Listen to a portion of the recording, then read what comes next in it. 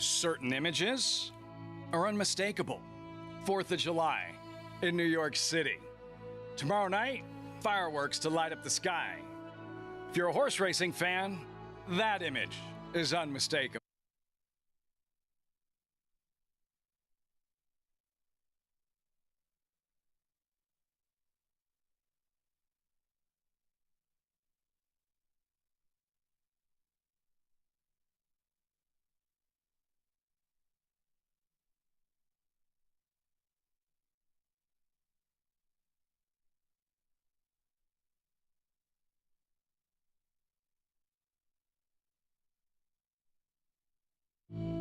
Certain images are unmistakable. 4th of July in New York City. Tomorrow night, fireworks to light up the sky. If you're a horse racing fan, that image is unmistakable. Saratoga Racecourse in Saratoga Springs, New York. A symbol of excellence and tradition in the sport of kings. And this weekend, for the first time, these summer traditions come together. And the best part, the fireworks show starts early. Indy Bay trying to wear down Long Neck Pollen. Indy Bay ahead. Play with fire in the hilltop. Welcome to the first ever 4th of July Racing Festival at Saratoga. And welcome to our viewers on Fox Sports 2. This is America's Day at the Races. Live look. The spa on this 3rd of July, back at our summer home a little early this season. Gorgeous afternoon, clear skies, perfect conditions for thoroughbred racing. Always exciting to return, even if it feels like you just left. Great to have you with us to launch this 4th of July Racing Festival. Fans looking on from the 1863 Club. You heard that bell ringing. We'll have riders up for the first race in just a few moments as we welcome you to the paddock. Welcome, everyone. I'm Lafitte Pinkai. Exciting time to be a horse racing fan in upstate New York from this 4th of July weekend to Labor Day. 44 days of live racing this summer at Saratoga. Just like last year's Belmont Stakes, this is a first ever 4th of July racing festival here at the spa. All gets started in just a few moments. That first race coming up in 6 minutes as we take a look at today's schedule. Brought to you by Claiborne Farm, 100 years doing the usual, unusually well. 11 strong on this Thursday afternoon. The opener, 6 minutes out, start of the early pick 5, pair of stakes races, 3-year-old fillies. Victory Ride, it's early, race 3, Wild Applause, race 8. Main track is fast, turf course is firm, temperature around 77 degrees. As I welcome in my co-host, champion jockey Richard McLeory, New York Racing Association analyst Andy Serling. Guys, look, it's not always going to be like this, right? In 27, the New York Racing Association will return to a traditional schedule, but for now, like, more racing at Saratoga than ever. I have a feeling in 2 years when we're at Belmont on July 4th weekend, I'm going to read some people complaining on Twitter that we're not in Saratoga, and they'll probably be the same people that are complaining today that we are in Saratoga, but I know we're happy to be in Saratoga, Richie. Any reason to be here is fine with me. It won't always be this way, but it's a great alternative to racing this turf festival, these big stakes on the turf at Aqueduct, and got a beautiful day. Which the answer to every problem in racing was, we'll just race, we'll just race in Saratoga. We're Right. in pretty good shape. Right. We'd be good with right. that. Right. Well, those are the things you're complaining about, man. You've just run out. So much to get to. The stakes racing will preview the live racing just like that. Horses on track for the first race, $17,500 claimer. Non-winners to lifetime. Mile and an eighth the distance. 6 deep. And we start with Omi Island.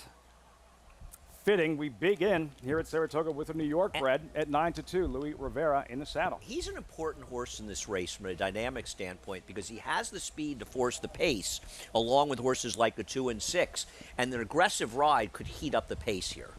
Got to protect that inside position. Flat on, coned and trained by Linda Rice. Another horse, it can show speed towards the inside. Kendrick Carmer's taken a precipitous drop in class. Several in the first 2 races taking drops in class. 3-point strut, the Finger Lakes Invader. Yeah, it was easily beaten by the number 4, who's actually my selection in here 2 races back, but did improve to break the maiden last time. Burn notice, 7-2. Look out for him late.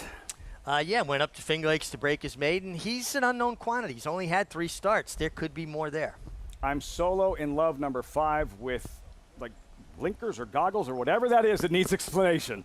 Yeah, that's the biggest pair of goggles I've ever seen. That may be a world's record.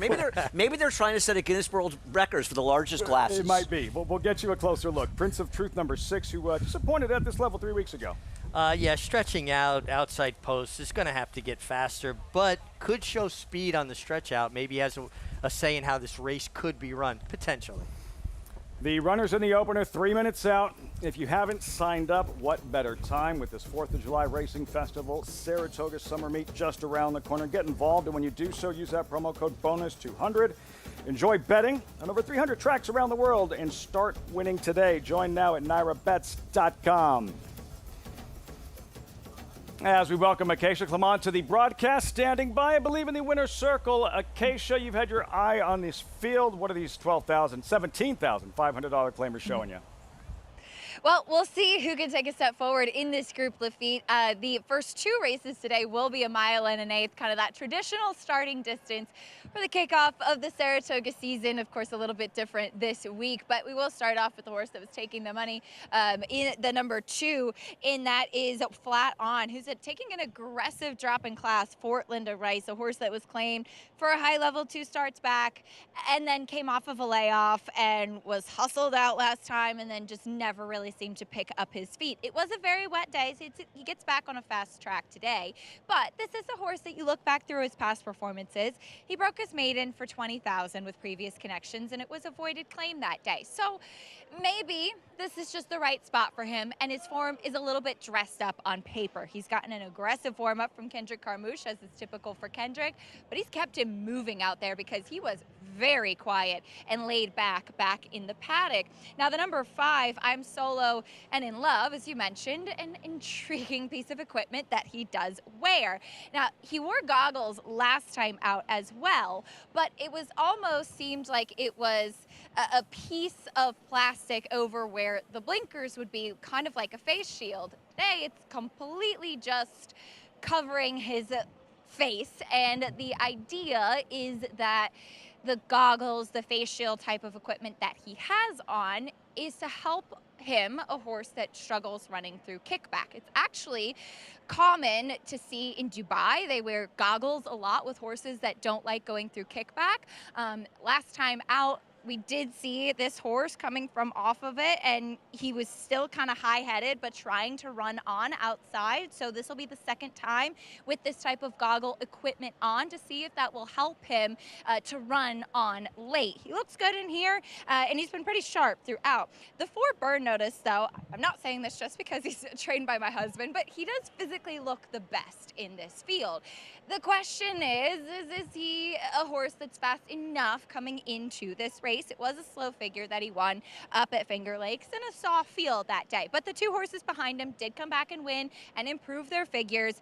And this is a horse that is a big, good-looking son of Tonalist that looks like he wants every bit of the distance, moving well out there.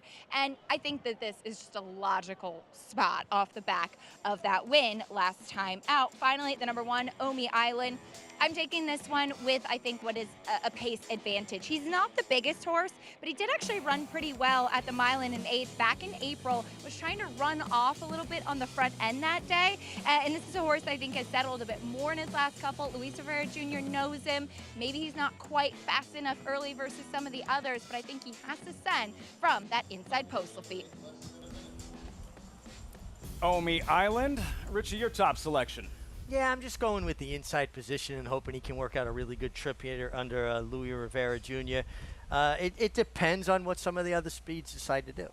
Yeah, it'll be interesting to see how the pace plays, and he's not necessarily the fastest, but he can really play a role in the outcome, and Luis Rivera needs to be aggressive up here. I like the 4 burn notice a little bit. Obviously his win from a buyer speed figure standpoint, and probably any figure you look at a bit slow, and he did get a good pace, but you look at the second horse, came back to win, improving 6 buyer points, 3-point strut, improved 9 buyer points, and I know that Miguel Clement has only taken over the bar on his own recently, but the Clement, he's worked with his dad for so long, and the Clement stables always had good numbers with horses to improve off of maiden wins, and I'm going to hope this one has some upside. Now, you saw Manny Franco aboard. Remember, like, even though we're at Saratoga, still considered Belmont at the Big A. Spring-Summer Meet closing week, Richie. Manny Franco on bird notice in the thick of this battle for leading rider. Yeah, and you listen. You get close to it, you want it. Don't go into a meet planning on being leading rider. You're hopeful, but when you're right there, you want to pull out all stops and get it done. 4th of July Racing Festival starts right here, right now. First of 11 on a Thursday from the Spa, the voice of Saratoga, Frank Miramati, standing by. One more. Prince of Truth goes in. They're in the gate. And the July 4th Racing Festival is underway at Saratoga Racecourse. Prince of Truth and Omi Island are both very quick away from the gate.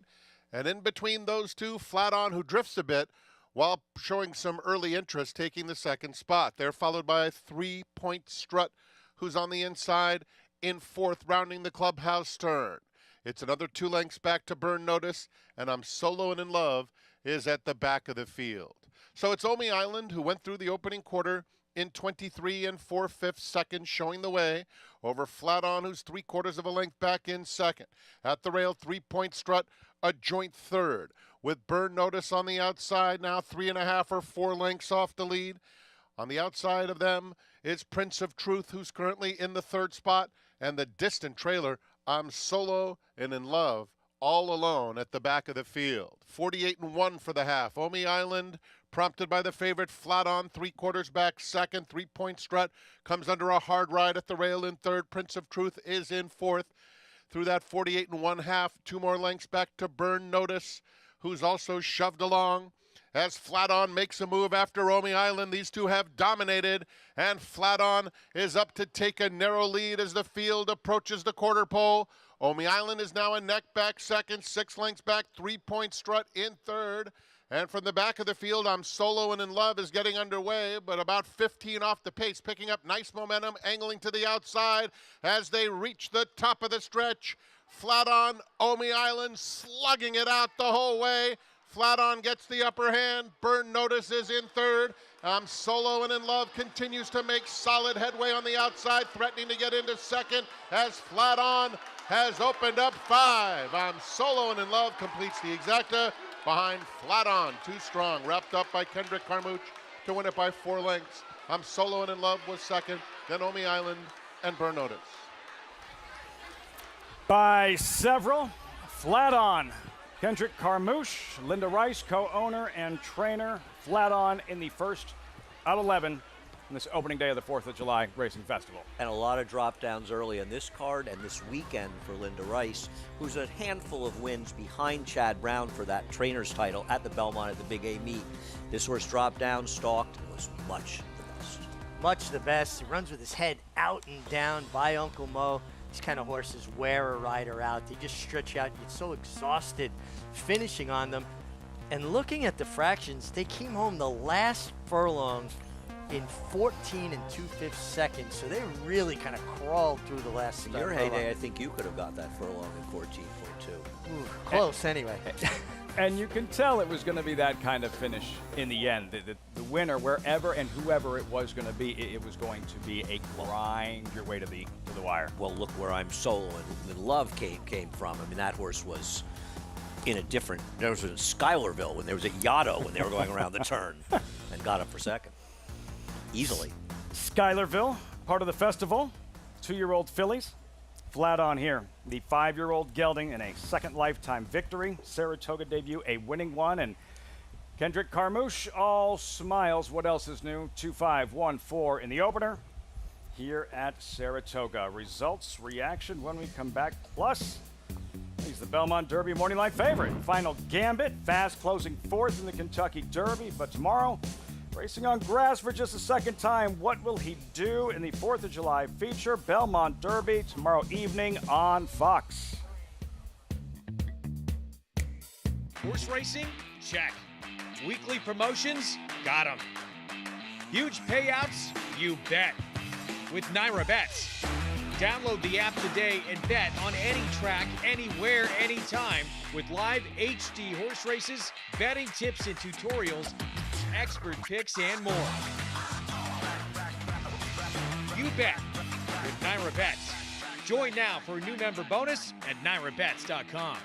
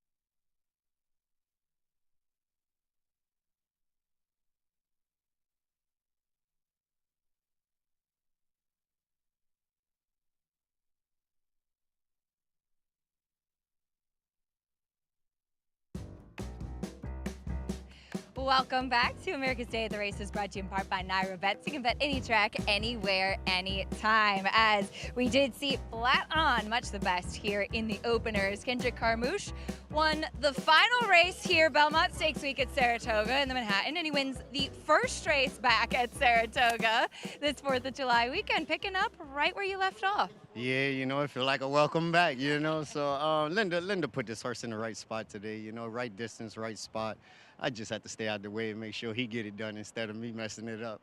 He had the class, and this is a horse that was so laid back, and we know that you are somebody that always gives a big warm-up, but it seemed like that warm-up really kind of perked him up on the track today. Yeah, Linda say he's a one-pace horse, you know. I don't like to jog those horses too much. I like to open gallop them, get their full strength and find their stride that they like in the race, and he did in the post parade, and you know, he left there running, so you know, I felt like he was the best horse, so let him do what he do best. You've got a couple of stakes mounts coming up this weekend as well. Phileas Fogg, you're going to be on in the Suburban tomorrow. Horse that has pace from the rail as well, kind of rematching after a big effort in the Pimlico Special. How do you see the race playing out? Well, I think the horse is coming into the race just as good as last time. I think we get back to a bigger oval that Phineas runs on throughout his career, you know. And Gustavo Rodriguez doing a good job at preparing this horse. You can see they give him time in between his races to make sure he be as consistent as he can be, you know. You know, I love the spot that we're in, you know. Breaking from the one hole, we got to make sure we break good, like always, you know, and go from there, you know. It's no game plan, but if we can be where he's always at in the race and 1-2, you know, we happy with that. We look forward to seeing him run tomorrow, but congratulations on kicking off the weekend in style. Thank you very much. Louisiana, baby, all the time. You know it, Lafitte. Automatic. And for Kendrick Carmouche, Richie, we've discussed it. Look, before a big weekend, before a big meet, that it bears repeating that for a rider, for a jockey, a trainer, how important it is to get that momentum going early on.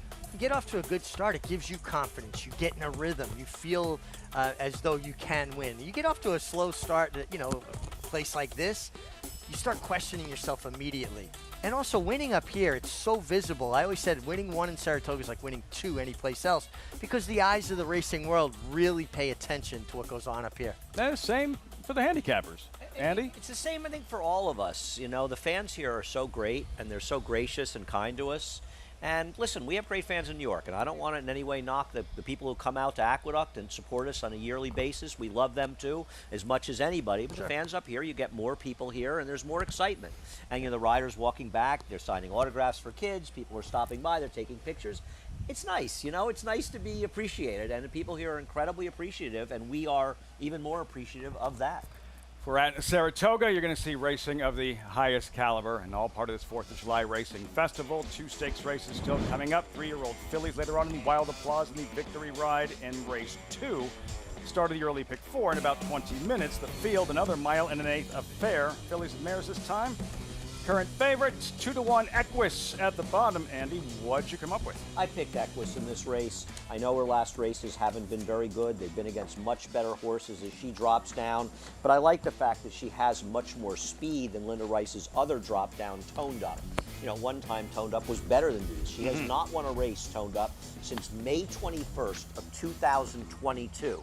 And she's a bit of a plotter. She'll need help up front where Equus can make her own trip, Richie. Well, absolutely make your own trip, and Linda Rice has 2 entrants in here that are both taking that precipitous drop in class, which we saw work so well for her in the first race.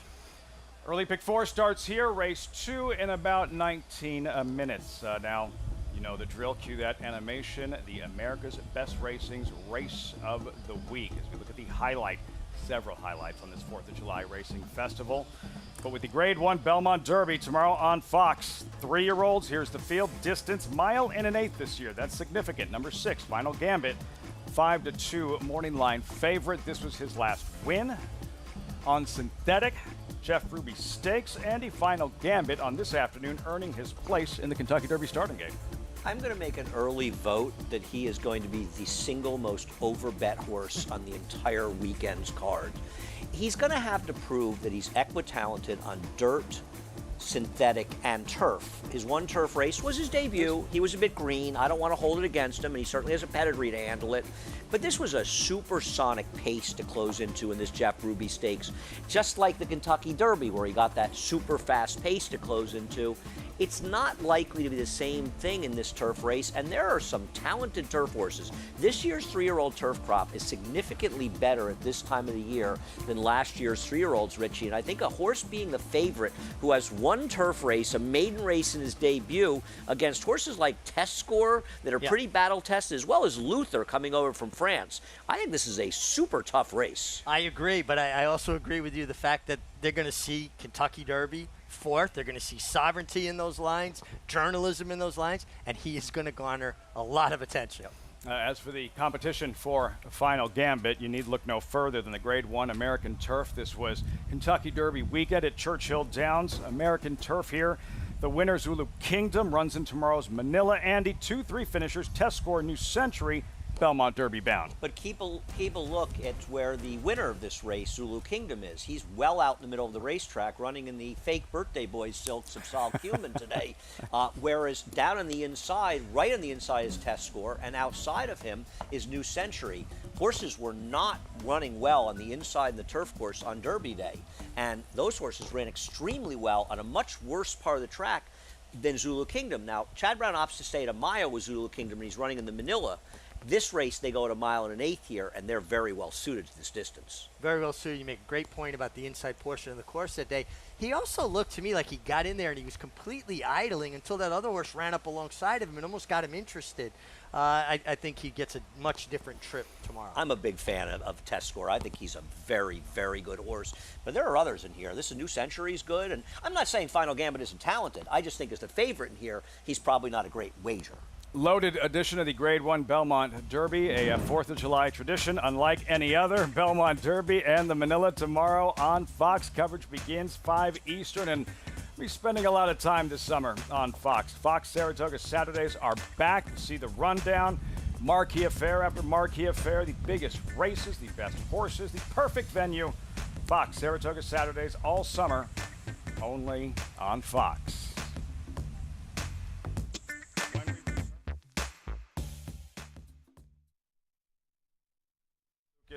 Yes, he changed the game, revolutionary trainer, but in the process, changed the lives, impacted lives of so many. The coach, not just on the hardwood or the backside, but in life.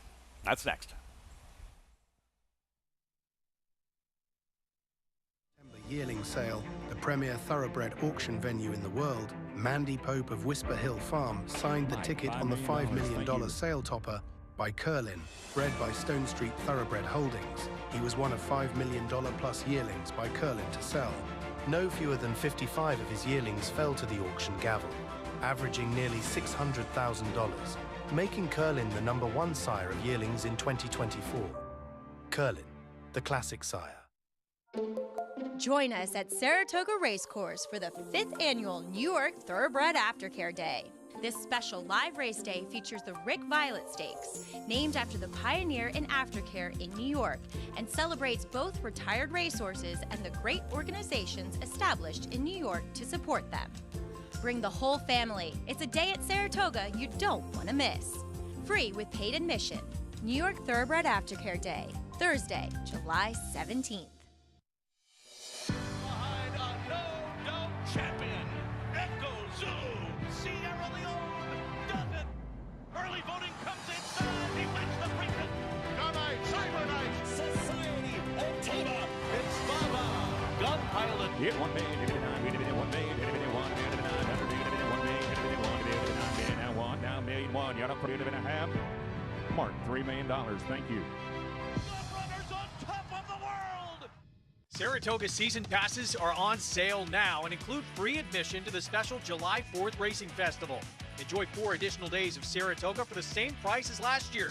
Secure your season pass for just about $2 per day at NYRA.com/Saratoga.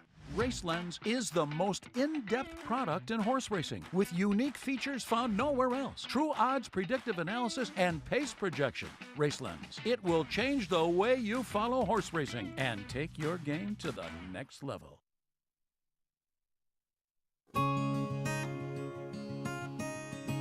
Legendary is the perfect word to describe the life and career of D. Wayne Lukas. From his brash style early on to the countless words of insight and wisdom, he had a presence that was undeniable. He molded champions, both on and off the track. His impact will be felt in the generations of horsemen and women for decades to come. For the fans, the Hall of Famer will always be talked about at the racetrack. Whether you cashed a bet on any of his nearly 5,000 winners, including 15 Triple Crown races, or were lucky enough to be brought into the winner's circle picture with the coach, he made fans for life each day he was at the track. Lukas never took the conventional route. He challenged the norm and changed the game by taking chances no one else dared. The industry will never be the same without D. Wayne Lukas. He was, quite simply, legendary. What a career, what a legacy, what a life he lived. D. Wayne Lukas. Richie, there's the trainer who you rode for. I wanted to ask you about the person and what you could share with our viewers about how you observed him change and evolve over the years, over the decades. Well, he softened considerably over the years. You know, he was very difficult at times to ride for. At times, you know, you'd win a grade 1 on a horse and not ride the horse back. And his answer was, we don't have a contract. You got paid. And he moved on. And as he got older, he took great pleasure in giving young people an opportunity.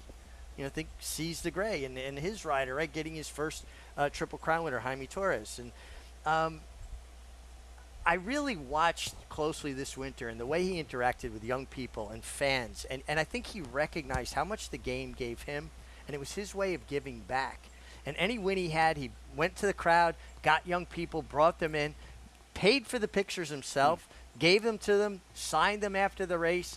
And on a personal note, getting to spend time with him in his tack room over the winter, which I did 3 or 4 days a week all winter, and talking about horses and things I didn't know about him. Him and Clyde Rice, Linda Rice's father, going to a place and buying wild Mustangs. Now, these aren't unbroken horses. Wow. These are feral horses coming in on vans and picking out a couple, breaking them, training them, and selling them at a profit as young people. And he learned about me that I broke horses as a young person as well. And I told him something we did with a filly to get her broke, and he laughed and he said, I didn't know you were a cowboy, Mig, you know. And it was really, honestly, I'm so grateful for that opportunity, not knowing that we'd get here this summer and he wouldn't be with us.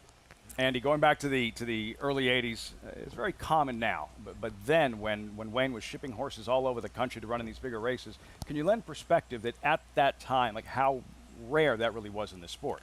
D. Wayne off the plane was like money in the bank back in the 80s going to the 90s. Particularly in the 80s when I first moved to New York, I remember Pancho Villa shipping in for the Bayshore and paying $35. I remember being Miss Eloise one day, a very good P.G. Johnson horse at Aqueduct in the winter. And, yeah, you're right. Horses didn't ship like that in the same way back then. And Wayne did it, and, man, he had enormous success doing it. You had to bring up the Bayshore. I only rode the favorite that day, Eternal Prince, and got out sprinted by Pancho Villa. Got my revenge in the Gotham, though. Yeah, he did okay for you. It's amazing. The stats speak for themselves, but the longevity, that's something different for Wayne Lukas. Those 7 Preakness victories, 44 years from the very first to the last just a couple of years ago with Seize the Gray. D. Wayne Lukas, one of a kind, and that's an understatement. Gone at the age of 89, and no, the sport will never be the same without him.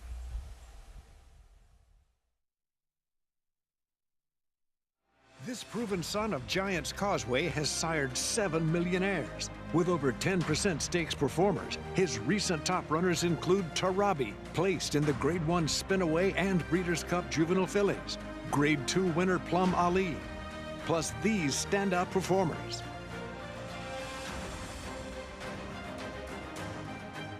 A proven value sire, First Samurai, standing at Claiborne Farm.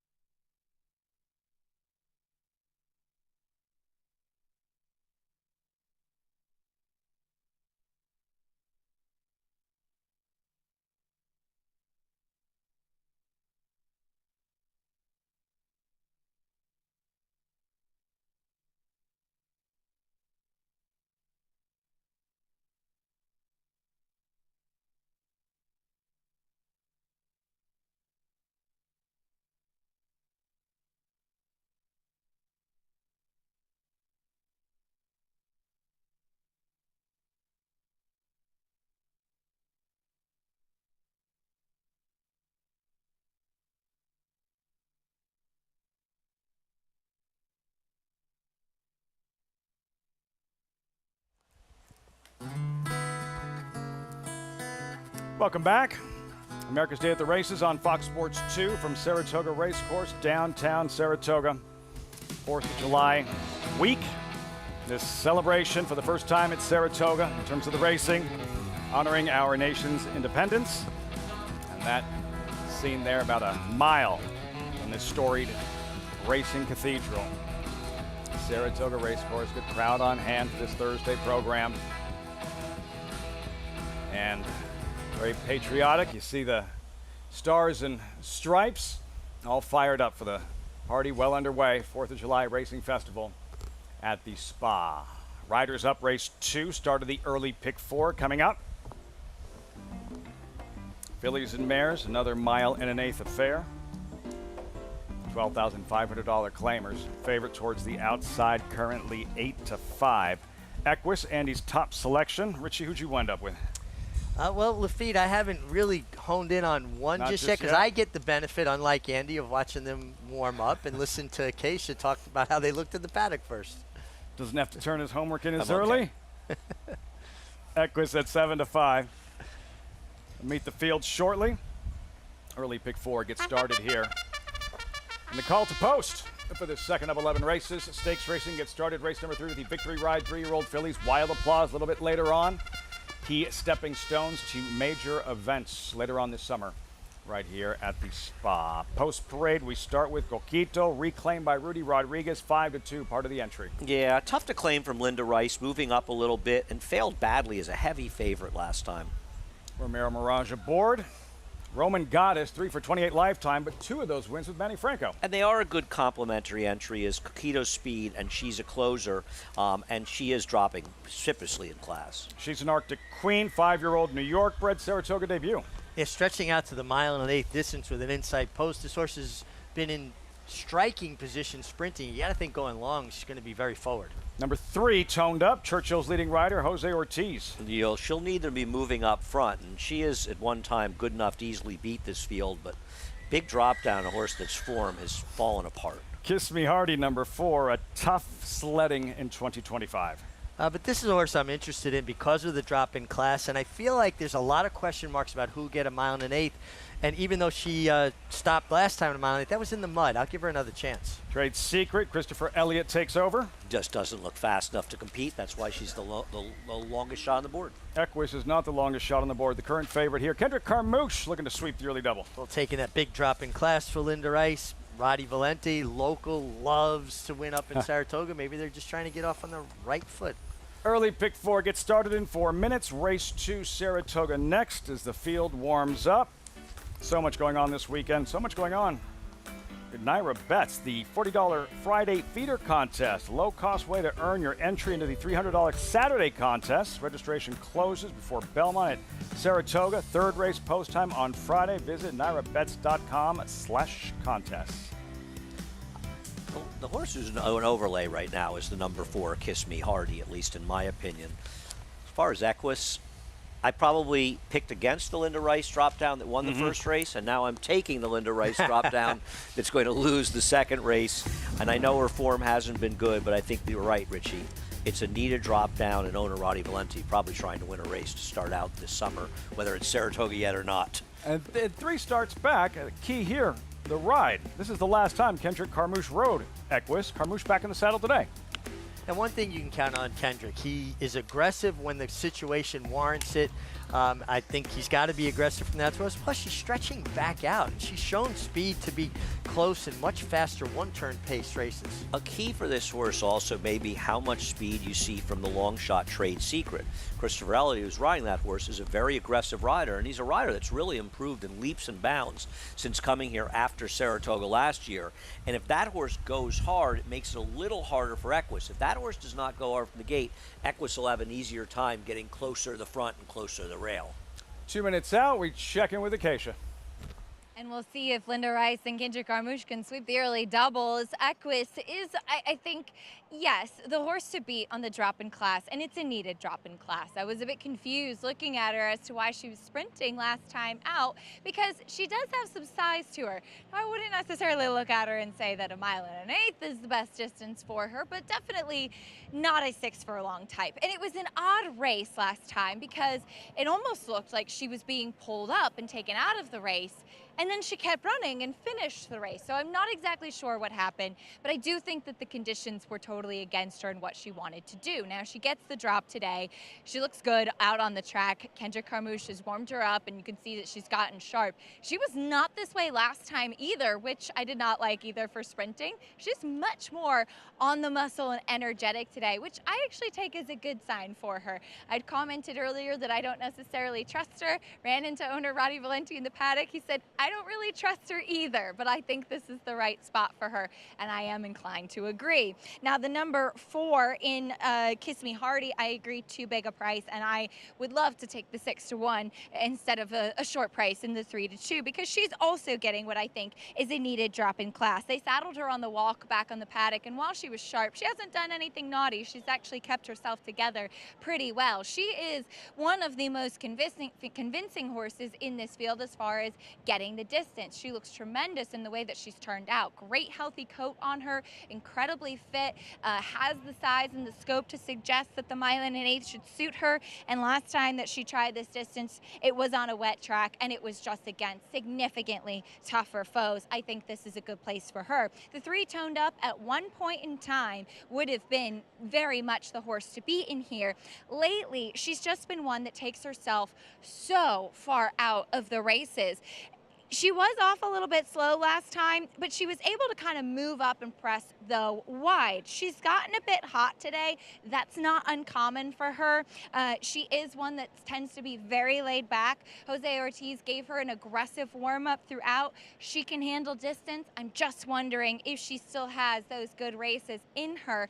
Maybe this will just be the right place for her to do it. And she does have the complementary running style to her uncoupled stablemate, Lafitte. Little warm, as you mentioned, Acacia. Not too warm on this Thursday afternoon at Saratoga. Temperature in the high 70s or so.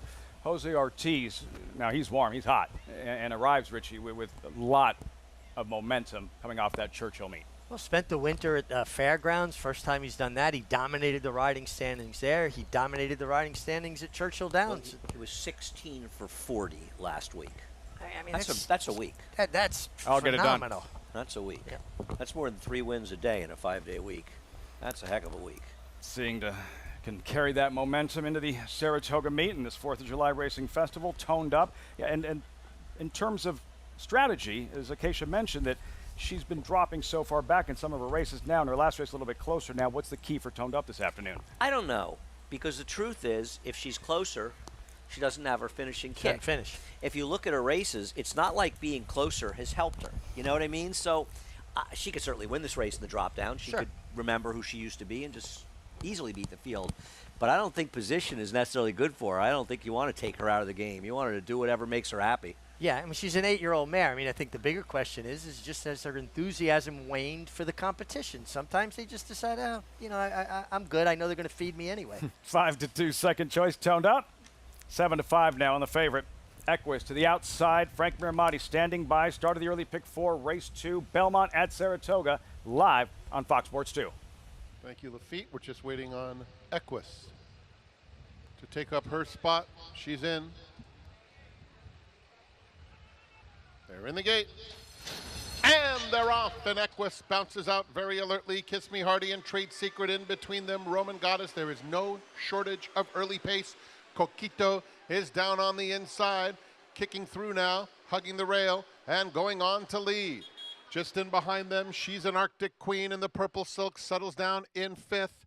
Kiss Me Hardy is now second to last, and Toned Up is by herself at the back of the field, a dozen lengths off the front-running Coquito, who went through the opening quarter in 23 and just under 4/5 seconds. Leading it by 2 lengths over Trade Secret, who's in the second spot. And in the clear, Equus is third. 2.5 lengths off the pace now. Roman Goddess fourth along the inside. 1.5 lengths back to She's an Arctic Queen. They're followed by Kiss Me Hardy and still quite a gap to Toned Up, who is reserved. 48 flat for Coquito. And now Equus takes up the chase to the half-mile pole, clearly into second. Trade Secret is third, followed by Roman Goddess, 3.5 off the leader in fourth. Kiss Me Hardy, She's an Arctic Queen, 5 more to Toned Up. Around the far turn, Coquito continues to bound along with a 2-length advantage over Equus, 1:12.3 for 6 furlongs. Coquito now by 3. They're followed by Trade Secret along the inside. From well back, Toned Up is starting to gather momentum. Orange colors splitting rivals at the quarter pole. It's Coquito with a 5-length lead coming to the furlong pole. Equus is in second. Toned Up with good momentum takes that second spot. And on the outside of them, Roman Goddess coming to the 16th pole. Coquito still well clear. Toned Up is second, but Coquito makes every pole a winning one. It will be Coquito to score by 5 lengths. Toned Up finished second in front of Roman Goddess, Equus, and Trade Secret. Never gave him a chance this afternoon. Coquito, wire to wire. Romero Mirage, Rudy Rodriguez owns and trains. And I think this race exemplifies how important inside position is in these two-turn races at Saratoga. Look at how hard Kendrick Carmouche was riding Equus out of the gate, but so was Christopher Elliott on Trade Secret. And it made it impossible for Equus, the favorite, to be able to get at the front, whereas coming from the 2-post, the inside with Coquito, she just found that position on her own, and it gave her a huge advantage. It's something to think about going forward, right? 2-turn races at Saratoga, 1 1/8, short run of the turn, inside position, protecting inside position, and nice to see Romero Mirage find the winner's circle early on here on this 4th of July celebration in Saratoga. Being aggressive is good. And for this filly, 4 lifetime wins every time, Richie, with Romero in the saddle. I'm sorry. Yeah, Romero.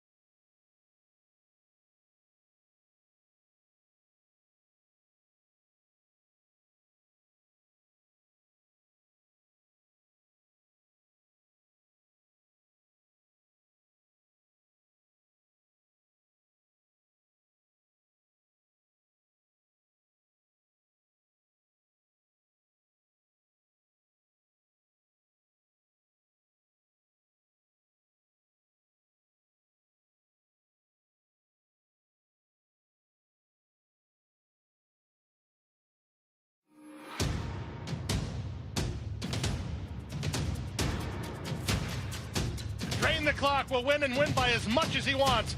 Drain the Clock will bound home the winner. Drain the Clock, Jockey's Warrior, Drain the Clock by a head. $120,000. $100,000 in the back.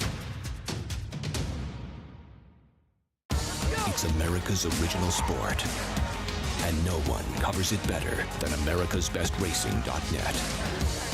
From the sport to the lifestyle, the best races, horses, and destination venues, cocktails, gambling, fashion, and more. americasbestracing.net is a sport for you.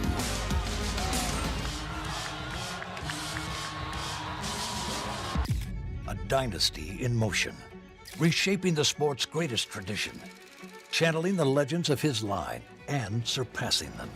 4 of the last 6 Derby winners carry his genes. A Golden Son, a Horse of the Year. Another chapter written beneath those iconic spires. Derby dreams fulfilled for the titans of our industry. From authentic to sovereignty, a legacy both real and supreme. Into mischief. Racetrack Television Network brings you every race, from every track, on every screen, every day. With monthly packages starting as low as $5, RTN gives you great value and access to more live HD streaming and race replays than anyone. Visit RTN.tv today to sign up and watch on almost any device, including Roku and Amazon Fire. RTN has packages that start at $5 per month.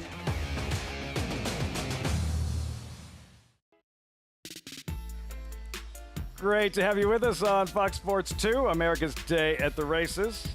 Brought to you in part by Claiborne Farm, 100 years doing the usual, unusually well. Coquito. When she wins, she runs up the score. Andy, an 11-length maiden win, a 14-length win, a 2.5-length victory, and this victory by daylight on this afternoon with Romero Mirage. And this race was run 2 seconds faster, as Richie noted, than the first race.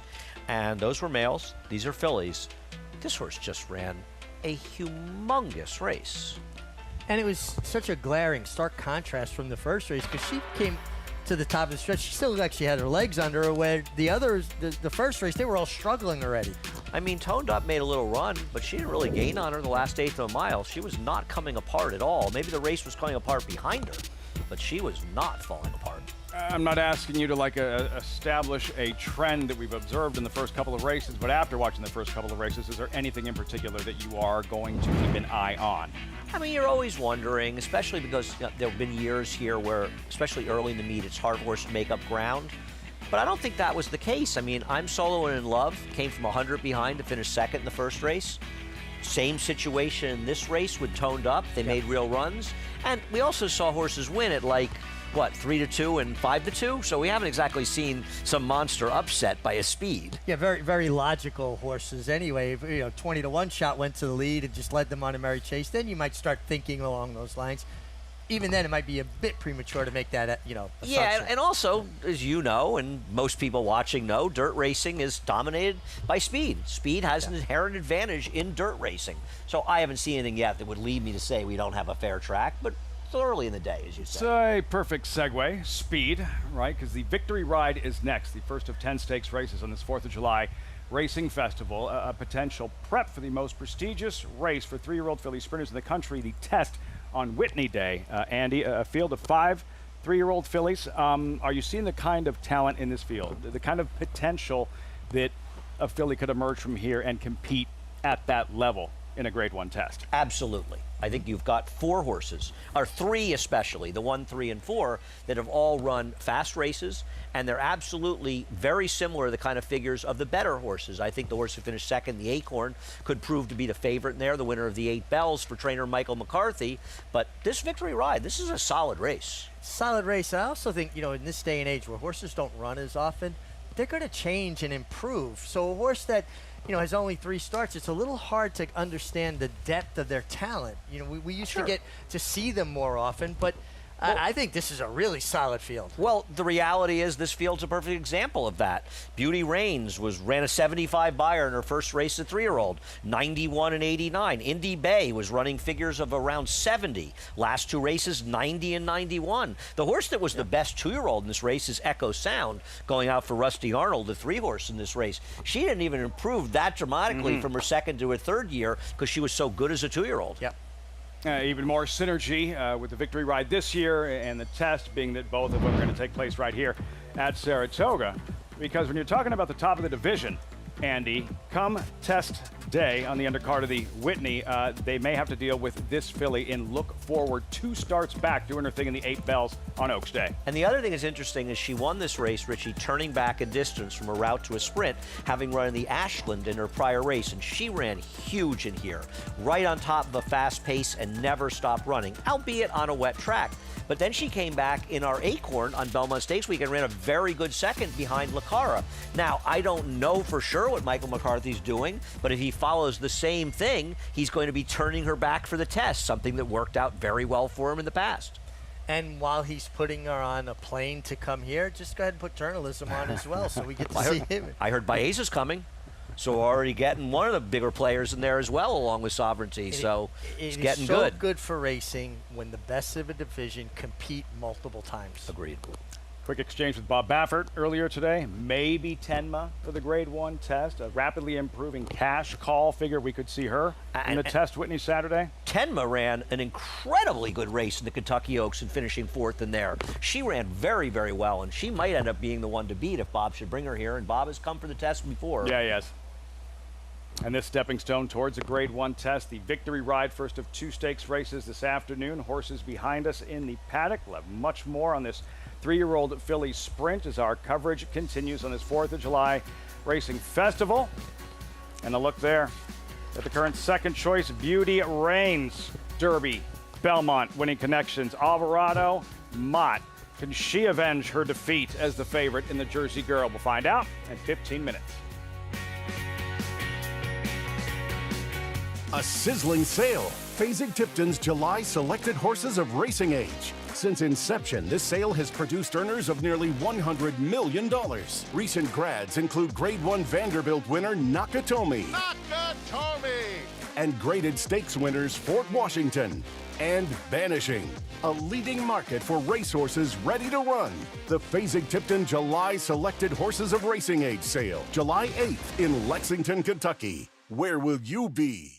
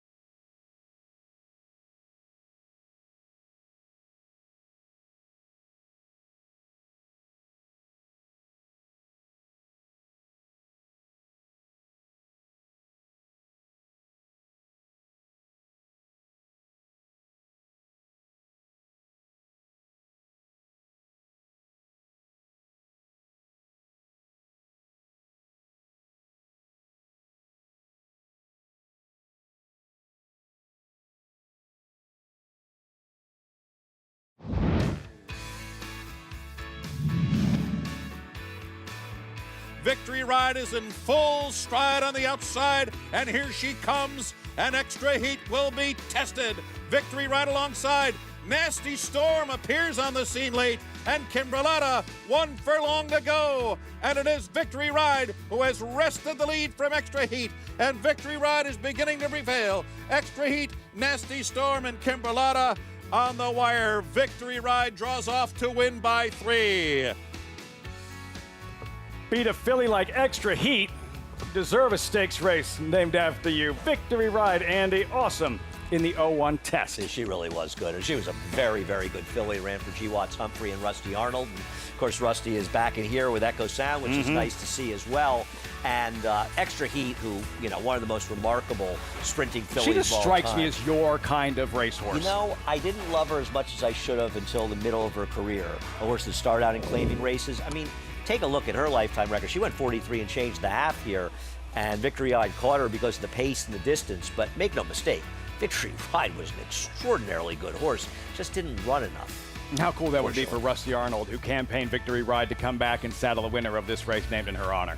Oh, it would be huge. And listen, what a career Rusty Arnold's put together. He's closing in on 2,000 career victories. He's always trained for people like G. Watts Humphrey, you know, a guy that's done it the right way throughout his career. He's won those races at the very biggest tracks, and it's not as though he has a barn full of 200 horses either to do it. Yeah. He's done it the hard old-fashioned way and getting it done. It's kind of cool that both stakes today are named for horses that won races that are grade 1s now in Saratoga in the Test and the Diana. Wild applause later on this evening. Race 8, the Victory Ride here. 10 stakes races this weekend, this week, 4th of July Racing Festival. Several graded events. Again, we're on Fox tomorrow evening, 5 to 6 for the Grade 1 Belmont Derby, all part of this explosive 4th of July weekend in upstate New York. Horses in the paddock. We check in with Acacia. What's going on like right behind us, Acacia? This field of 5 now reduced to 4. What took place? Yes, Lafitte, unfortunately, a late scratch to report here in the paddock as the number 5, What in the Literal, did rear up when being saddled outside. And as she landed on her side, that is an automatic scratch here at Naira. So flipped and landed on her side and thus will not participate in the Victory Ride. So an unfortunate situation when saddling. So What in the Literal, late scratch here in the paddock. We'll take a look, though, at the remaining runners in this field, starting off with Rusty Arnold's Charge and Echo Sound. And of course, yes, it would, I'm sure, be a poetic race to win with the trainer of Victory Ride represented here. Filly by Echo Town, who's done very little wrong in her career. She came in off of a layoff in the Miss Preakness last time, and while she got a good trip, she was dominant in that score, finishing in the center of the track and pulling away from her company, which does include Hollygrove also in here. Obviously, my first time seeing her as she's debuting on the Naira circuit, but I'm very impressed with her. She is very physically mature, carries a lot of good weight and substance, and she's been marching around the paddock since coming in here. And you'd have to think that coming back off of a nearly 6-month layoff with that kind of win, she could even take another step forward today, and she will have to, as she'll try to bring her show on the road to the Naira circuit. Right next door, the 2, Hollygrove, also ran in that Miss Preakness and had a bit of recency as she had come in off of a couple of synthetic tries as well. She broke on top from the inside post and then kind of hustled up to the front. A little bit of stops and starts in the running lines as far as the way that she traversed that race, and she just ended up losing second, flattening a little bit late in the race. But she was forward, and we'll see how the pace does materialize in here. She's a little bit more of a angular, kind of lightly framed type of filly, but dappled out from head to toe. And I am curious to watch her and continue watching her in the preliminaries to see who might be the most forward. The number 1, Beauty Reigns to the Rail, will certainly hope that there is plenty of pace signed on in this race because she is a late closing type. She was off slowly last time out in the Jersey Girl.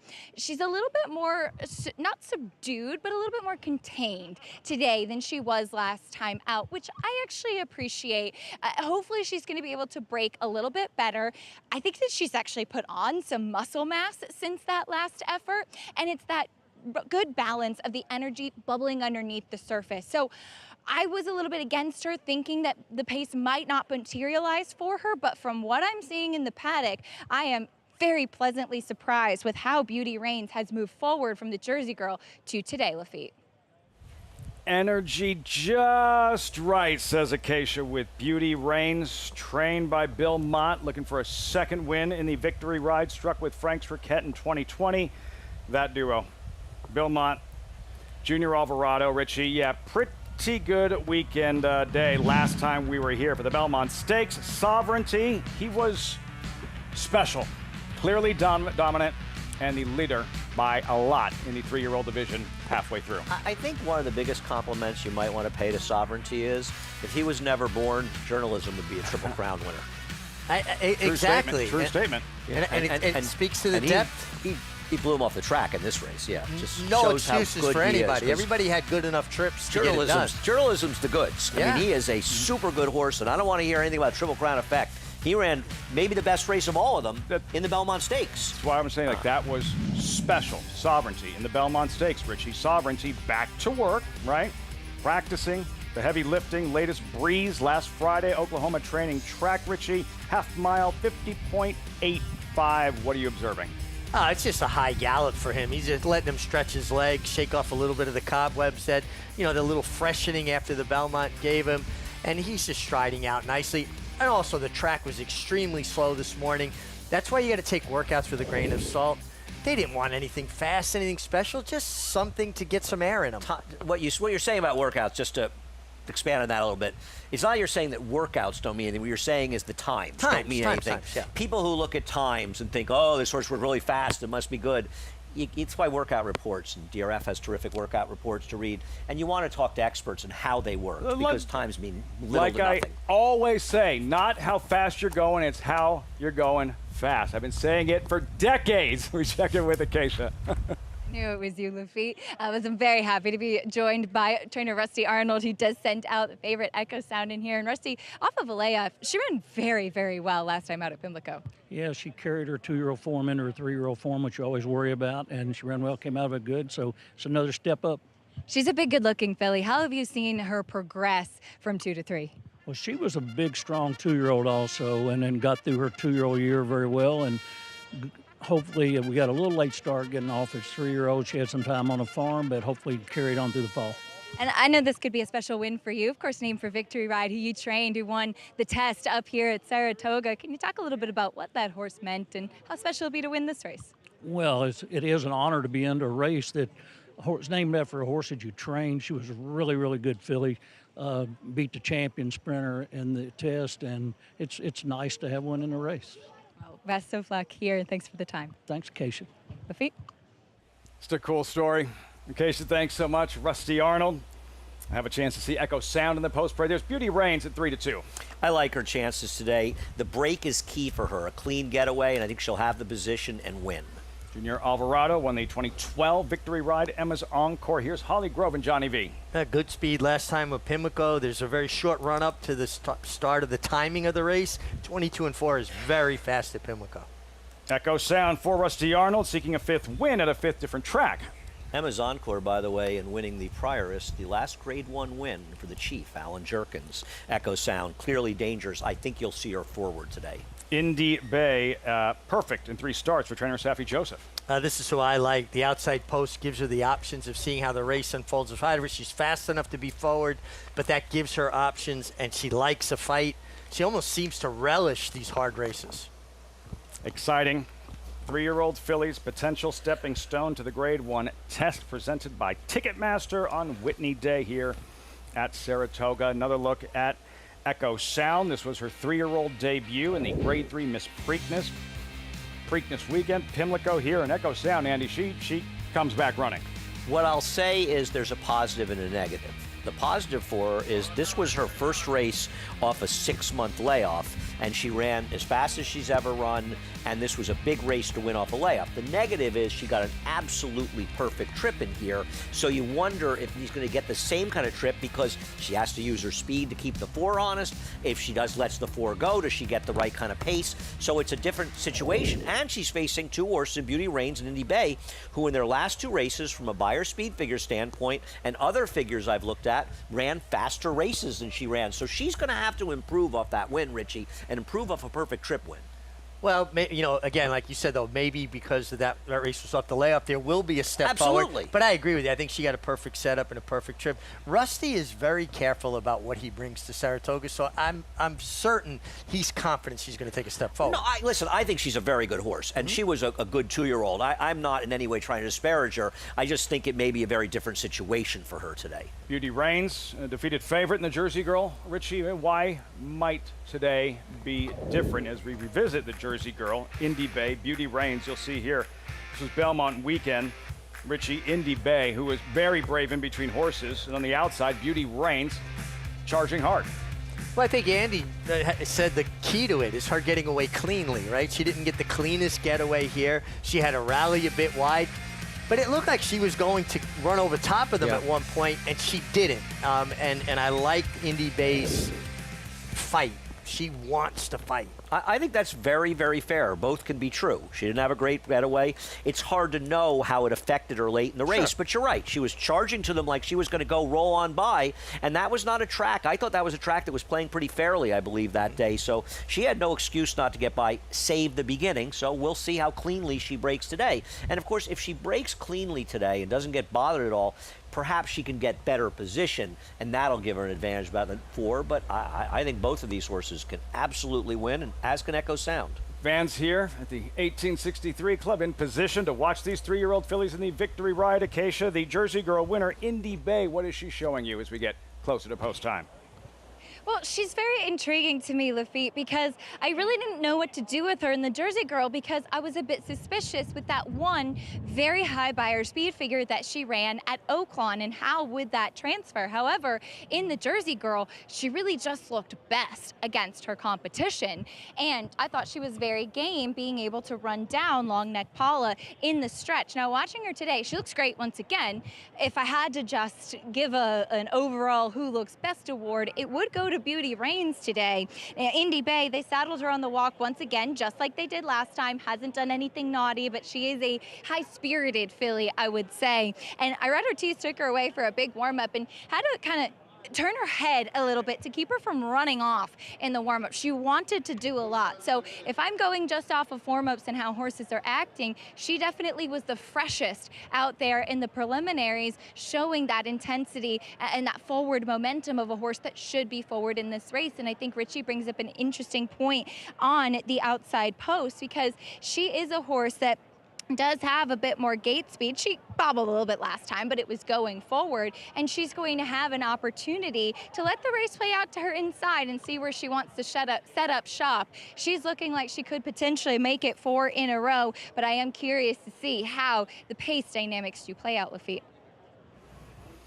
It's an intriguing part of this race, and all part of any 4th of July celebration. The dollar hot dogs here for the next 4 days. They can do their thing out at Coney Island, right? But here at Saratoga, the great top-class racing and the dollar hot dogs as well from Carnegie Deli. Jeremiah Englehart, who apparently he told me on Saturday with the 12 race card he's going to eat $12 hot dogs.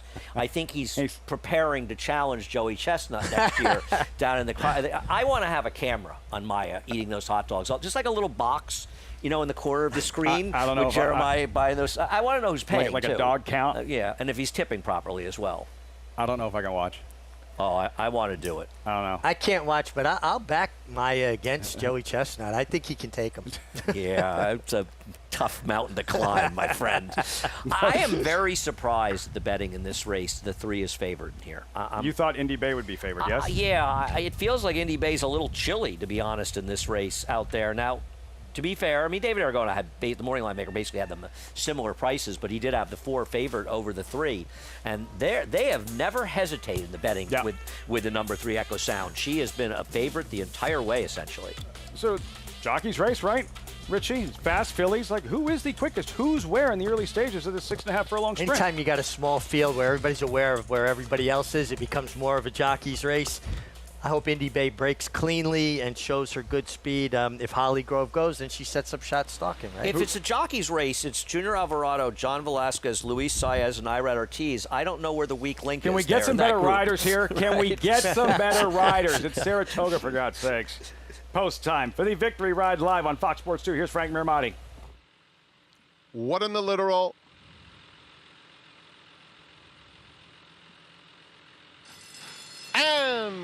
They're off. And it's a quick start for Echo Sound. Echo Sound is vying for the early lead. What in the literal is nowhere to be found. Here's Holly Grove coming through along the inside, and Indy Bay is in third. Beauty Reigns is fourth as they run down the back stretch.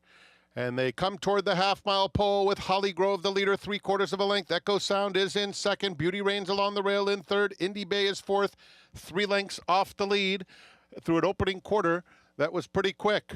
Around the far turn. And it's Holly Grove, who's been prominent every step of the way, prompted throughout by Echo Sound. These two coming to the quarter pole together as one. Just in behind them, the gray, Beauty Reigns and Indy Bay, those familiar rivals, each have about 2 lengths to make up as they pass the quarter pole and turn for home in the victory ride. It's Echo Sound with a narrow advantage. Now opening up, set down for the final 1/8 of a mile, and Beauty Reigns starts to gather momentum clearly into second. These are the two, but Echo Sound full of run with a 16th to go. And it will be Echo Sound. Echo Sound, an authoritative winner of the victory ride. Beauty Reigns was second, Indy Bay finished third. 5th win at a 5th different racetrack. Echo Sound for trainer Rusty Arnold, who campaigned Victory Ride and campaigns a Victory Ride winner. Wow. This is a very, very talented horse. And in answer to your question earlier, can a winner of this race win the test? Absolutely. Belmont's horse, Beauty Reigns and Junior Alvarado, they were loaded, and she broke a step slow, but she got a very good trip. Nice trip. And this filly, I mean, she made a little charge, and I thought she was going by, and Echo Sound went, go away.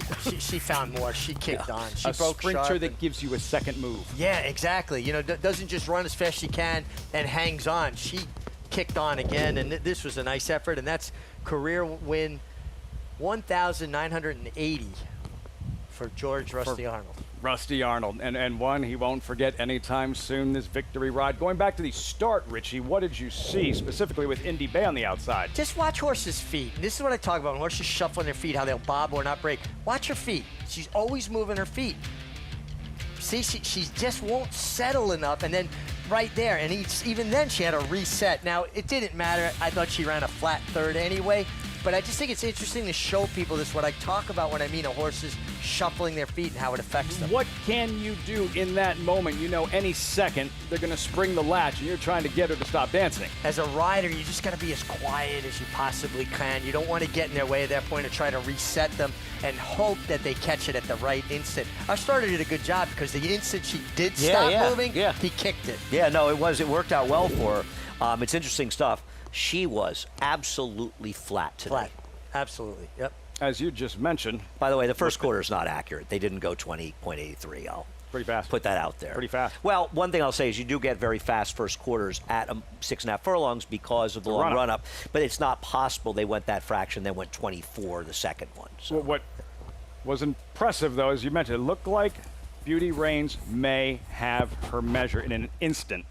Echo Sound widen, creating separation and going on to victory in this Victory Ride trained by Rusty Arnold. Rusty Arnold, a Victory Ride winning trainer. Next stop, the test? Question mark? We'll see. For now, they'll celebrate this one.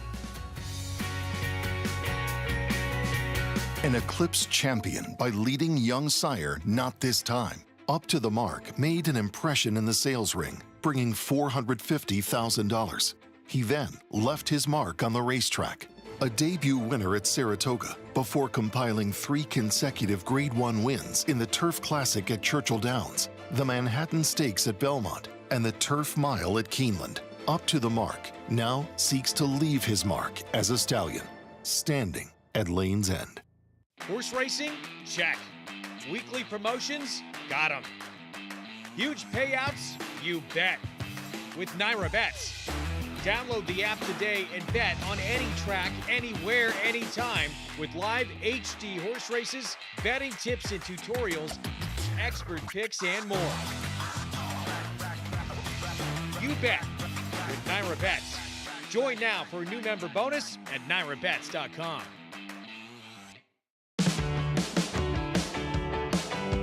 We know that the horses are the foundation of this industry, but it's the people that brings us together. We need to celebrate the community that is horse racing.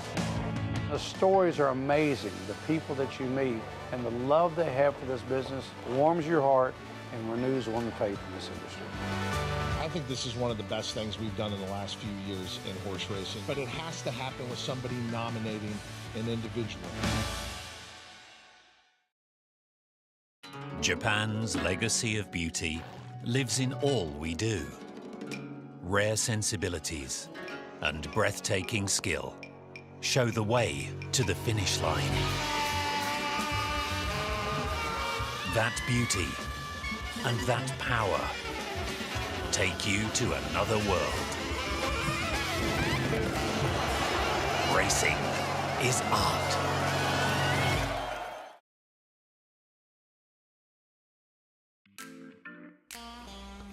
Gliding under the wire. Echo Sound, 5 for 6. Classy, talented, fast filly, Richie, and one who figures to cause some serious damage in this particular division moving forward.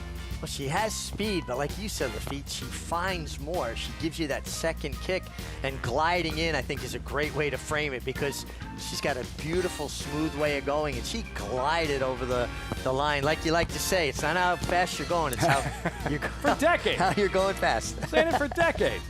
What about a filly who will take her racetrack with her? Not necessarily as a sheep.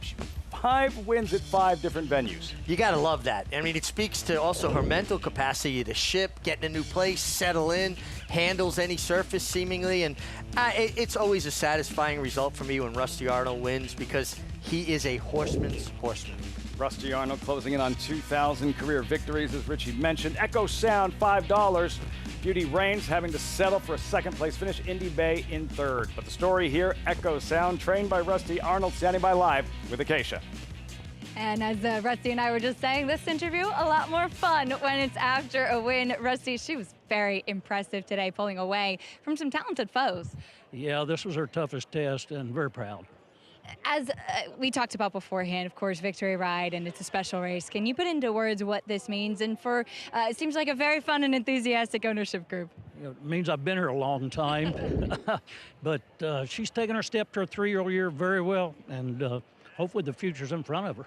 And as far as the future goes, you know I have to ask you, do you consider the test for her next? Oh, that's the obvious spot, and we'll stay here for the test as long as everything's good. Look forward to following her journey. Thank you and congratulations. Thank you. Looking to follow in the same footsteps, potentially, as the great Victory Ride Lafitte. Test winner more than 2 decades ago, Acacia. These wins, Richie, it's different. There's several layers because it's not just the win in the Victory Ride, it's what it represents for the future.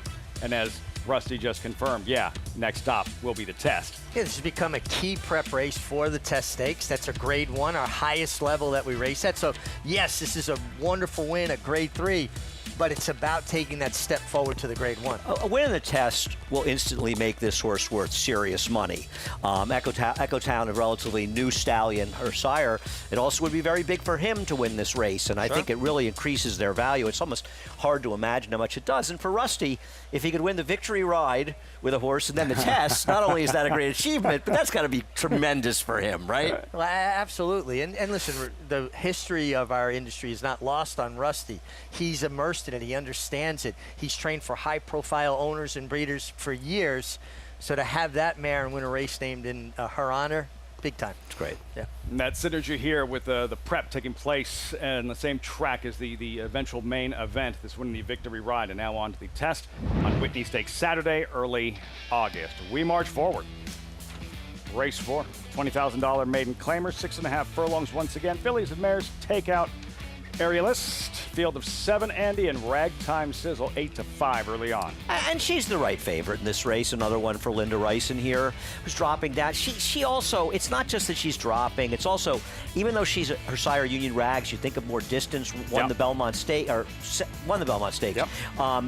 this horse wants to go short, like her debut. But I'm going to try to beat her with the number 6, Candy is Dandy.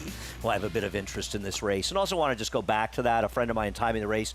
The first quarter was inaccurate. It was probably a little over 22 seconds, but the final time is good.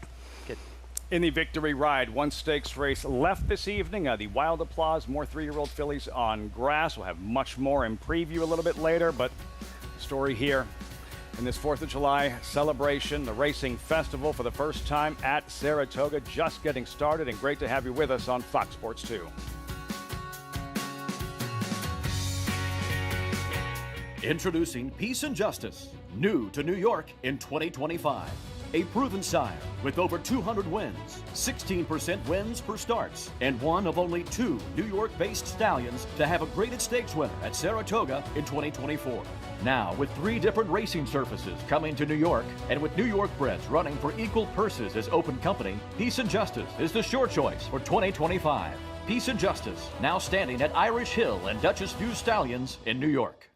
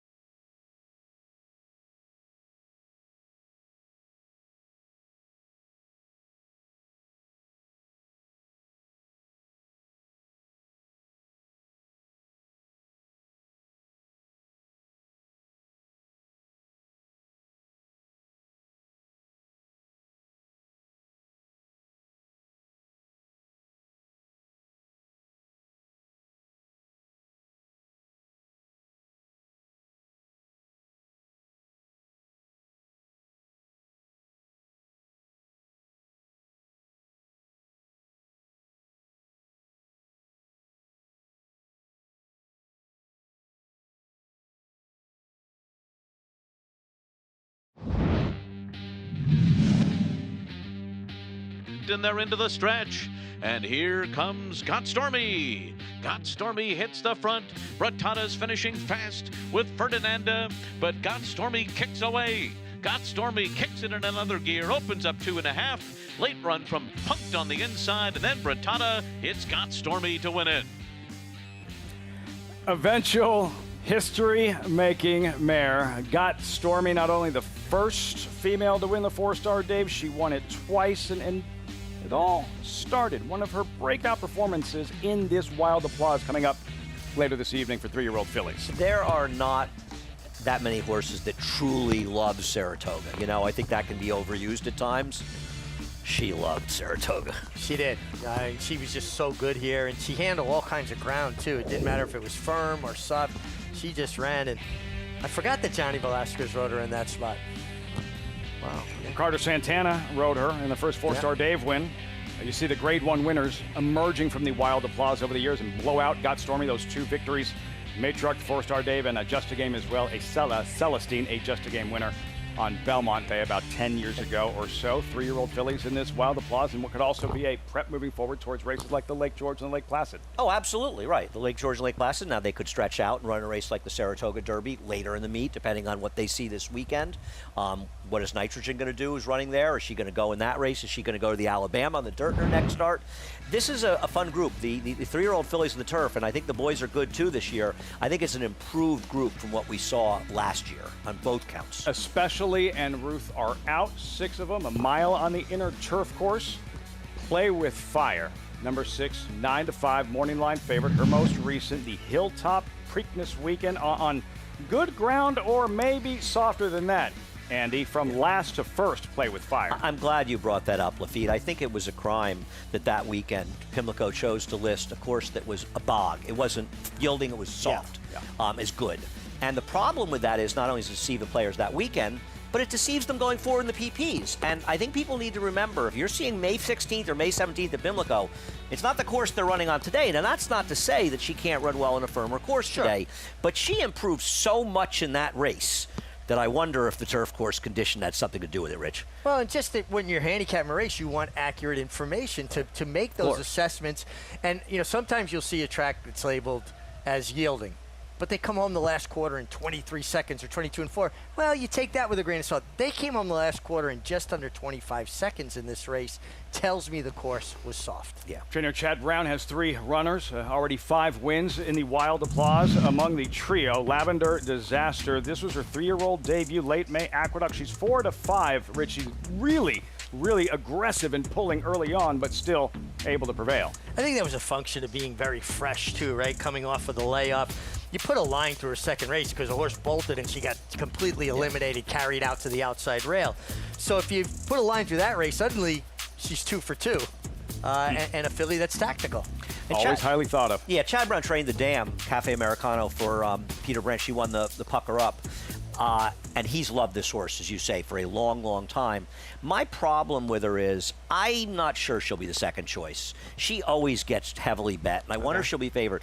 Now, she had a ridiculous trip, as you said, when she ran badly, but she's had absolute perfect trips in both of her wins.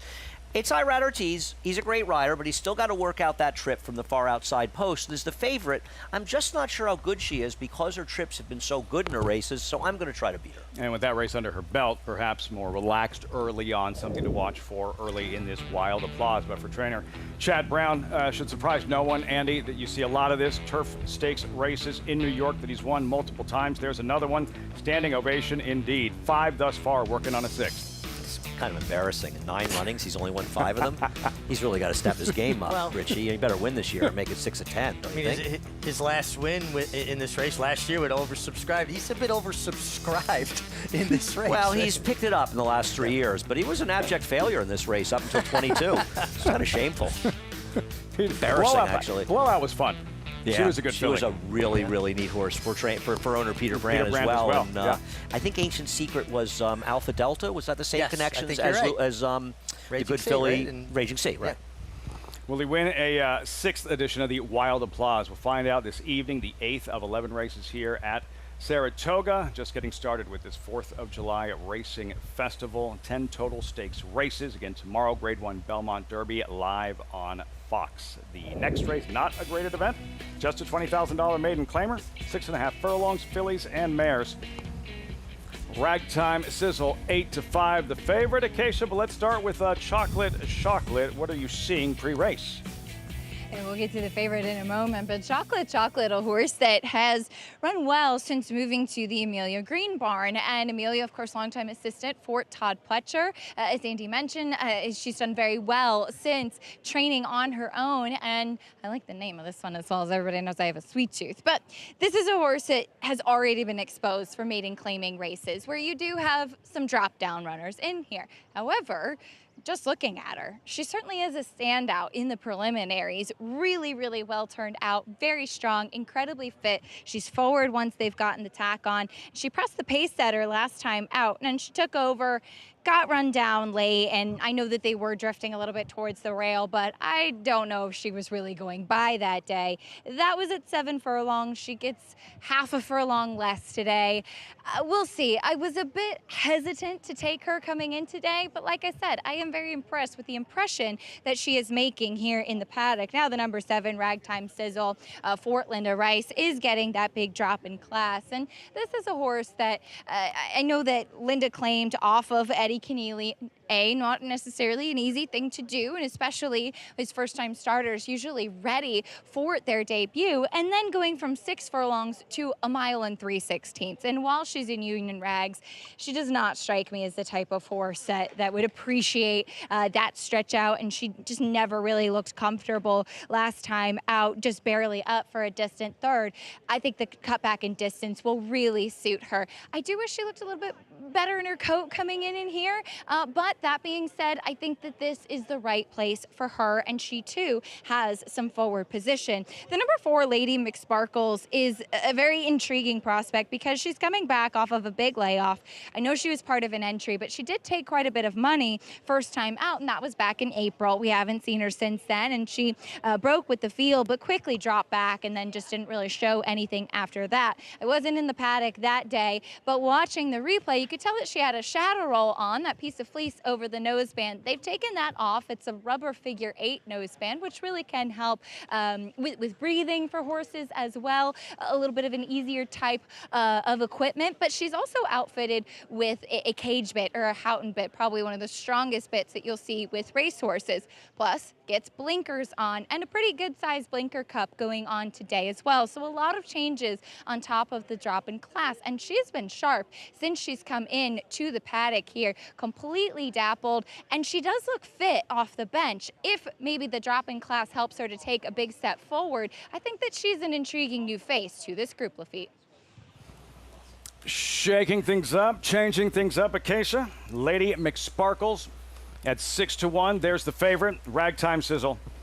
As Acacia mentioned, back sprinting today, Andy, as she did in her debut late April at Keeneland for $40,000 and an eventual second-place finish in the slop. There are 2 questions with her, and she's the horse to beat in here. But the questions are, how's she going to run on a dry track? Because she's never been anything other than a wet seal track. Maybe she'll run a lot better. Maybe she doesn't even really like the surface like this. But also, Linda claimed this horse from Eddie Keneally. And in my opinion, Eddie Keneally is one of the better trainers in the game, honestly. And he knows how to get a horse ready to first time out. Not a guy that I would choose to claim from if I were Linda Rice. I think he's tough to claim from, and I'm just not sure if this horse really has a lot of upside.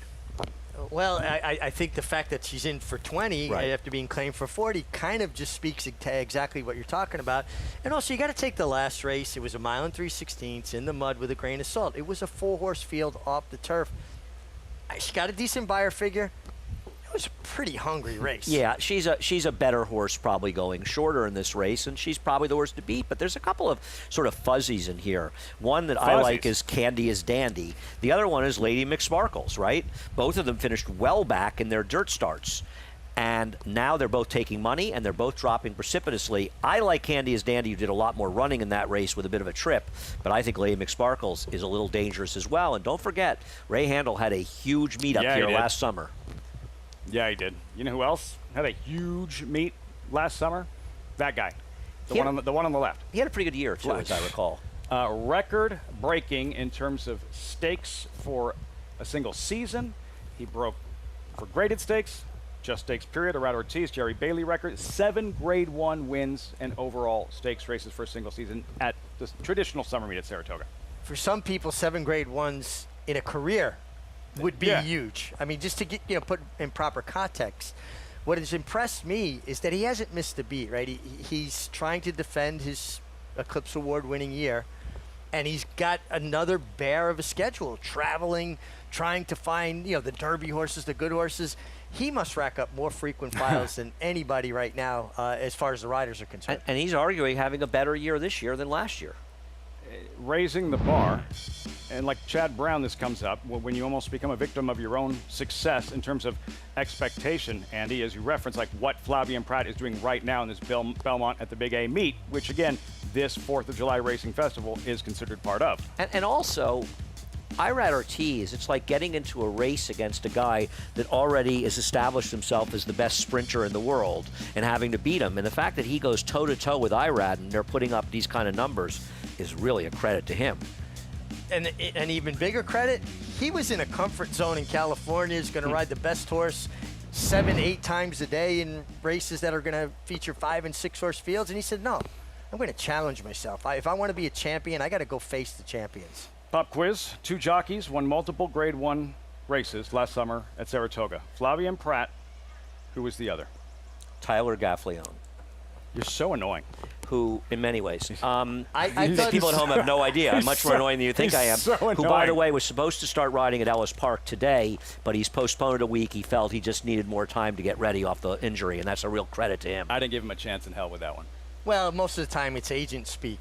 I was getting prepped for spinal surgery they didn't even know if I was going to be able to walk again. And my agent saying, 2 months. He'll be back in 2 months. You know, that's what agents do. They don't want, oh, no, he's fine. Flesh wound, scratch. Don't worry about it. Mere flesh wound. I was saying, Monty Python here.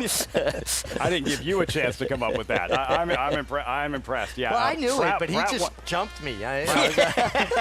Pratt won 7, Gavleone with 3. We'll see him before long at Saratoga. Leading rider last summer, Arad Ortiz, not one Grade 1 victory last summer. I'm guessing that'll change this summer. He's aboard Chocolate. It shows good speed. He's going to have to use that speed from the inside. Stirred Up, 6-1. It's a good song, Stirred Up. Another Linda Rice runner. This one's a little slower, though, than the other one.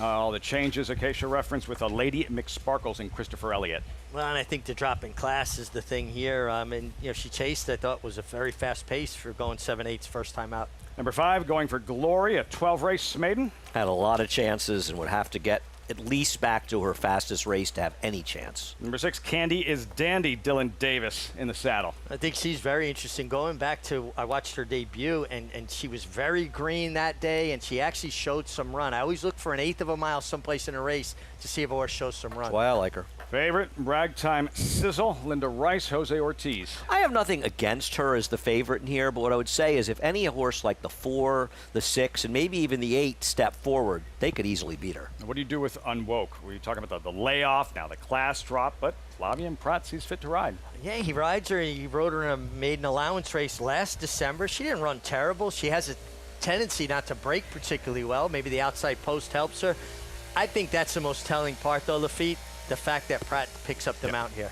Currently 6-1, the field for this upcoming 4th race. $20,000 maiden claimers in 4 minutes. We invite you to get involved. Sign up. What better time with this 4th of July Racing Festival getting underway. Saratoga traditional meet gets started next Thursday.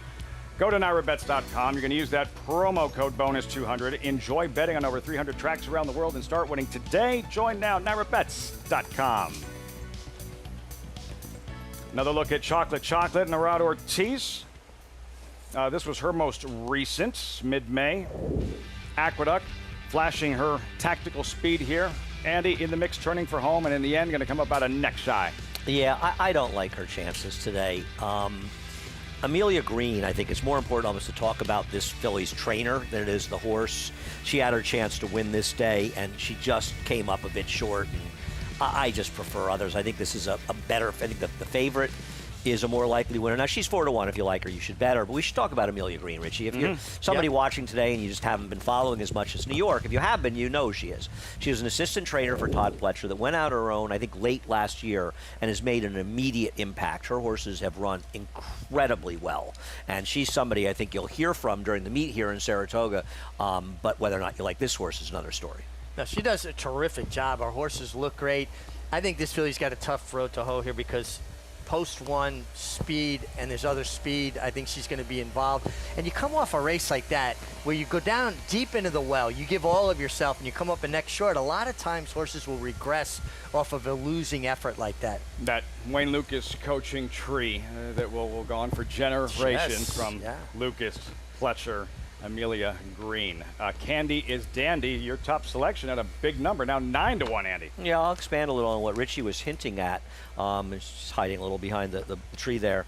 That first start, just to be 13-1 for Bruce Brown as a first-time start in that race, that's taken some money. The winner was a heavy favorite for Chad Brown. This horse could have been 30-40 in there. Broke sort of awkwardly, dropped out badly in there, and then made a pretty significant run, as you said, made that 1/8 of a mile or so run to show that there is some talent in there. They tried the turf. It's Turling Candy. There's certainly some pedigree for it. It didn't work out. And now they're being more realistic, dropping down, putting her in a spot that they can win, and trying to win a race at Saratoga. And at 9-1, I can't resist. This is the first horse on today's card that I'm actually really betting on. With more on Candy is Dandy. We check with Acacia. And there you see her warming up under Dylan Davis, who I do like climbing aboard this horse. And I'm with Andy. She had a bit of a trip and was quite green in that first start as well. my notes from at least 2 back, I didn't see her last time, but that though she's pretty bad going into the gate. So hopefully she will be more professional loading today, because that can often lend itself to a horse not breaking well. As Richie always talks about, we want them to be balanced in the gate and to be prepared. Dylan has kept her moving out there. She took a little bit of time to get going, and she's one of those horses that you can kind of see the way that she's carrying her head. Sometimes when horses do that, they lift their head up and they kind of hollow out their back and they try to take the bit and not necessarily respond to their riders. Ideally, you want them to settle, be supple into your hands with their head down a little bit. And I think that's what Dylan's trying to do with her and keeping her moving out there on the track. I don't mind her at all going back to the dirt. She's rather upright in their pasterns and the way that she's built. I just wish that she would really kind of settle a little bit more and respond to Dylan's cues in that warm-up. The number 8, Unwoke, comes back off of a layoff after being pulled up last time out. But watching that race, one thing I noticed about her is that she'd broken very slowly in her first 2 races. And while she wasn't the quickest last time, she did put herself into the race faster. So I was hoping that was a good sign. She's also very small. I think that the cutback in distance will really suit her well. She's obviously a big wild card with coming back, but when a horse is pulled up like that and rides the equine ambulance home or even walks off the track like that, they do have to go through a series of protocols to come back, including working for the state vet and making sure that everything is a-okay. She's very fit off the bench. I wish she had a little bit more muscle mass overall together, but it is a big drop in class versus what she was facing, especially in her first couple of starts, Sophie. So looks the part. Perhaps an indication of how she'll perform at a price. Richie and Unwoke, Flavia and Pratt 5-1 to the outside. Well, that's where I landed. I'd like the outside draw for her. I like that Pratt takes them out. The drop in class is going to be helpful. Obviously, something went wrong. January, she's been off, but she's been training steadily up here in Saratoga for Jorge Abreu. I thought she was interesting. I was going to go with the 2, Chocolate to piggyback on Andy's Candy is Dandy, because, you know, hunch plays. I know you love hunch plays, Andy. The all candy exacta. Come on. Richard Velveeta Migliori checking in. I was just going to say it to annoy you because I know you hate those hunch plays. Oh, I'm a big hunch better. I think there's nothing better than a hunch bet. Boy. Proven. I think so losing is better than making a hunch bet. It's only stupid if it doesn't work, Andy Serling. Only dumb when it doesn't work. Well, I do a lot of stupid things on a daily basis. Listen, if you're not comfortable being wrong, this is not the game for you. This is not the game for you, man, because even when you're doing great, you're still wrong most of the time. Lose 80% of the time, you're in the Hall of Fame. Hard to win in racing. Quickly, early this is sprint. Who's quickest on paper? In this race? Yep. Well, that's interesting because our horses, like maybe the 4, is that horse going to show more speed? But any of the 2 and 3, I have to think they're the likeliest to be battling down inside. And there's more urgency because they're drawn inside, so it puts it in our riders' heads. They got to go forward. Just watch the victory ride at 6.5 furlongs. Now this $20,000 maiden claimer, 6.5 furlongs. Frank Mirmati standing by, 4th race live from Saratoga on Fox Sports 2. 1 more left to load. Unwoke. They're in the gate. And they're off. Ragtime Sizzle. Lady McSparkles is hard-ridden and responds with early speed. Stirred Up and Chocolate is in the mix too along the inside. So it's Stirred Up, Chocolate that go on Lady McSparkles 3 deep, a half length off them in 3rd. Then Going for Glory 4 off the pace in 4th. Ragtime Sizzle, Unwoke is next, and another 2. Candy is Dandy. 22 and 3 for Chocolate. Pressed by Stirred Up into the far turn. They race together. Now almost 4 lengths to Lady McSparkles in 3rd as the top 2 start to pull away. It's Stirred Up and Chocolate head to head. Lady McSparkles 3rd, 22 and 3 for that opening quarter. Unwoke picking up a little bit of momentum, but very hard ridden at this point. Ragtime Sizzle is down at the rail in 5th, cutting the corner and trying to make up some ground on Chocolate and Stirred Up. Chocolate rests a narrow lead. Stirred Up matching strides. Now Ragtime Sizzle angles to the center of the track and is coming to try and swoop, as is Going for Glory along the inside. Coming to the 16th pole. Chocolate in between Stirred Up and Ragtime Sizzle. bearing down. Ragtime Sizzle got up. Perfectly timed by Jose Ortiz. He angled out and mowed him down. Chocolate was second, then between Stirred Up and Going for Glory. Brother on brother violence in this fourth race, Saratoga. Arad Ortiz and Chocolate reaching to the wire, and his sibling on the outside closing with giant strides, picks her off in the shadow of the wire, Jose Ortiz and Ragtime Sizzle. Just a brutal beat for Chocolate in here, who won the battle but lost the war, as Ragtime Sizzle got the perfect trip in closing into two horses that battled hard. And let's say two things, Richie. Compare the fractions here and the final time, how quickly they were going relative to that. And this race went over 4 seconds slower than the last race. Yeah, they really were wanting the last eighth of a mile. 7 seconds for the last 16th. You got to give Chocolate a lot of credit, because she battles, and she was just ripe to be picked off by a fresh face in the 7, Ragtime Sizzle, who was held in abeyance and came. And the Ortiz brother exacta is something we got to keep an eye on over the summer. We've seen it a time or two. Jose arriving with a lot of momentum. Big winter at Fairgrounds, sensational at Churchill, leading rider, Churchill Downs, and for him and Linda Rice, 2 wins on the afternoon. Linda Rice, a 2-time Saratoga champion trainer, and off to a good start, real good start in this 4th of July Racing Festival. She's got a couple of drop downs, and that one run a few on this card so far, and she'll probably have some more coming up this weekend. I don't know how big the gap is with Chad Brown, but she's going to try to close it. One of the best sayings in horse racing: keep yourself in the best of company and your horses in the worst of company. In the worst of company. Kendrick Carmouche riding that first winner for Linda Rice. First win on the afternoon. Jose Ortiz, Ragtime Sizzle, 7, 2, 3, 5. And just because we watch it so often, I think it's easy to take it for granted sometimes, Richie, how much fun this has been watching two of the very best riders on the planet going head-to-head several times today, specifically here at Saratoga, the Ortiz brothers. We shouldn't take it for granted because we see it often. As special of a story it has been to follow the last few summers. Well, I think you make a great point. We almost get a little immune to it, right? Because we're seeing it every day. But, over the years, we've had very good jockey brother combinations, right? You think about the McCarrans, you think about Eddie and Sam Maple, the Turcotte brothers. There's been so many over the years. Nothing at this level, this consistent. Manning brother. Yeah. Kind of thing. Absolutely. With Jose and Arad. The Ortiz exacta, Ragtime Sizzle here, 7-2-3-5, race 4, Saratoga. Plus, when we come back, Locked. Just a cool name. Big Cap winner, a force in the older horse division, runs tomorrow. Heavy favorite in the Suburban here at Saratoga. Introducing a stallion as top class as they come. In 22 career starts, he won or placed in 12 graded stakes, competing in 15 grade ones, earning over $1.7 million. His undisputed speed is evidenced by 7 100-plus buyer speed figures, a 3-time grade 1 winner, Raging Bull.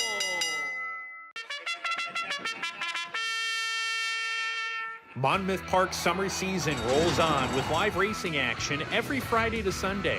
Our 50-day summer season features a stakes race every Saturday and Sunday, plus a new middle pick 5, joining the Winterly pick 5 on our wagering menu.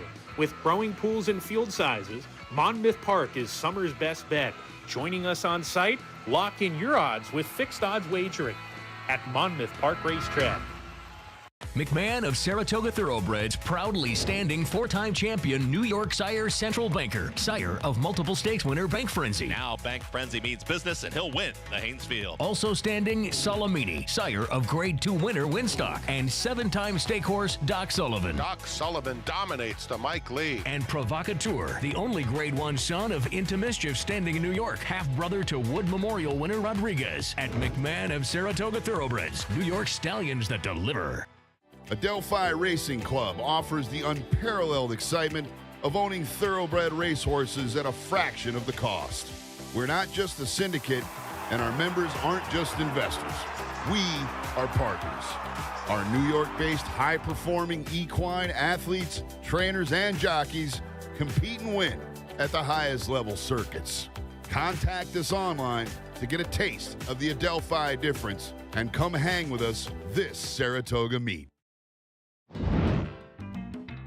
Great to have you with us on Fox Sports 2, 1863 Club. America's Day at the Races brought to you in part by America's Best Racing. For the love of the race, visit americasbestracing.net today. To Acacia in the winner's circle. And you're with winning trainer Linda Rice, also the owner of Ragtime Sizzle, gets the win. And Linda, she really kind of powered that last eighth of a mile kicking in there. Yeah, she ran that way in Kentucky the day that I claimed her. She came running on the end of it. Today I was a little confused because she broke so sharp, and then it appeared that she backed out of it down the backstretch. I was like, uh-oh, we could be in trouble here. But Jose managed to get her underway again, and fortunately, so she was able to get up for the win. Second win for your barn today. Very good way to start things off up here in Saratoga. But how important is it in finding the right spot for these horses, especially up here where the races are so competitive at every level? Well, it's a tough place to win, and you have to really spot your horses well. We do the best we can, but sometimes we end up as the bridesmaid and not the bride a lot, but we've had a good day today. What are some of the things that you look for when claiming horses, especially to run in New York? I'm kind of a pedigree buff. I like lightly raced horses with a nice pedigree. I always research the family, and so confirmation matters. And I'm always looking at who the owner and the trainer are and what their psychology might be. And but typically I shop pedigrees. Well, do a very good job at finding the right ones. Congratulations on a good start to the day. Thank you, Keisha. Lafitte? Not going to tell us all of her secrets, what she looks for in these key claims. So successful over the years. Ragtime Sizzle here for Linda Rice, as Keisha mentioned, the owner as well, and perfectly timed ride, Jose Ortiz. Right. Belinda has the courage of her convictions, and a lot of times in this game, you need to have that courage. Sure. The no fear of failure, and when she went to Kentucky and claimed a bunch of horses a few years ago, she did terribly with them. And a lot of people laughed at her and said it was a stupid idea and blah, blah, blah, blah, blah. And she said to me, I got unlucky. I got a lot of horses and I just didn't get lucky with them. She did the next year, had a lot of success. She did the year after that, had a lot of success. And then they changed the rules because of her. So they stopped Right. laughing then. Yeah. She got the last laugh. Laughed her way to a Saratoga training title. Right, exactly.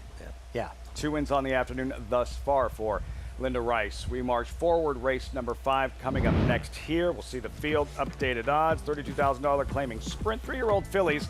She's Complicated is out. Competitive race, Andy. Miss American Pie, 5-2, 21 minutes out. Yeah, I picked Miss American Pie in this race. I think she's an interesting horse. I would book her at 5-2 before I bet her. I think she's got to go up a little bit closer to that morning line of 4-1 for me to bet her. But she's dangerous in a field where there are a lot of horses that can win. That's coming up next, race 5 here, Belmont at Saratoga. You guys see the giveaway schedule? I did. This summer? I did. Yeah. It gets better and better. The barbells is what I want. The barbells are what you need. It's not what you want, it's what you need. Yeah. Have my mom pick them up, bring them back to the house. Your mom has to pick up the barbells for you? That's why you need the barbells. It's a Steve Martin joke.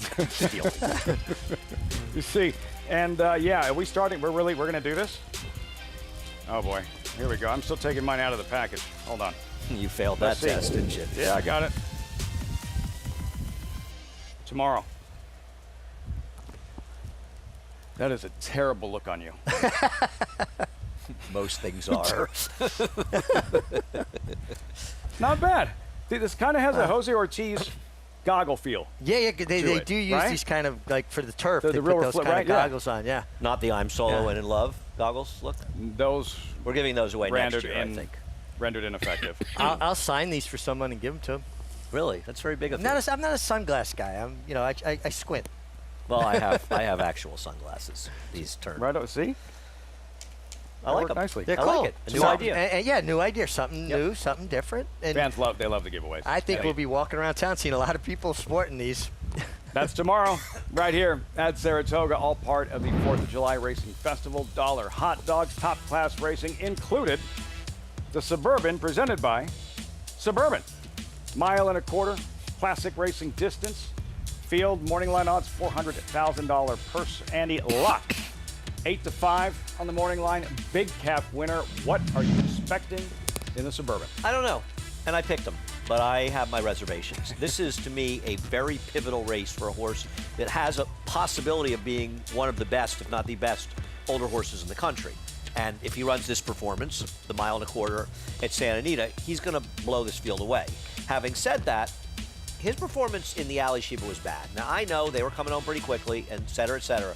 Remember something. Todd Pletcher didn't want to run Fierceness in the Alley Sheba. He wanted to run him in the Westchester, and this was the guy he wanted to run there, yet he ran really badly. So I'm a little concerned with his last race, because people can say distance all they want. He won the Cigar Mile at a mile, so I don't know that it's really distance. But I know when he runs his good race at 1.25 miles, he's too good for these. But this is, to me, a pivotal race for him. Oh, I agree. I mean, could it be a function of the race at Santa Anita starched him a little and he needed 2 months later?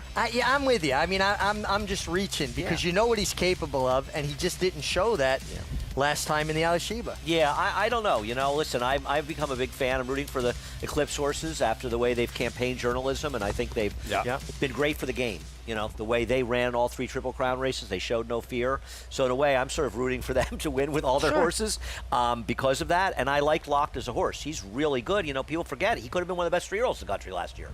A statement race for him tomorrow in the Suburban. All right, so big picture of this particular division, the handicap division, the older horse division. Who is the best older horse in 2025? I think there's 2 conversations. One is who is the leader of the division.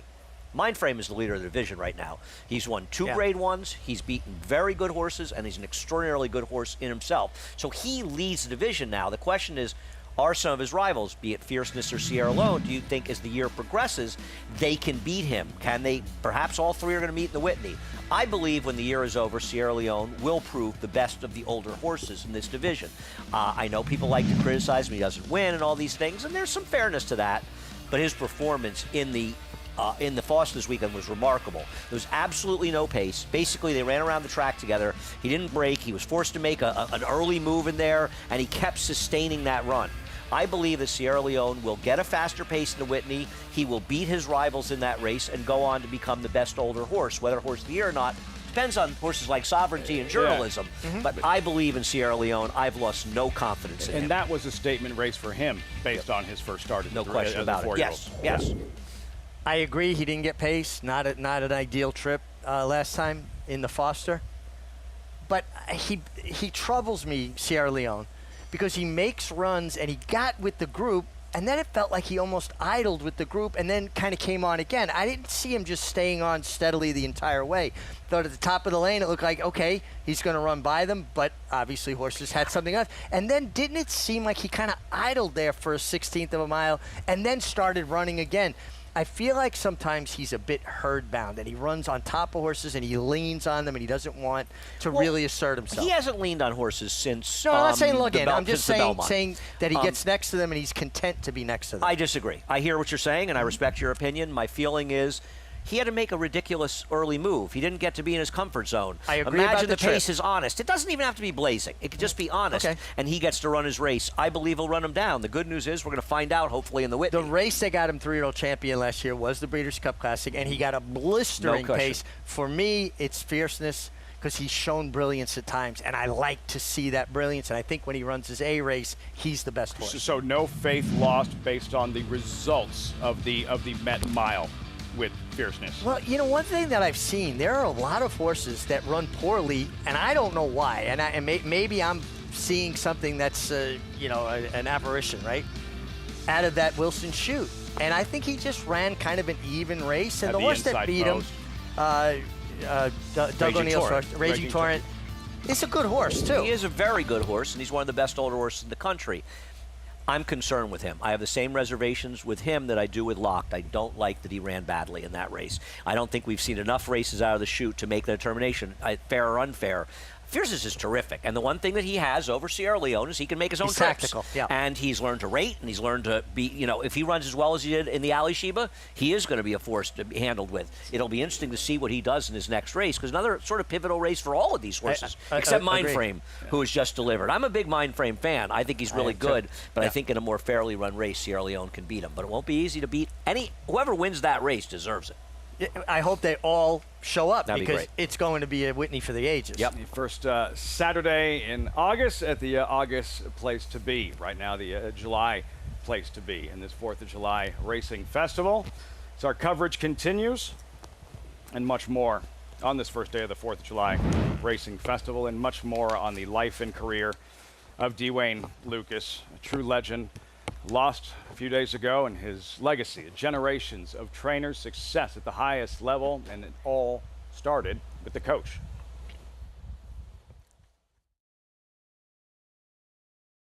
Number 1 is Mo Donegal by Uncle Mo. And they're off in the Remsen. As they come on for the finish, and it's going to be tight here in the Remsen. Mo Donegal bearing down on the outside. It's Mo Donegal and early voting, and it is Mo Donegal to win the Wood Memorial. And it will be Mo Donegal to win the Test of the Champion, the Belmont Stakes.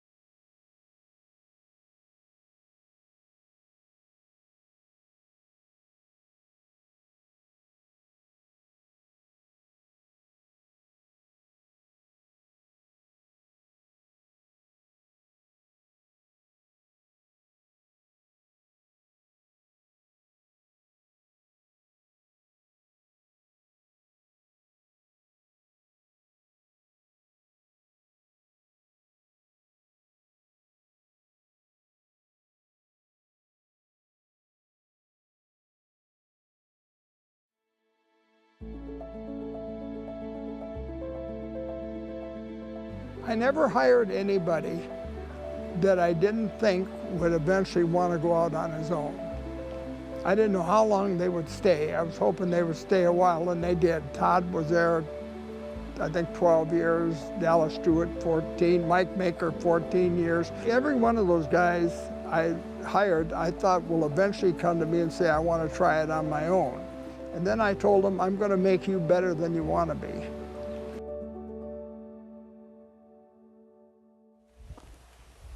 Part of that coaching tree, Mike Maker, live look here in the Saratoga paddock. With Wayne, you got the sense that when he would reflect on his career and discuss highlights as you look at that training tree, this, Richie, I got the sense, more so than any of the wins, the Triple Crown record or records broken, this is what Lukas seemingly was most proud of. Former assistants that went on to great success at the highest level, and now we're seeing a generational extension of that Wayne Lukas coaching tree. Hey, that's phenomenal. I mean, just you think about the knowledge that all of those people were able to glean from Wayne, and then to pass it on and continue that tree. And one thing about Wayne too, besides the horsemanship that you would learn being around him, is his positive attitude. You want to talk about someone that would always see the glass 3/4 full, not half full. I mean, he just believed, and a lot of times that belief led to success. He really built on something that Jack Van Berg had done with having multiple beachheads around the country. Yep. And Van Berg did do it early, but Wayne really took it to the next level, moving around and shipping horses the way he did. Yeah. I had a conversation with Jose Valdivia once. He was riding Going Wild from like the 20 post in the Derby, I don't know, 15 years ago or something. And on paper, just no chance. No chance. And Jose told me after he spoke with Wayne in the paddock, he gets a leg up and he's thinking to himself, like, the only way this horse loses is if I screw it up. I screw it up. He had him so convinced, but that confidence, that's good for a rider in any given race, believing that you have a chance to win. Go out there believing you can win and good things happen. You give your horse every opportunity. Yeah, why do young riders win on so many long shots? Because they're so thrilled to be out there, getting the opportunity to be in the starting gate.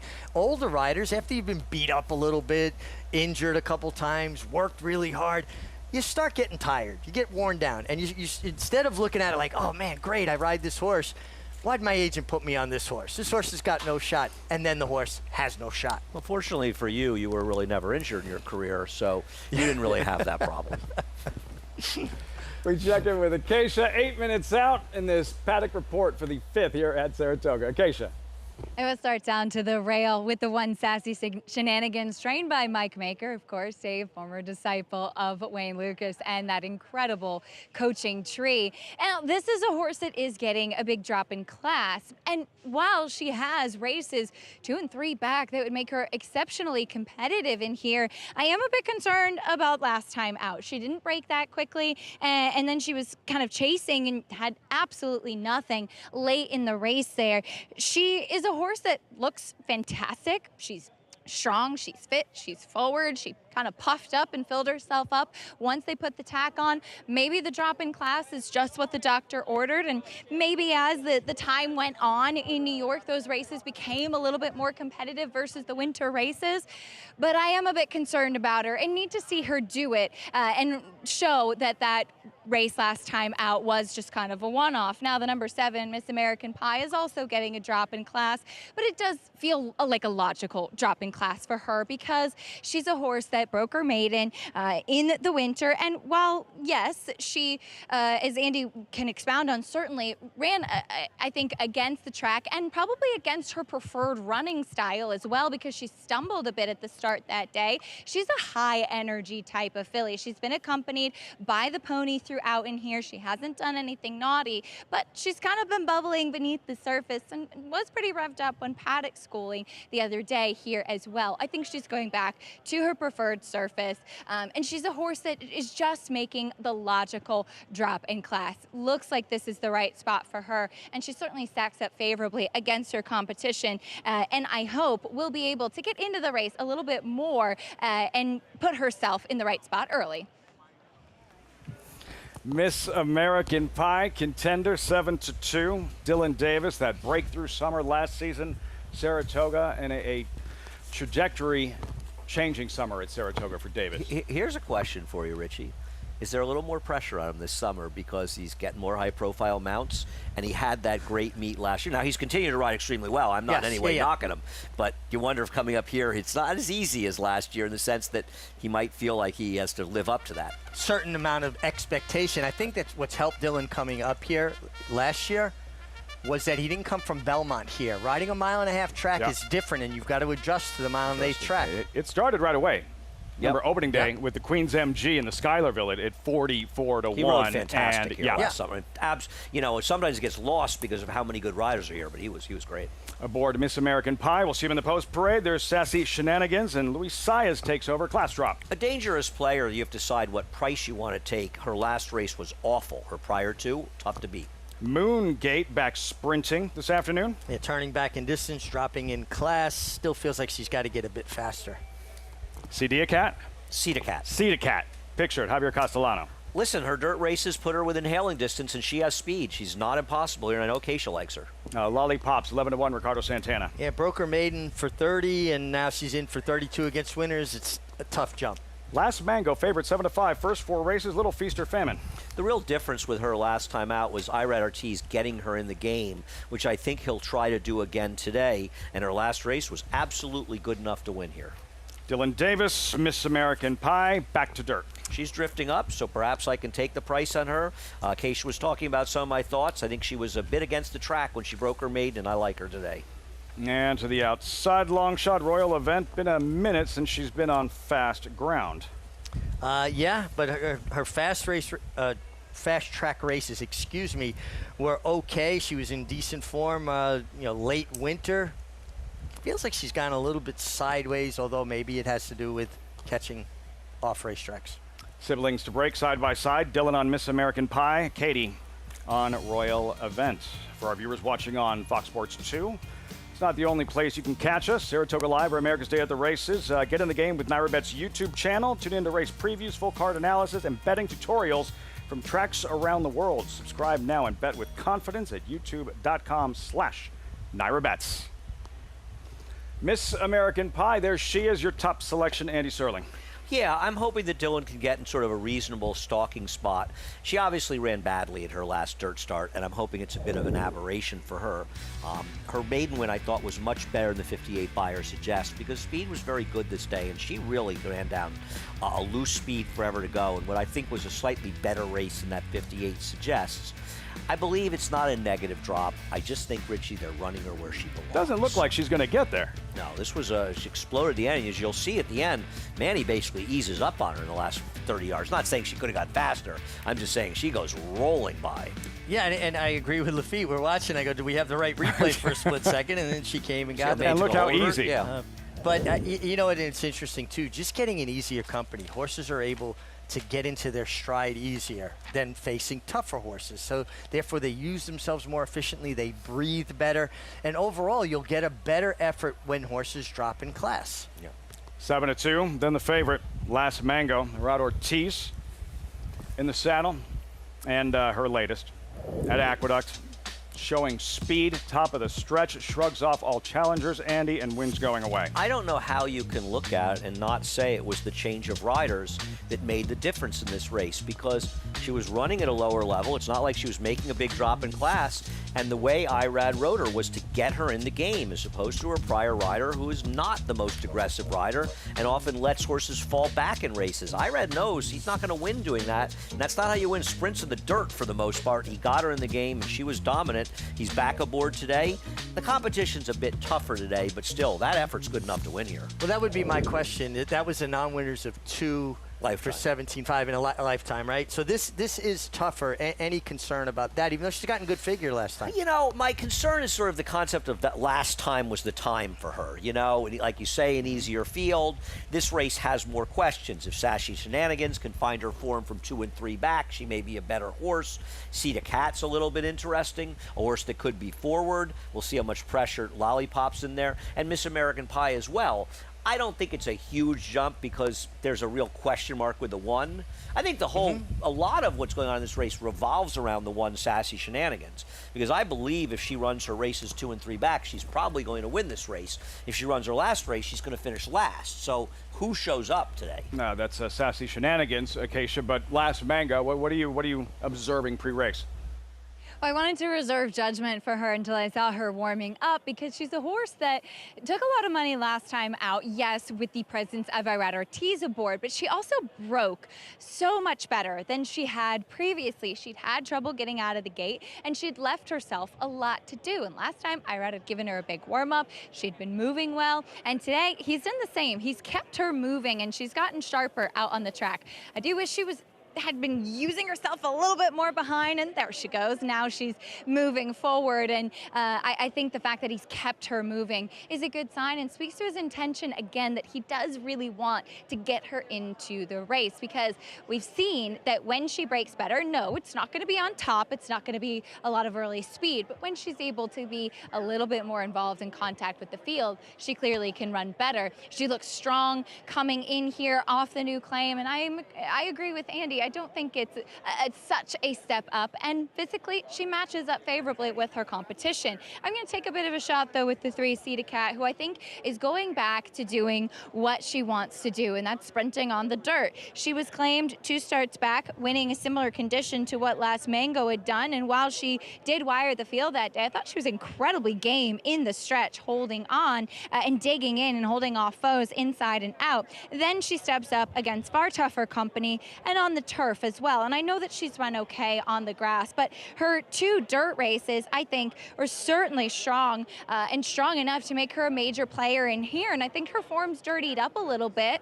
Coming in for Gary Siaka, dropping back down in class, she looks incredibly powerful and forward, and I certainly think that going back to the main track today should bode well for her. We'll see if she has company on the front end, but I do think that these are the conditions that she prefers, Lafitte.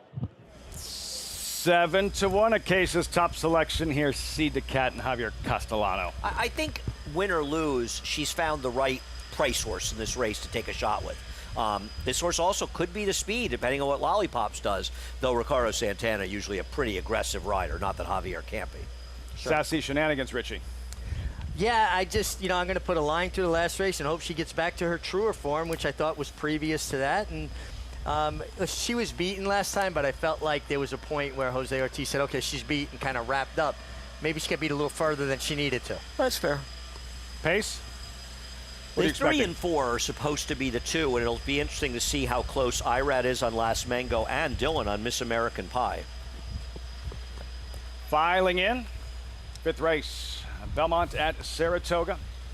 Final check of the toe board reading 9-5 Last Mango, and Irad Ortiz aboard. Frank Vermati with the load and call, the 5th from Saratoga on Fox Sports 2. Miss American Pie. By McLean's Music, of course. Royal Event to the outside.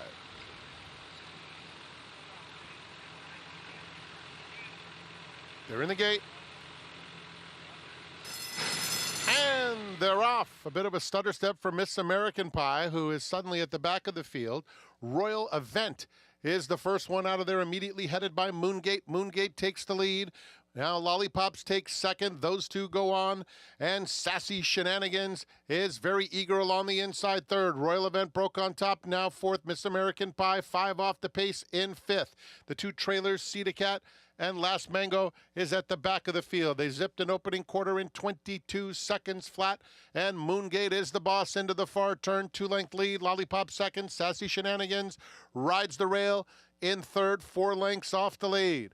Miss American Pie side by side with Royal Event. Another 2 still to Last Mango, and Cedar Cat is at the back. They're coming to the quarter pole. Moongate has been prominent throughout.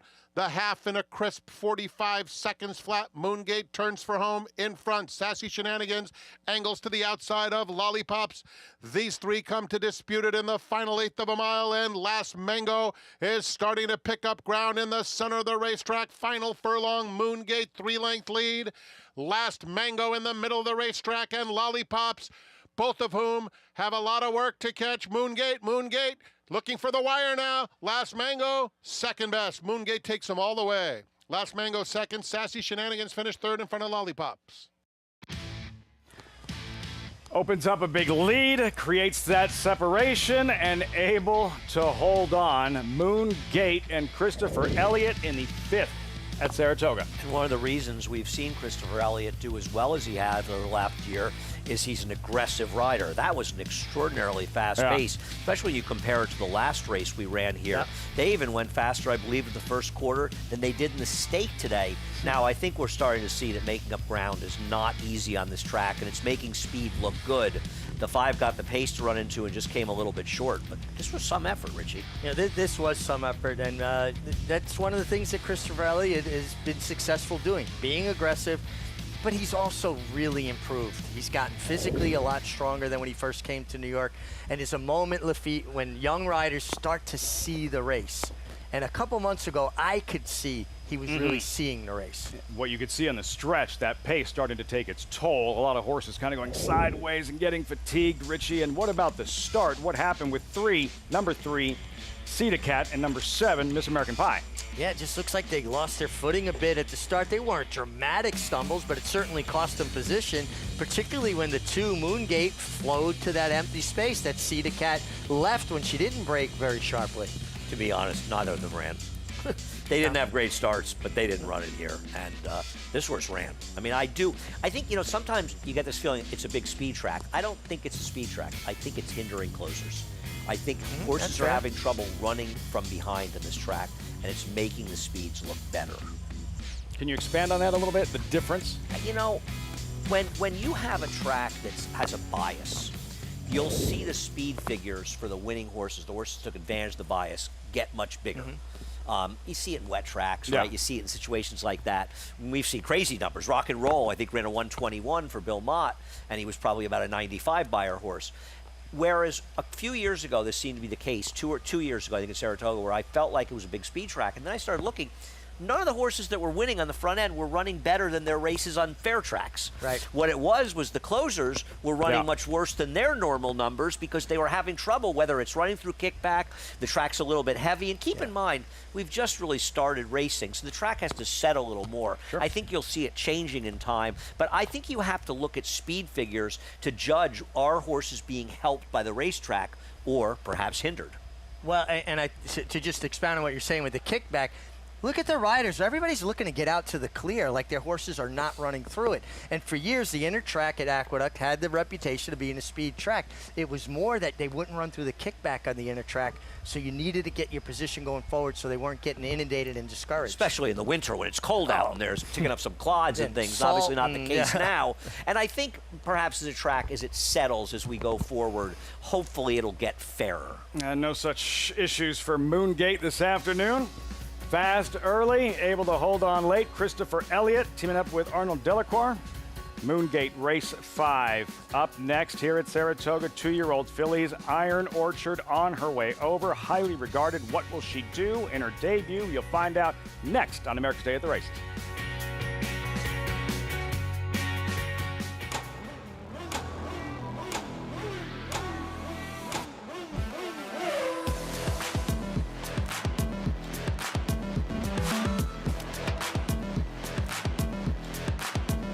Prince of Monaco's Too Good for Moose, an impressive winner of the Best Pal. Miramondi's All Hot, but Prince of Monaco Too Good. Prince of Monaco, standing at Claiborne Farm. Horse racing? Check. Weekly promotions? Got 'em. Huge payouts? You bet. With Naira Bets. Download the app today and bet on any track, anywhere, anytime with live HD horse races, betting tips and tutorials, expert picks, and more. You bet with Naira Bets. Join now for a new member bonus at nairabets.com. The brilliance of the legendary Arrowgate and the speed and stamina of the sire of sires, Uncle Mo. Introducing Petulante, the first son of Arrowgate to stand in New York after winning handily at first asking. Petulante! He's got a kick here, and he's going to prove much the best. He won or placed in all 7 of his lifetime starts, including the Grade 3 Salvatore Mile. Petulante, Nimbus class, Petulante! Petulante, now standing in New York. For information, visit IHDVStallions.com today. Racetrack Television Network brings you every race, from every track, on every screen, every day. With monthly packages starting as low as $5, RTN gives you great value and access to more live HD streaming and race replays than anyone. Visit RTN.TV today to sign up and watch on almost any device, including Roku and Amazon Fire. RTN has packages that start at $5 per month.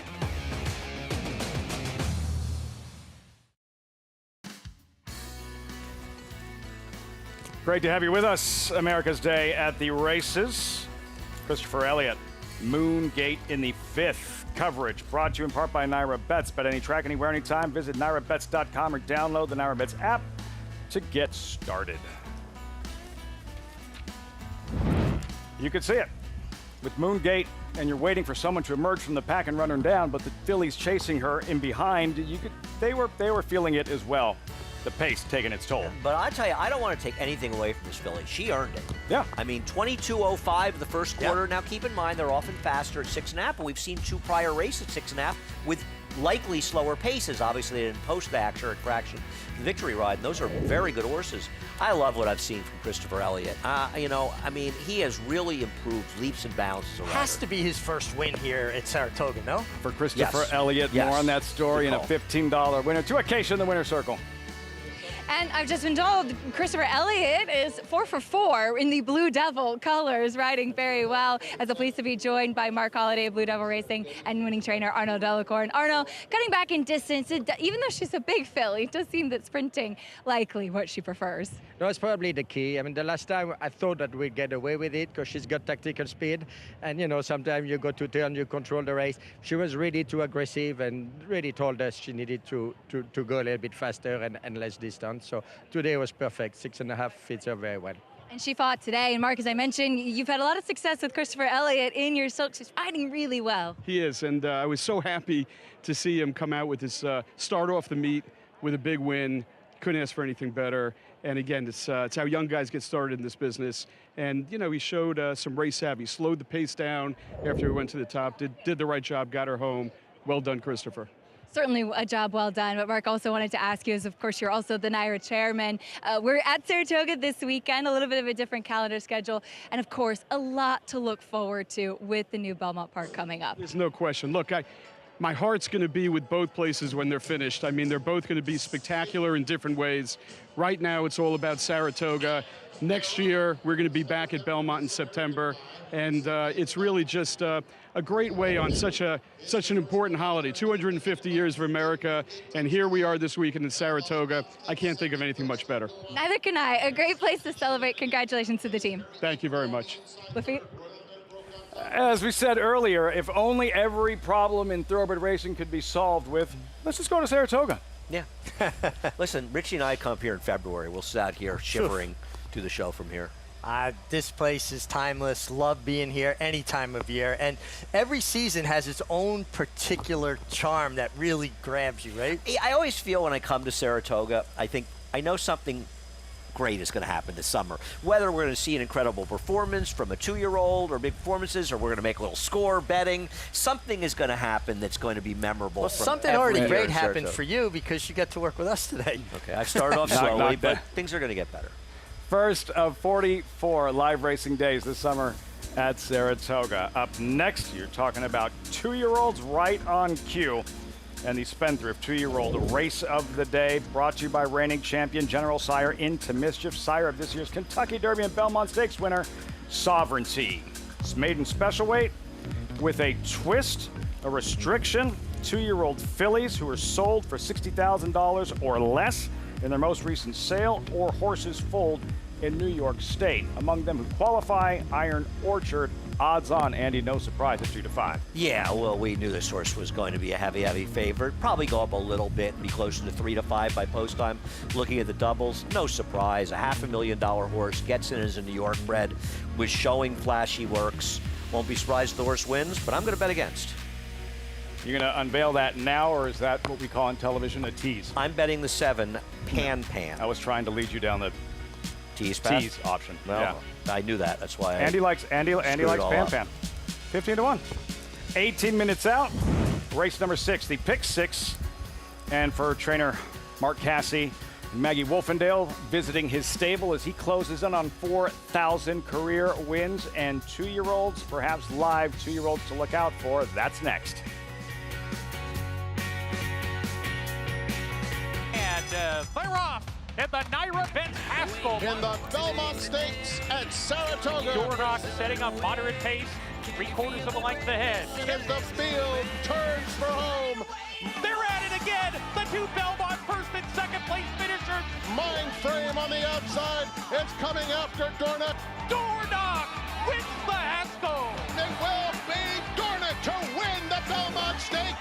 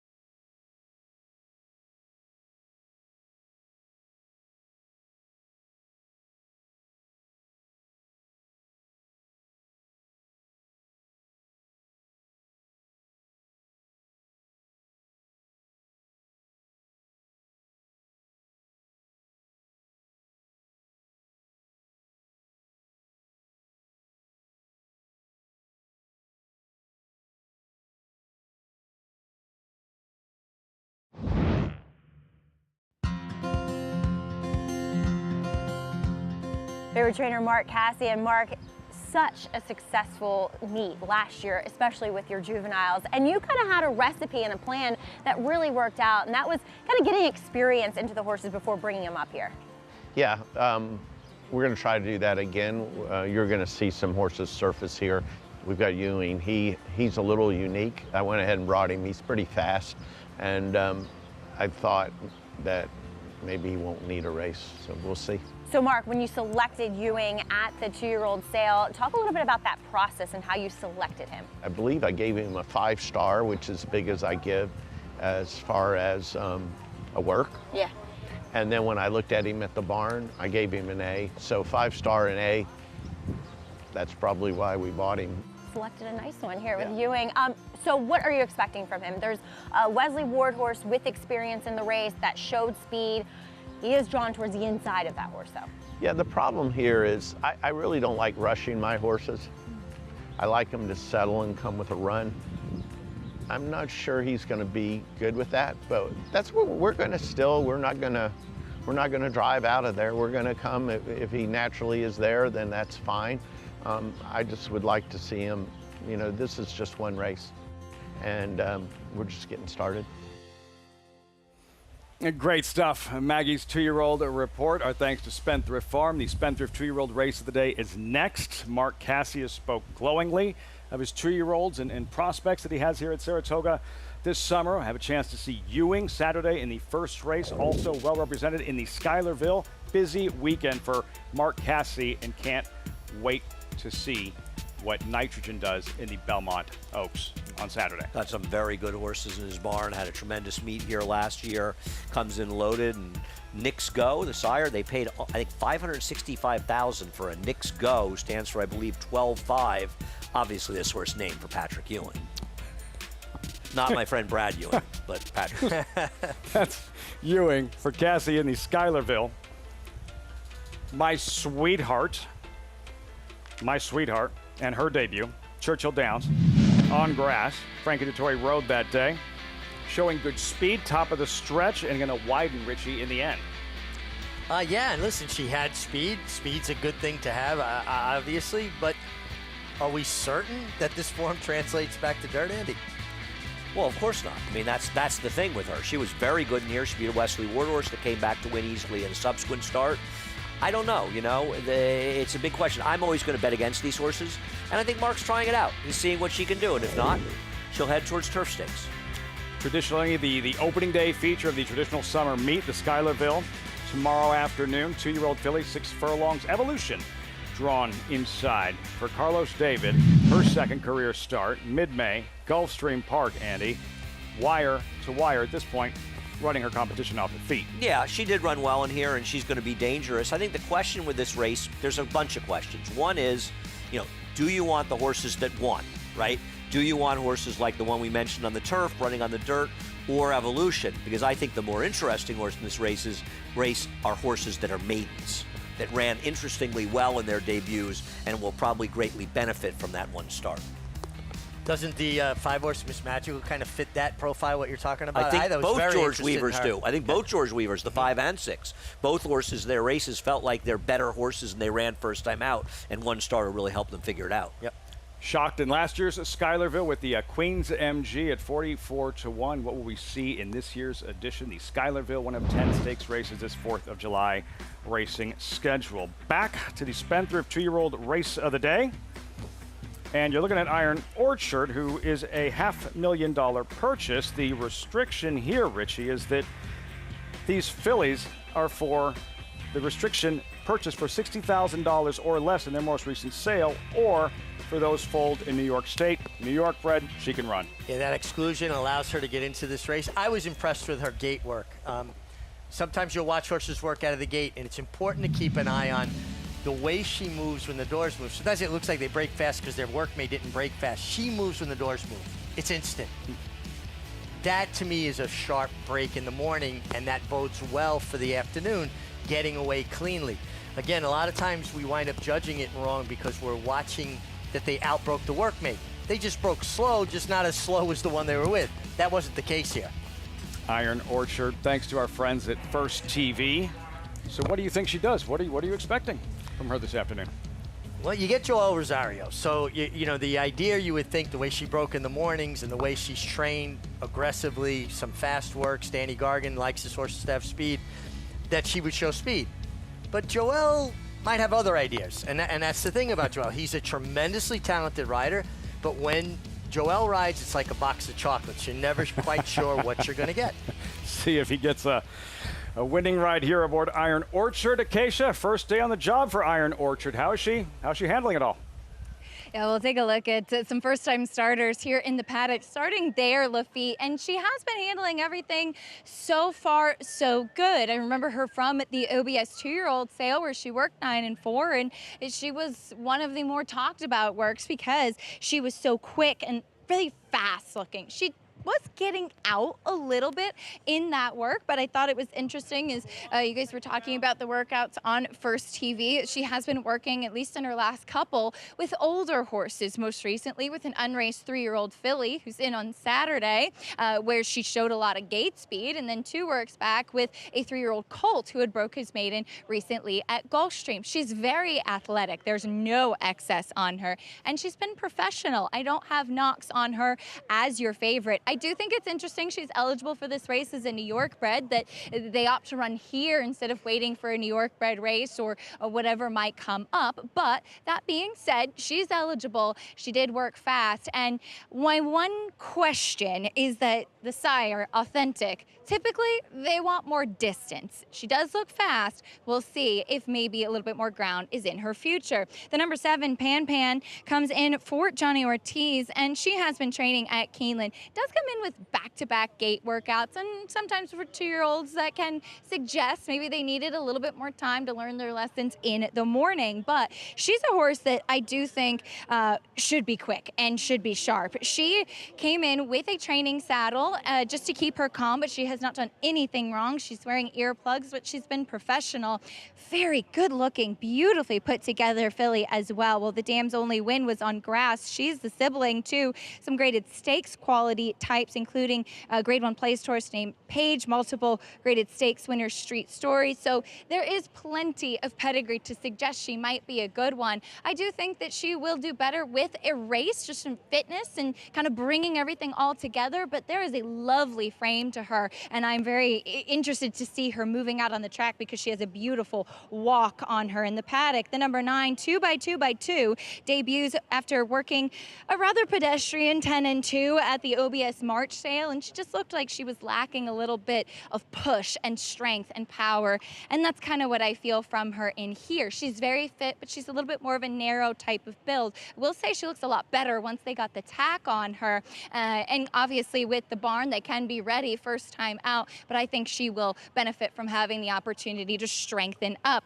Wanted to mention the 5, Jenny Wade, because there is pedigree to suggest that she should be early. I know with the Horacio de Paz, typically you might like to see from the barn, have them get a race under their belt, but she's out of a mare whose only win was at 2, and she's the sister to grade 1 place Magna Light, who is second in the Hopeful, very, very precocious as well, as we do have a little bit of chaos here. It is the babies, the one probable choice, very, very nervous and held now by the Outrider pony, struggling to get the rider up. So Christopher Elliott looking like he's going to climb aboard with the Outrider pony and holding on to this filly who has been very nervous so far here in the paddock, Lafitte.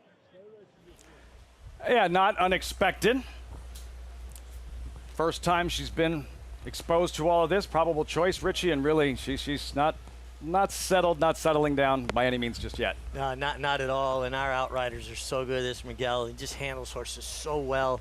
One thing that riders make a mistake with young horses, they walk up to them and they go to put their crop over the saddle. And horses have peripheral vision, and they see that, and it spooks them.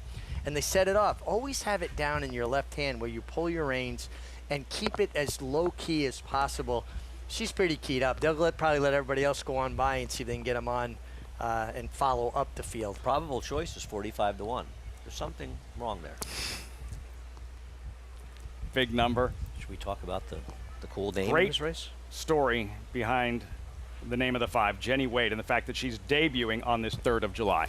Yeah, Mary Virginia Wade, actually, is who she's named for, was known as Jenny or Ginny Wade. She was a resident of Gettysburg, Pennsylvania, of course, the Battle of Gettysburg, and she's the only civilian casualty of the battle, and she was killed by a stray bullet on July 3rd, 1863, 162 years ago. And 162 years later, she debuts, named for Mary Virginia Wade. It's a cool story, right? Sad, but fascinating. Yeah, obviously very sad. And I don't know if you've ever read Killer Angels. I have not. The book, which the movie Gettysburg is based on, but I highly recommend that to people to read. It's a novel based on the Battle of Gettysburg. It's a great did you book. come close at that time to taking any of that, unfriendly fire by accident, or? Yeah, I'm gonna make no comment on that one. How did you know that? That's fantastic. Horacio de Paz actually told me. That is actually incredible. A great Horacio way to name a horse, right? Fascinating. That's And that she debuts today. Yeah. On the 3rd of July. Jenny Wade, those hunch plays that Andy keeps falling for. I spent hours investigating every name. We're gonna till I found one. We're gonna finally convince you that it's just doesn't work out. Playing the hunch plays don't work. We're gonna get you to break that habit once and for all. No, you aren't. Jenny Wade, what will she do in her debut? And outside at 32-1, we start with the odds-on favorite, Iron Orchard and Joel Rosario. Yeah, comes in off a series of sharp works. Was bought for $500,000, and she was sharp out of the gate last work. Birch Run, 3rd in her debut, and she was bet. I think you have to look at the 3 and 8 as the 2 horses with experience and upgrade them a little bit. Johnny V aboard first-time starter Salt Princess. For Dave Donk, but Dave Donk's horses usually get better with a race or 2 under their belt. Now I'm rooting for her. Jenny Wade, there she is. Kendrick Carmouche. Very interesting story, and Horacio, a terrific trainer. You never know, does not have a lot of pedigree. Dolce Vino, a 3-diamond farm, debuting filly. Boy, this is a stout little daughter of Omaha Beach. Watch her walk by the paddock. Has worked on synthetic, turf, and dirt. Getting 9-1, Andy, in your top selection. Pan. John Ortiz has come to Saratoga meaning business over the last few years. He's 9 for 20 with a 7.22 ROI. That'll get it done. Winrooski favored in her debut.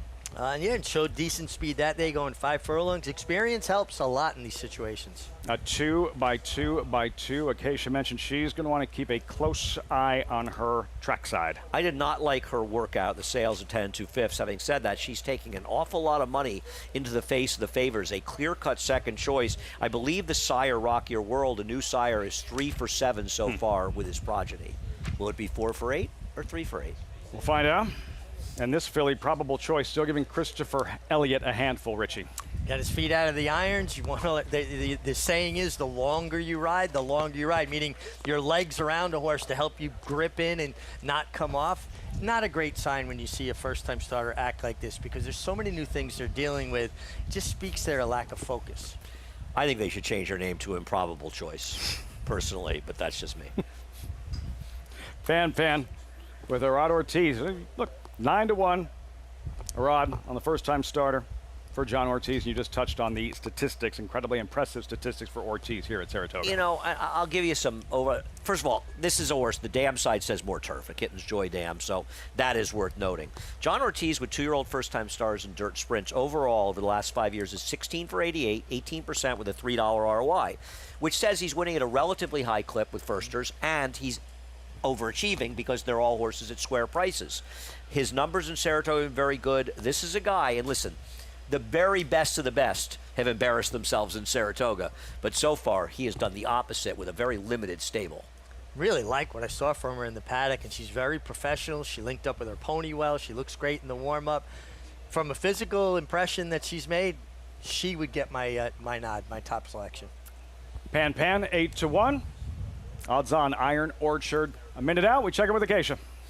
And I'm going to land on Pan as well. I did the handicapping show earlier and did choose the number 3 Birch Run with experience. But with 2-year-olds, you never know what you're going to get. And I think physically they can make such a big impression and change your mind so drastically when you see them. And as far as the 7, Pan, I mentioned wanting to watch her warm up. She floats. over the racetrack and has really been impressing me in all of the phases so far leading into this race. Now, talking about the horses with experience, the number 3, Birch Run, watched her first race down at Gulfstream. She was off slowly and kind of got bumped, and she was coming from off of it. And she ran on actually between horses, which I appreciated. She has those same 3/4 cup blinkers that she did first time out. She had worked 10 and 3 at the OBS March sale, a little bit erratic in the way that she moved, and she's a horse that probably really benefited from that race. Junior Alvarado kept her moving. She's not one that strikes you as a quick early type. There's some size and length to her, but Antonio Sano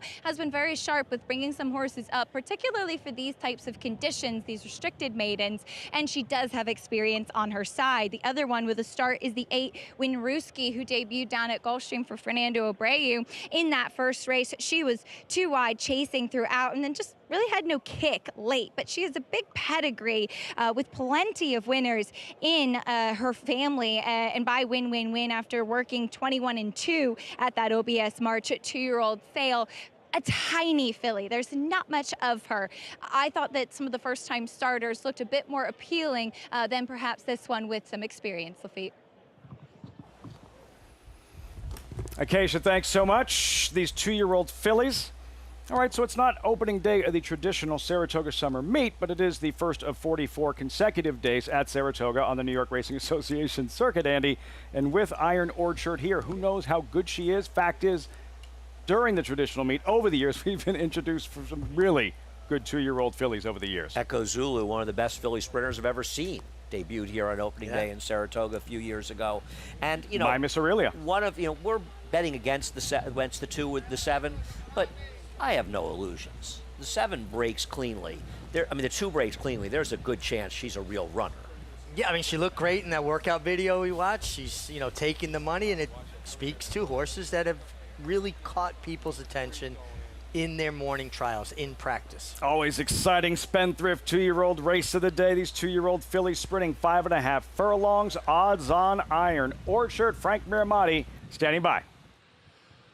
One of the other firsters, Salt Princess, about to take up her spot. And 2 by 2 by 2 going in. They're in the gate.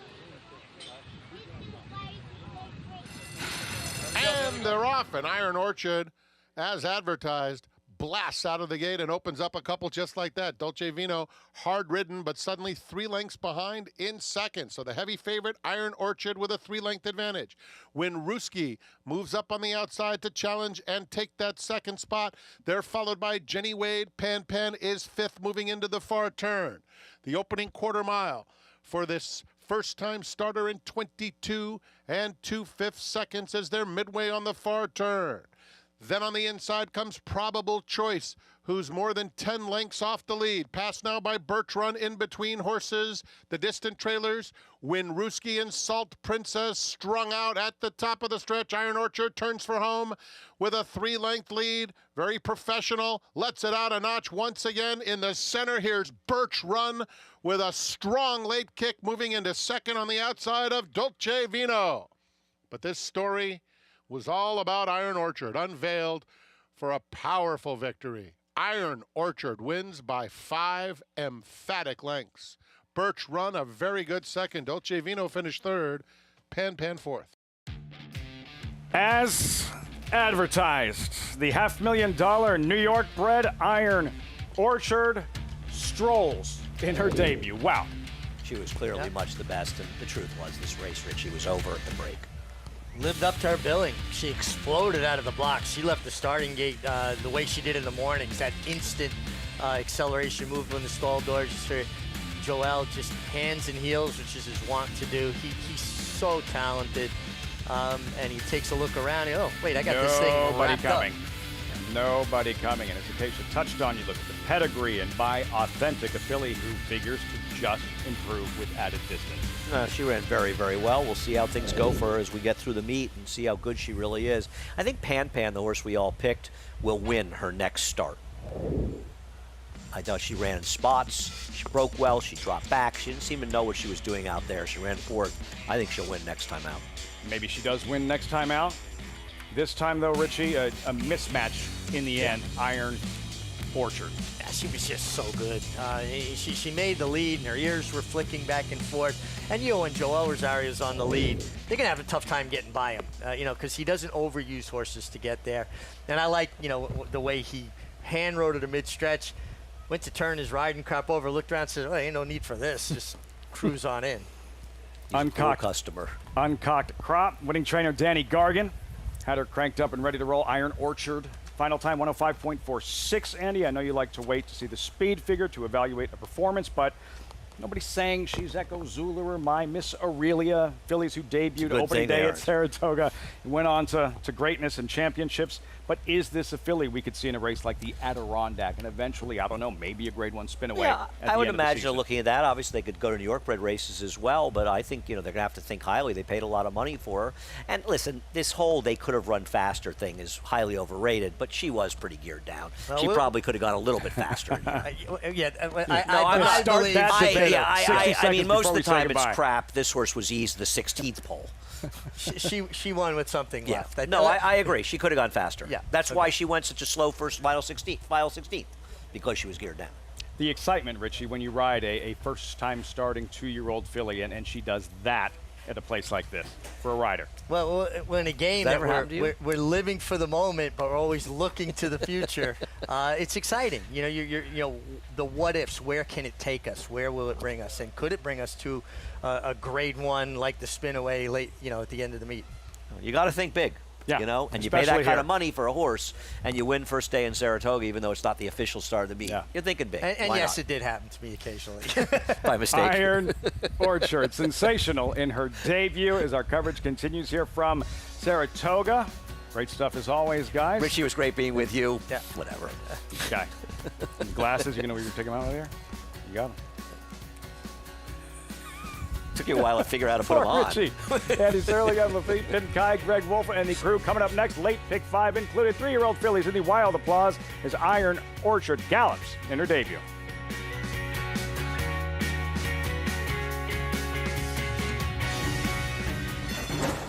They're off in the Churchill Downs Stakes.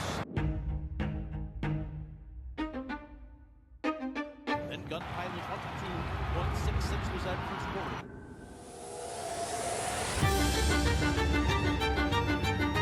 But it's Gun Pilot and Christian Torres are going to win the Churchill Downs.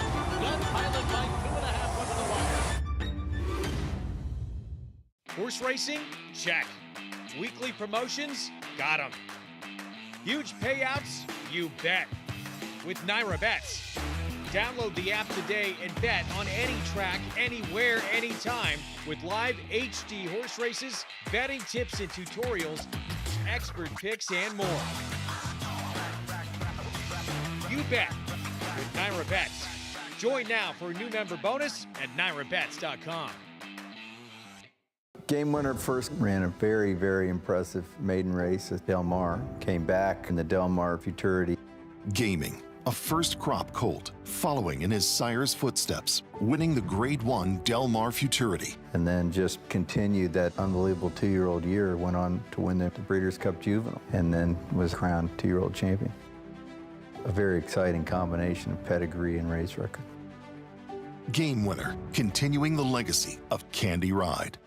Grayson Jockey Club Research Foundation was formed in 1940 with a simple goal: to raise funds for research to enhance the health and soundness of horses. Since then, we've provided millions of dollars to hundreds of projects at universities around the world, leading to major advances in welfare. Our process of selecting and producing peer-reviewed research has become the trusted industry standard. And with your help, we'll be here for many years to come, supporting the health and wellness of all horses.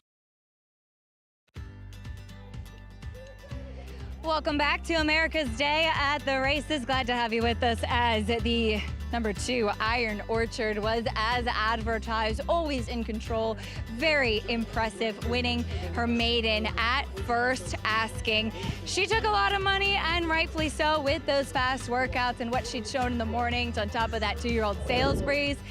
in our Spendthrift Farm 2-year-old race of the day. $3.20 winner. Second-time starter Birch Run with a late run there at 7-1, checking in second, and a big price first-time starter Dolce Vino in third. Race 6 for Iron Orchard gets the win, as I'm happy to be joined by co-owner Randy Hill here with me for Iron Orchard. As Randy, there's a presentation going on here in the winner's circle, but you just told me you drove in just for the day, just to see this filly. It was worth the trip. I drove 3 hours from New York up, and I'm leaving 3 hours to go back. But when you win at Saratoga, that's not even a long time. There's nothing like it. And this is a filly. Obviously, she turned a lot of heads at the 2-year-old sale with the partnership and with Danny coming in. I know that hopes were high. It has to feel good when a best laid plan turns out like it did today. Well, you know as well as I do, sometimes they don't work. But first of all, I want to thank my partners. I want to thank Danny and Jimmy Gradwell for picking out the horse. They did the hard work. All I did was pay for it, and the horse did the best work. But she looks like some filly. She looks special. Winning a 2-year-old race, as you mentioned, is exciting because the future is very bright. Do we have any ideas of what the future might hold for her? I don't know. Joel said he eased her up. We should run the stakes next week. Maybe we'll wait a little while. Maybe so. Well, we can't wait to see her next time out. Congratulations, Randy. Thanks very much. Appreciate everything. Randy Hill, co-owner as Iron Orchard, gets the victory. We'll take a quick time out. When we come back, we will have some turf racing to look forward to. Welcome in Greg Wolf and the rest of the team. The Late Pick 5 kicking off from the spa after this.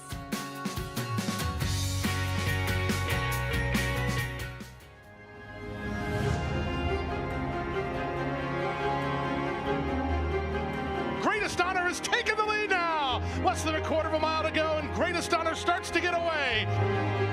Greatest Honor, he's an easy winner in the Holy Bull. And here he comes now. Greatest Honor finding his best stride right when he needs to, and he's going to run down, drain the clock to win the Fountain of Youth.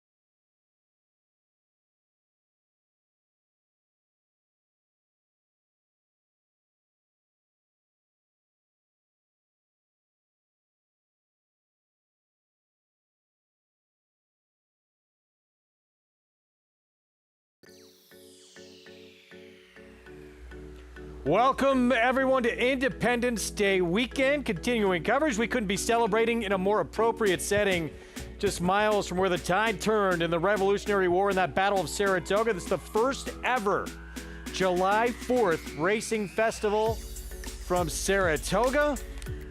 And some fireworks set to come over the course of these next few days. Greg Wolf, good to be with you here in the summer home of racing here at Saratoga. Thanks for being with us on our Fox Sports 2 coverage as we get set for a tremendous 4 days of action ahead. Early start to our summer here at the summer place to be at Saratoga Springs. Looking forward to it. Bringing my crew here in just a moment. Here's what's ahead stakes-wise this week. Wild Applause, 3-year-old fillies on the grass are featured to come in race 8 on our coverage this afternoon. Belmont Derby, boys, grade 1 action tomorrow. The Suburban, potentially find out who might stake their claim to being maybe the best older horse in the country. I don't mind frame with that big win and the Stephen Foster up atop that list right now. A lot to unpack this weekend. We'll see Nitrogen, Belmont Oaks for Mark Casse on Sunday. With me, 4-time Major League All-Star, Paul LaDuca, champion handicapper, Jonathan Kinchin, and our feature later today, Wild Applause. But first things first, just great to be back here at Saratoga. Well, it's always great to be here at Saratoga. It's absolutely beautiful today. And for the one weekend that we do have, JK, there's going to be no rain. At least I think there's going to be no rain. We're going to have a beautiful weekend here. Some good turf racing, I'm calling it. And it's beautiful out today. And you know what? Anytime you're here, there's good wagering possibilities. I mean, unless you're coming from Lake George or like Montreal or something, you basically have to come across those twin bridges. I can't pronounce it. Kosa.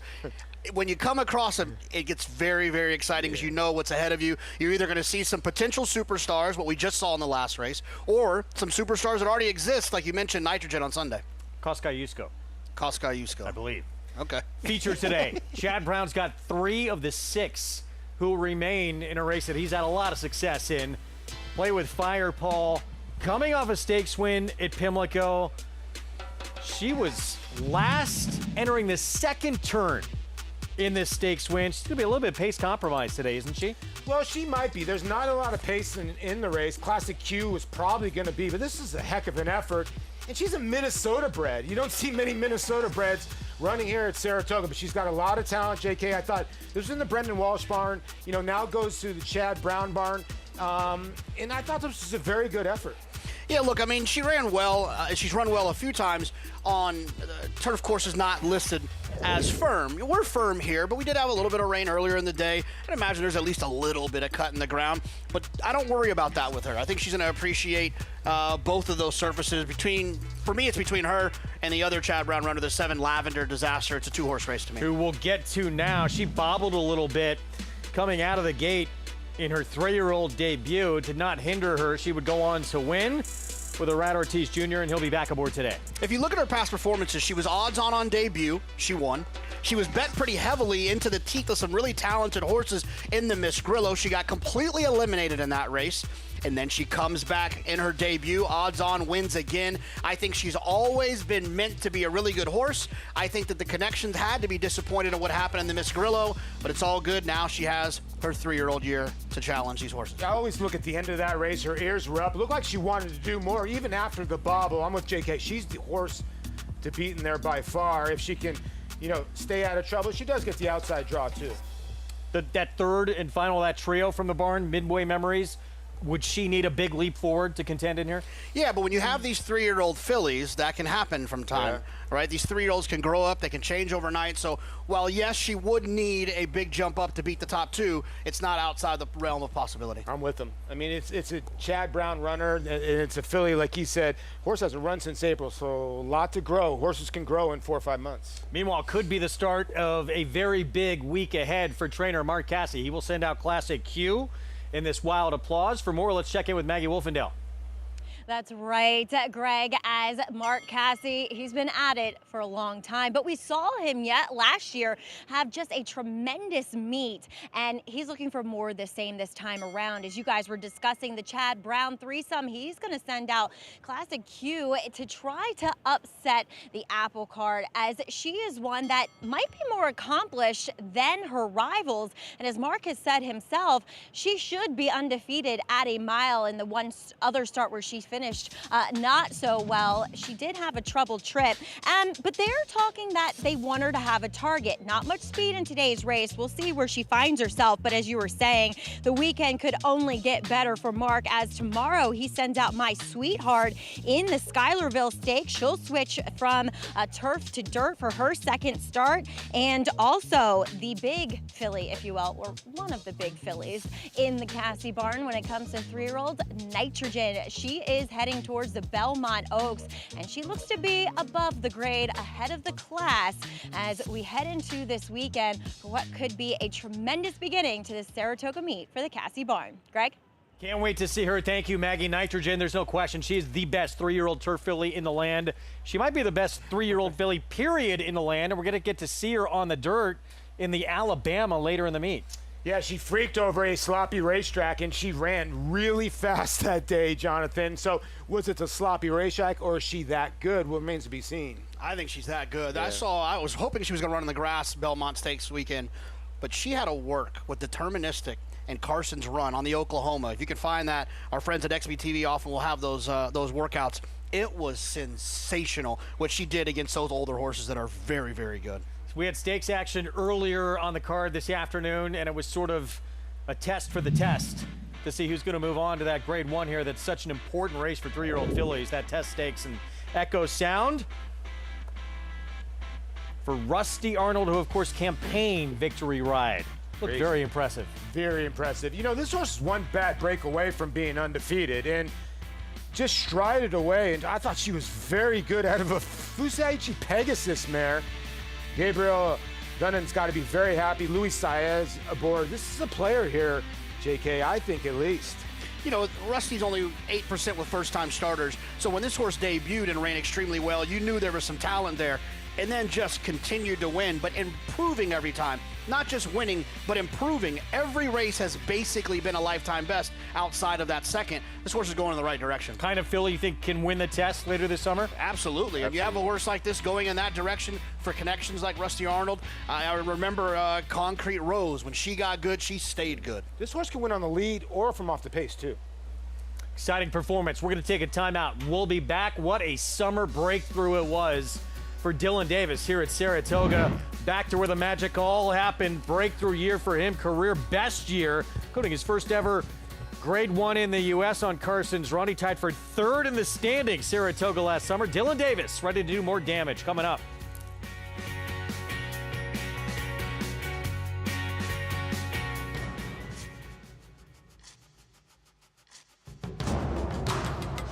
Seize the Gray wins convincingly.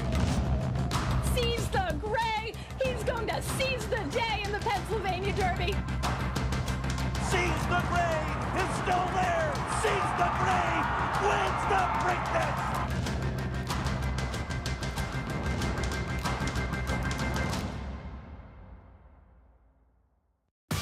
Join America's Day at the Races for the special July 4th Racing Festival at Saratoga Racecourse. 4 days of great racing as a prelude to Saratoga's summer meet.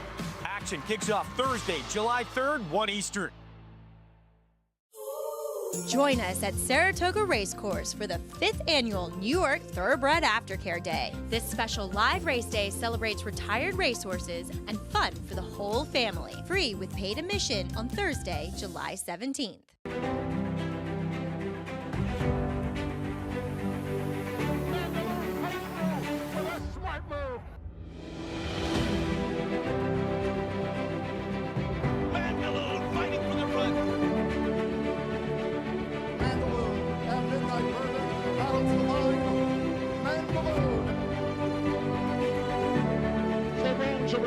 It's Mandaloon. Mandaloon wins. It's the biggest day of the year at Meadows Racing. Saturday, July 26th is the Delvin Miller Adios Pace for the Orchids, starting at 11:45 a.m. Come out to Hollywood Casino at the Meadows in Washington, PA, and experience the thrill, the speed, and your chance to win big on Adios Day. Bring your bets, feel the roar of the crowd and the power of the pace. The Adios is coming. Get all the details at meadowsharnessracing.com.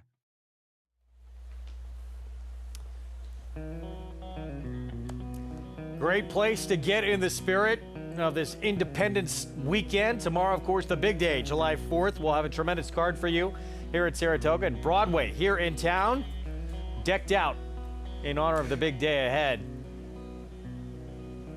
And we should see a tremendous crowd on hand tomorrow to celebrate the 4th of July here at Saratoga. Who's doing the barbecuing tomorrow? I was thinking about doing the barbecue, and then if you're interested, there's fireworks all over the place. I think Lake George will have fireworks, if I'm not mistaken.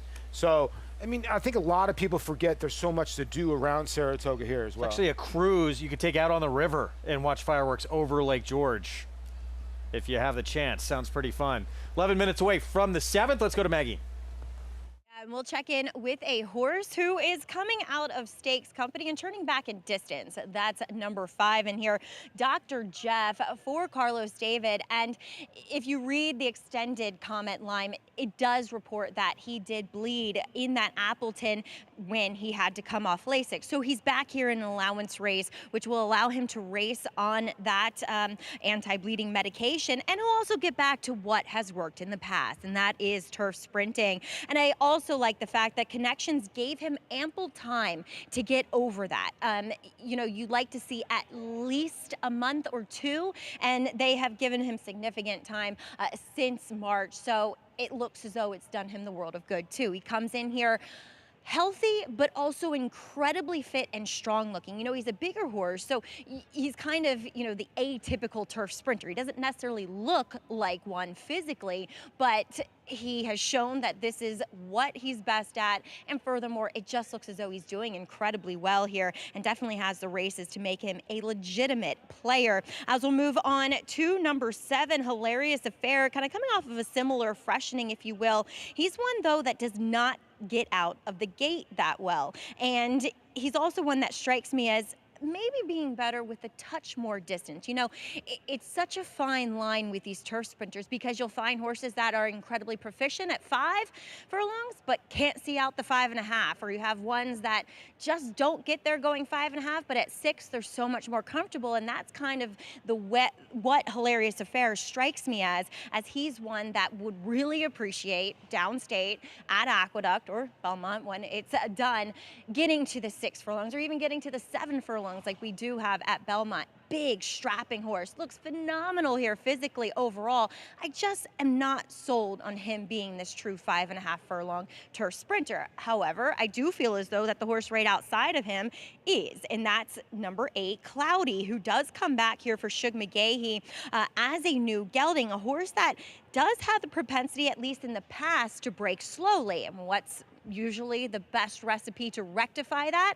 Make one a gelding. It really just kind of frees them up, loosens them up, and also gets their mind on business, allows them to focus a bit more if they tend to be a bit obstreperous in the gate. Here in the paddock, he is really nice and calm. The main concern with me, though, coming back today, Greg, is fitness. He's going to have to overcome a long time away from the racetrack, and to me, he just looks as though he could be a touch more tucked up and defined.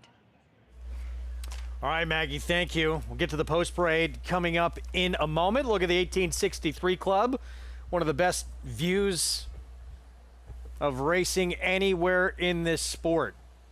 We got good brownies, you guys have too. spent a lot of time there. The brownies are good. The brownies are good. Everything's good in there. Lobster really roll. is. Lobster roll's all right. There's no better food at a racetrack anywhere in the world, I would say. I've said this multiple times. You know, even the venues I've been to, baseball stadiums, this is up there of one of the best, if not the best. I mean, you got so many different varieties here, from pizzas to Shake Shack, you name it, we've got it. Post parade coming up. We have a late pick 5, our favorite wager.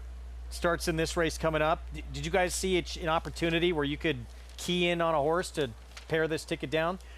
I think obviously when you can find a race where you can single, I think that's a helpful tool to be able to single. But I think obviously the second next thing is being able to lock a race up with just 2 horses. I think sometimes that helps quite a bit. I feel like you know, if one of your horses gets a bad trip, you still got the other one, but you know you got 2. I thought the 2 and the 8 in the last, the 2 Bent All Dandy for Rob Falcone, and the 8 Cliffs getting on the grass for the first time for Cherie DeVoe. I'm comfortable allowing those 2, being alive to those 2 in the pick 5. Paulie? I couldn't agree more. Look what I got. The 8 on top, Cliffs. I do think the 2's the other horse in the race. I can live with 2-8 in the last. I thought the 5 was interesting in the 7 because they're the 2 speeds, but I think the 8's dangerous and the 2 in the last. I'm in agreement totally with Jonathan. You got to get through some of these other races. There's our post-parade. We start with fluid situation. John Velasquez aboard. Yeah, it's a horse that has a little bit of speed from the inside, but not quite enough for this group. Favorite here is Chess Master for Jorge Abreu. Yeah, Flying P meant business last Saratoga. I'd imagine they'll be trying to make a lot more noise this year. Heaven Street, actually taking a little bit of money here. Manny Franco aboard. Well, the Catamauchi barn is trying to get this horse on the turf a couple times, and it just hasn't happened. So maybe this horse will fire today. There's some back races, but they were a while ago that make that one a competitor. Dr. Jeff cuts back. Yeah, as of late, have been doing most of his dirty work down in South Florida. A little bit of a concern coming to New York. Here's Maya Prince, faced a good one named Four Harp in a stakes race last out. Yeah, this horse has got some decent figures in Virginia at Colonial. Just hasn't raced since April. Now it's Dylan Davis aboard, and we talked about going to break. Sensational here last summer. Hilarious Affair comes from way out of it. I don't typically like closers in turf sprints, especially deep closers, but there's really no speed horse in here that I think is going to make this horse's trip tough. I think Joel gets invited into the race. Shug McGahee barn, Cloudy making the 6-year-old debut. Yeah, you heard Maggie talk about this one. Slow away from the gate every once in a while. Blinkers go on. Might need a race. We'll see what happens today. And first time on the lawn, scheduling dude. The Dam was a 2-time winner sprinting on the turf. Yeah, the turf, I mean, the pedigree suggests turf shouldn't be a problem. World of Trouble. We know how proficient he was as a turf sprinter out of an Artie Schiller mare. This horse has a little bit of speed, but I wonder why they've never gone on the grass before. Well, this one here, Dr. Jeff, trained by the man standing by with Maggie. That's right, as we're just hoping it doesn't rain, like we've been discussing. It has been in Jersey, but Carlos sending out Dr. Jeff here, dropping out of that Appleton. I know it was reported that he bled, but he looks sensational, coming back to what he does best. Yeah, I mean, I just sending up north from Florida, and he likes the PETA as well. You know, I'm trying to make the clients happy, and he lives around these areas, so you know, he wanted to see his horse, and what do you know, he's not here. But, you know, I wish him the best, and I hope we win, but we've just been unlucky with the rain, raining everywhere. He's been scratched a couple of times off the turf, and, you know, thank God it rained a little bit this morning, but hopefully we're lucky enough to get the win. Well done by the NYRA Racing Department to put all the turf races later on the day. But I want to talk about another turf horse, and that's Tank, coming up in the Belmont Derby, a horse that has an abundance of speed and is drawn very well. Oh yeah, I mean we love him. We love him at the barn. I mean, he's big. He's a tank, and he's won his last 4. So we're hoping he keeps it rolling. You know, he won the English Channel, and not surprising the last time, stretching out to Mount 16, and hopefully he gets another extra 16, and you know, we get it done. So it looks like you know, he fits. So. Is it all about, you know, a horse that has speed and you try to get him out to further distances? Is it all about just relaxing and doling out that speed? Yeah, I mean, he's a heavy horse, so I told the jockey, and don't think that he's gonna like float around there. You know, you gotta carry him, and then, you know, but he seems like he prefers to be in front, and you know, but I think he's learning to rate a little bit, and I think he'll be okay. Wishing you the best of luck. Hopefully your weekend gets underway in the right way here with Dr. Jeff. Thank you very much. All right, Carlos David looks to be well represented through the Saratoga meet, guys. Came here as a teenager from Cali, Colombia, just taking a shot, and wound up being a hot walker for a pretty good trainer named Belmont. Some might say it's a good place to start.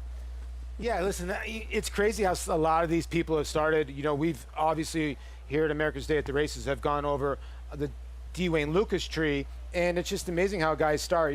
Just hot walking for Bill Mott, and you can learn little tricks and trades here and there, and he's turned out to be a tremendous trainer. How's Carlos? What do you think about the horse Maggie was talking about, Tank, Belmont Derby? 3 wins in a row, all stakes victories.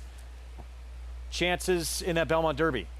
Yeah, I mean, look, like we talked about a little bit earlier, these 3-year-olds can change. The other thing about this is these distances, as they get a little bit longer, that can be an equalizer for some of them. Maybe Tank's wanted to go further. Maybe New Century doesn't want to go that far.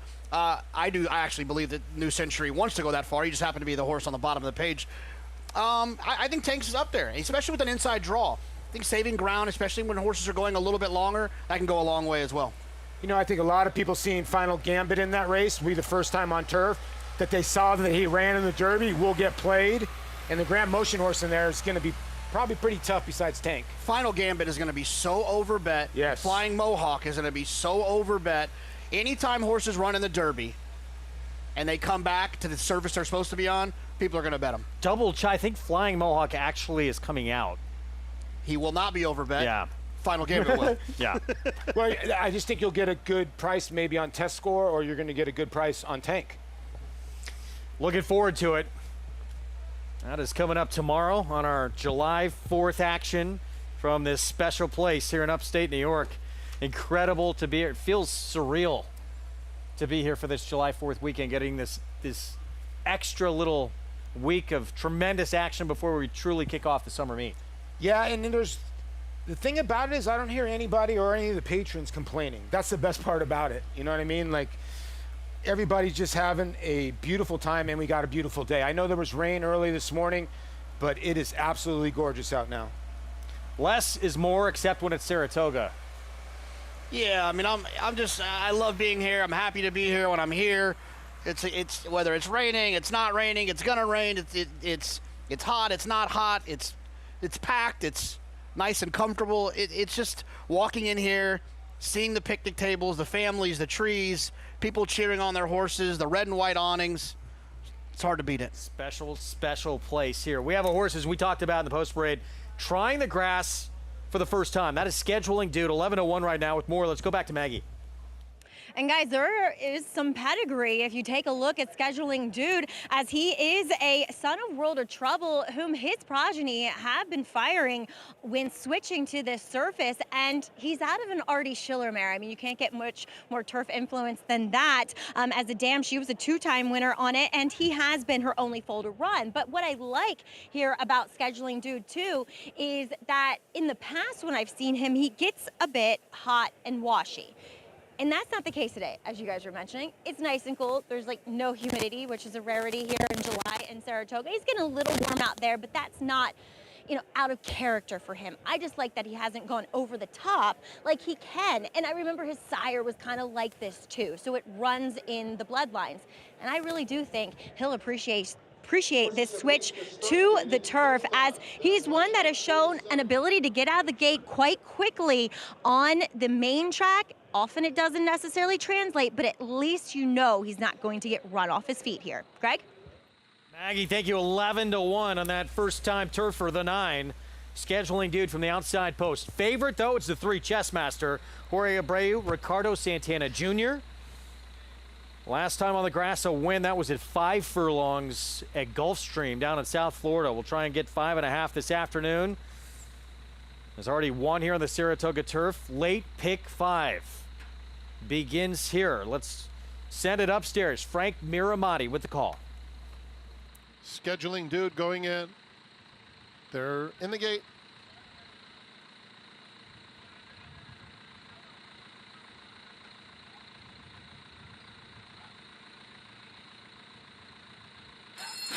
And they're off. Hilarious Affair had a very awkward start. It was perfect for the rest of them. Heaven Street is going straight to the front. With Fluid Situation, Chess Master is in the mix early. Maya Prince racing in between horses. Now up to engage the front runner.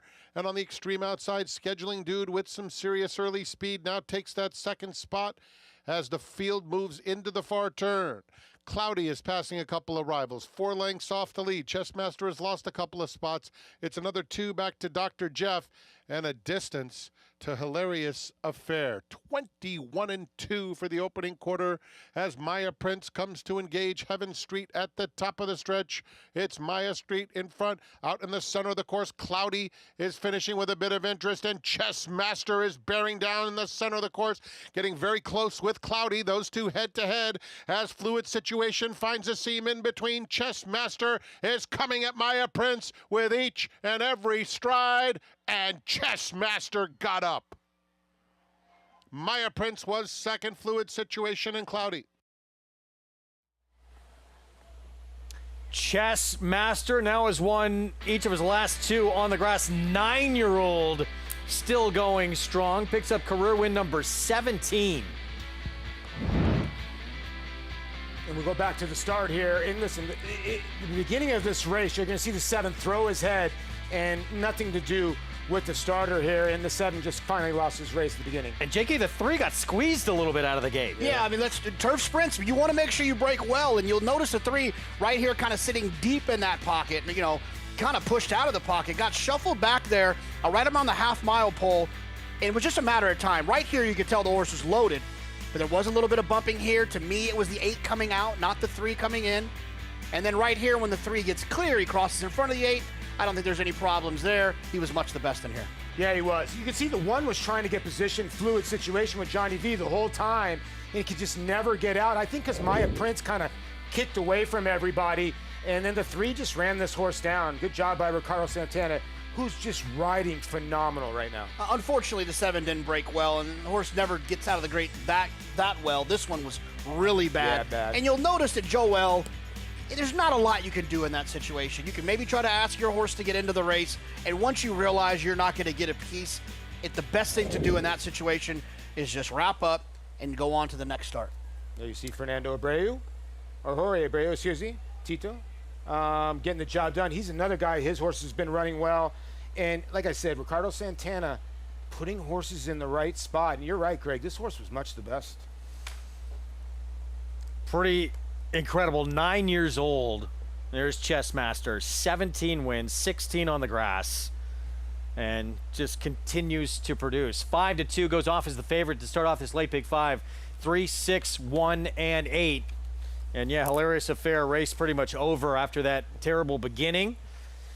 Not very forgiving, these 5.5 furlong turf sprints, although Chessmaster didn't have the greatest of beginnings either, but was just that good.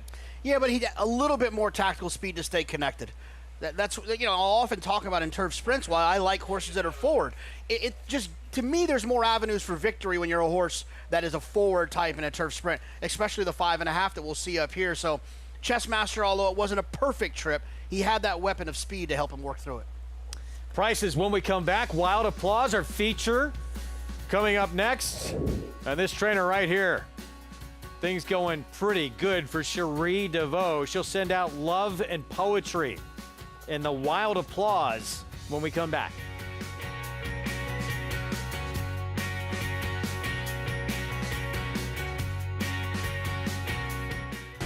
Bucaro, any day. Book 'em, Dano. Prince of Monaco in between. It's going to get very close. Book 'em, Dano. Any track. 결승선 끝까지 사전 사승. 최고의 꿈, 최고의 꿈, 최고의 꿈. Any surface. And it's Queen Maxima in a one-horse race. She is absolutely brilliant. Queen Maxima. Bucaro, a leading sire of stakes winners on every surface from coast to coast and around the globe.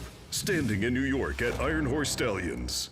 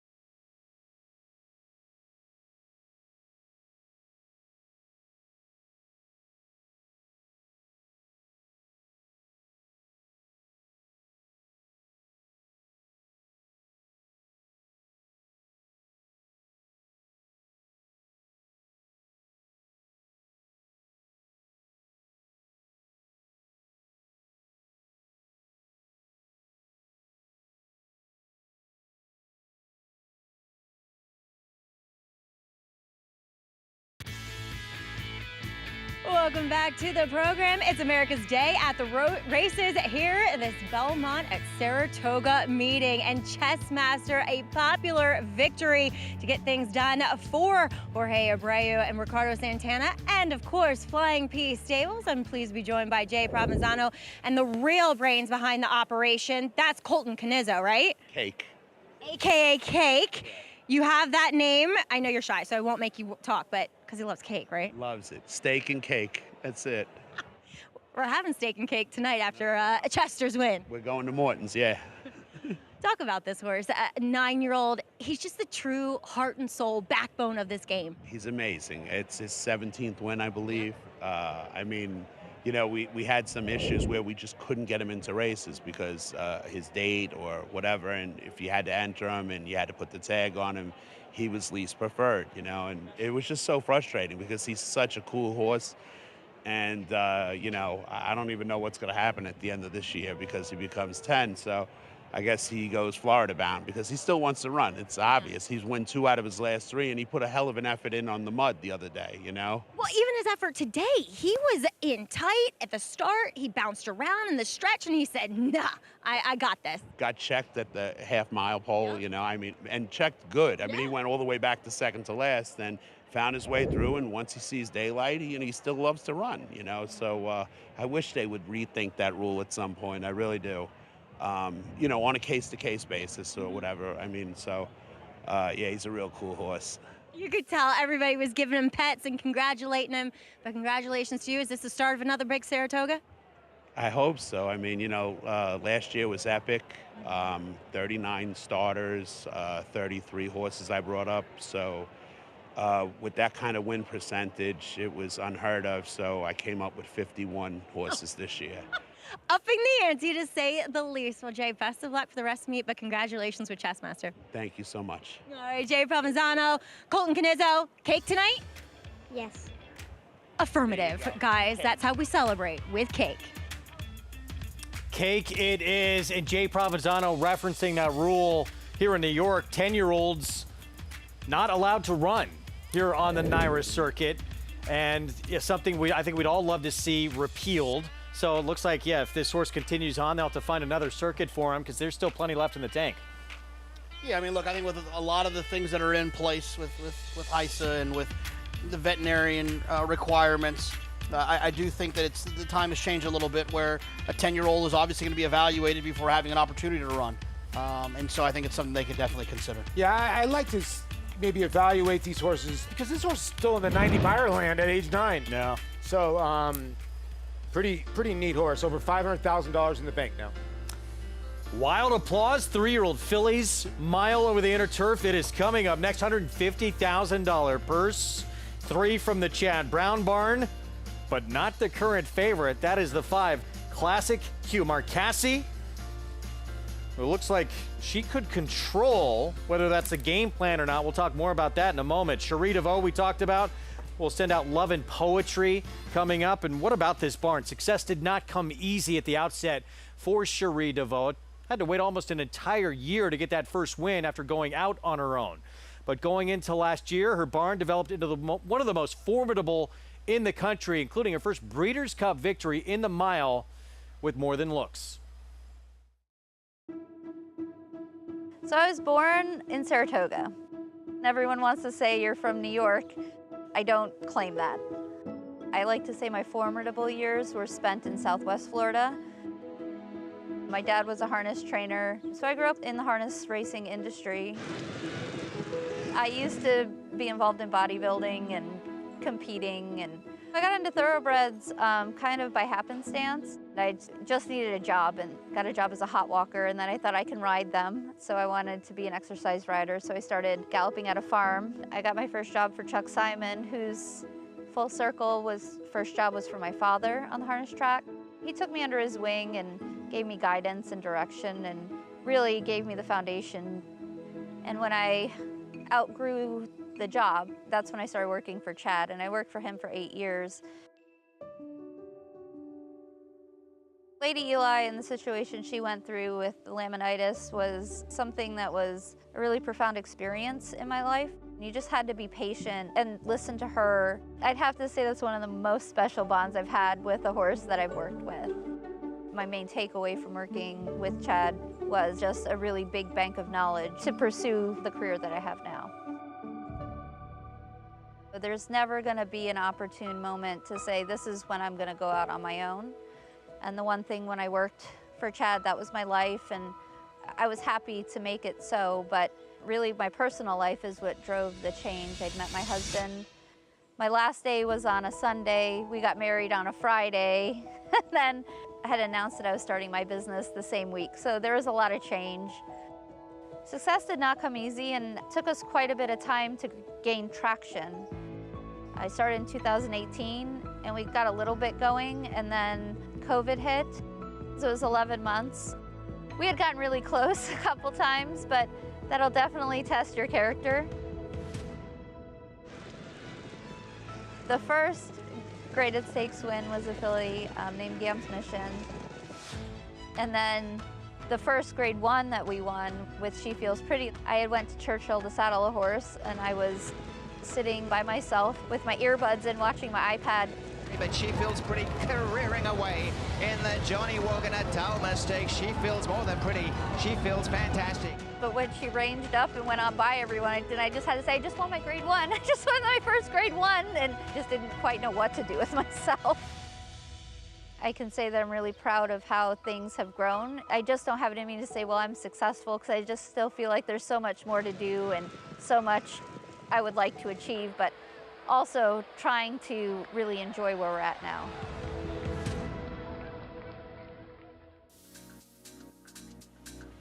Look at the success in stakes that Cherie DeVaux has had this year, and of course, big news here at Saratoga. She has taken over barn 83, the former barn of the late Dwayne Lukas, and she said she felt like, part historian and now preservationist, feeling the weight of the history of that barn, and said entering it felt like more a cathedral of greatness with all the tremendous runners that have come through there. Well, that's a heck of a barn to step in. And I wouldn't rather have it anybody else but Cherie. I think Cherie's just done a tremendous job. She's becoming one of the best trainers in all of North America, and I would think all the world. She's that good, and I don't think people realize how good she's gotten. No, she's outstanding, right? You saw that list of the horses she has, what she did with Vava, what she's doing currently with She Feels Pretty, what she did with More Than Looks. Yeah. She obviously has a great background. It's funny, I've heard of really good trainers having some start in some way around harness horses. Chad was around harness horses at a point when he first got started as well. So I'm looking forward to watching the rest of her career continue to improve, and who knows, maybe next week she'll get on a golf cart. Well, the Diana, of course, first grade 1 of the official opening of the Saratoga meeting, and she has, I would think, the one to beat. She Feels Pretty has been invincible. She's won 4 graded stakes in a row, 3 of them grade 1s, and looks sensational, winning on probably a course she didn't even like on that yielding turf in New York. Kind of with you. JK's always talked about this horse. This is one of his favorite horses, if not. I'm kind of with you that she didn't really like the going, and she just gutted it out and won. When she hears her feet rattle, it's a little bit drier. I think she's even a better horse. You can see her stride away in her first grade 1 win for Cherie when she did at Woodbine that day. But I think when the track is fast, she's even more dangerous, and she's really good, and I don't see anybody beating her, at least in that race. Yeah, her versatility and her ability to kind of handle a lot of different situations is one of the things that makes her so special. It's going to be pretty fun next week, right? The Diana, Cherie mentioned working with Chad and how important that race is for that operation. So coming up in racing for the 8 years she was there, she kept hearing about the Diana all the time. Now she's going to have the favorite in the Diana, and a pretty heavy favorite. We're going to take a timeout. We'll talk about her 3-year-old filly coming up in the Wild Applause. Love and Poetry, currently 9-1 on the board for Cherie DeVaux. When we come back, our feature on this opening day of our July 4th Racing Festival from Saratoga. There's Love and Poetry. Maiden win came at Fairgrounds. Stakes placed. Now looking for her first stakes win when we come back.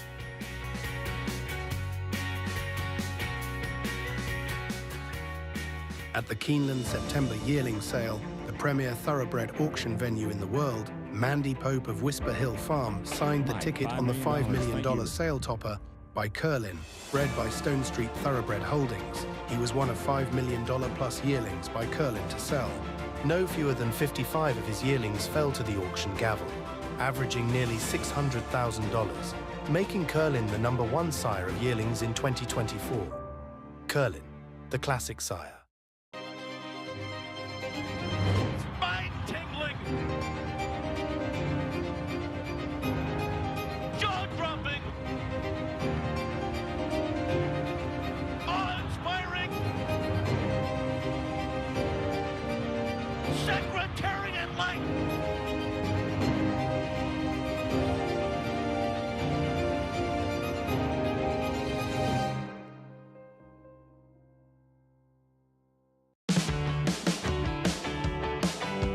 We know that the horses are the foundation of this industry, but it's the people that brings us together. We need to celebrate the community that is horse racing. The stories are amazing. The people that you meet and the love they have for this business warms your heart and renews one's faith in this industry. I think this is one of the best things we've done in the last few years in horse racing, but it has to happen with somebody nominating an individual. Racetrack Television Network brings you every race, from every track, on every screen, every day. With monthly packages starting as low as $5, RTN gives you great value and access to more live HD streaming and race replays than anyone. Visit RTN.tv today to sign up and watch on almost any device, including Roku and Amazon Fire. RTN has packages that start at $5 per month.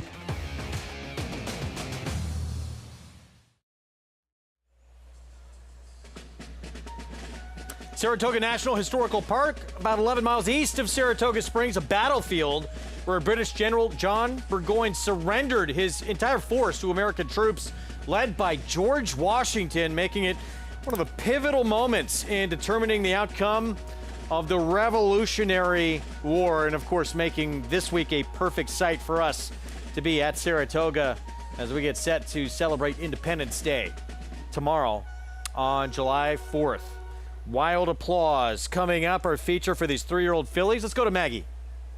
Yeah, we'll start with the filly who one would think will be favored, but who knows? Because to be fair to Quality Classic Q, I mean, she has run some of the faster races, but I thought the hype horse was number 7. That's Lavender Disaster, a filly that has been highly regarded since last year this time when she was a newly turned 2-year-old. And I remember doing a 2-year-old report and Chad Brown touting her as one of the best he had in his barn. Now, unfortunately, her second start didn't go accordingly, which was the fault of her stablemate and taking her out of contention and blowing the turn. Then she got right back on track against a field of several older foes last time out in May. And, you know, Chad has also said that maybe she wasn't entirely cranked up for that effort, and I can kind of see what he's talking about because she got a bit hot and washy in the paddock at Aqueduct, and that's usually an indication that a horse isn't 100% fit. Hasn't turned a hair here, looks stronger out of the race, looks sensational, and I think she can be tactical enough here despite the fact that there isn't an abundance of speed in this Wild Applause.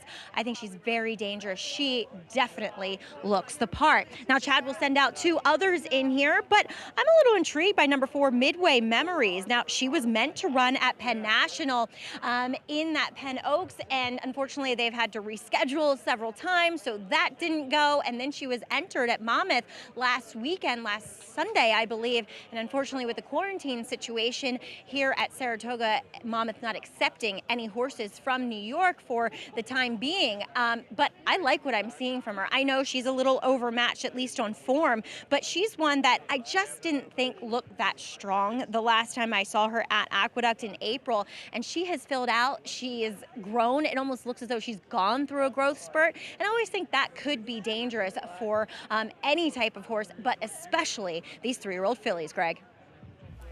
Maggie, thank you. So there is the third of these 3 for Chad Brown. Midway Memories. She's coming off a maiden win. Looks like she does need to get a little bit faster. The dam produced a pretty good one from the barn. It was good on dirt in Zandon.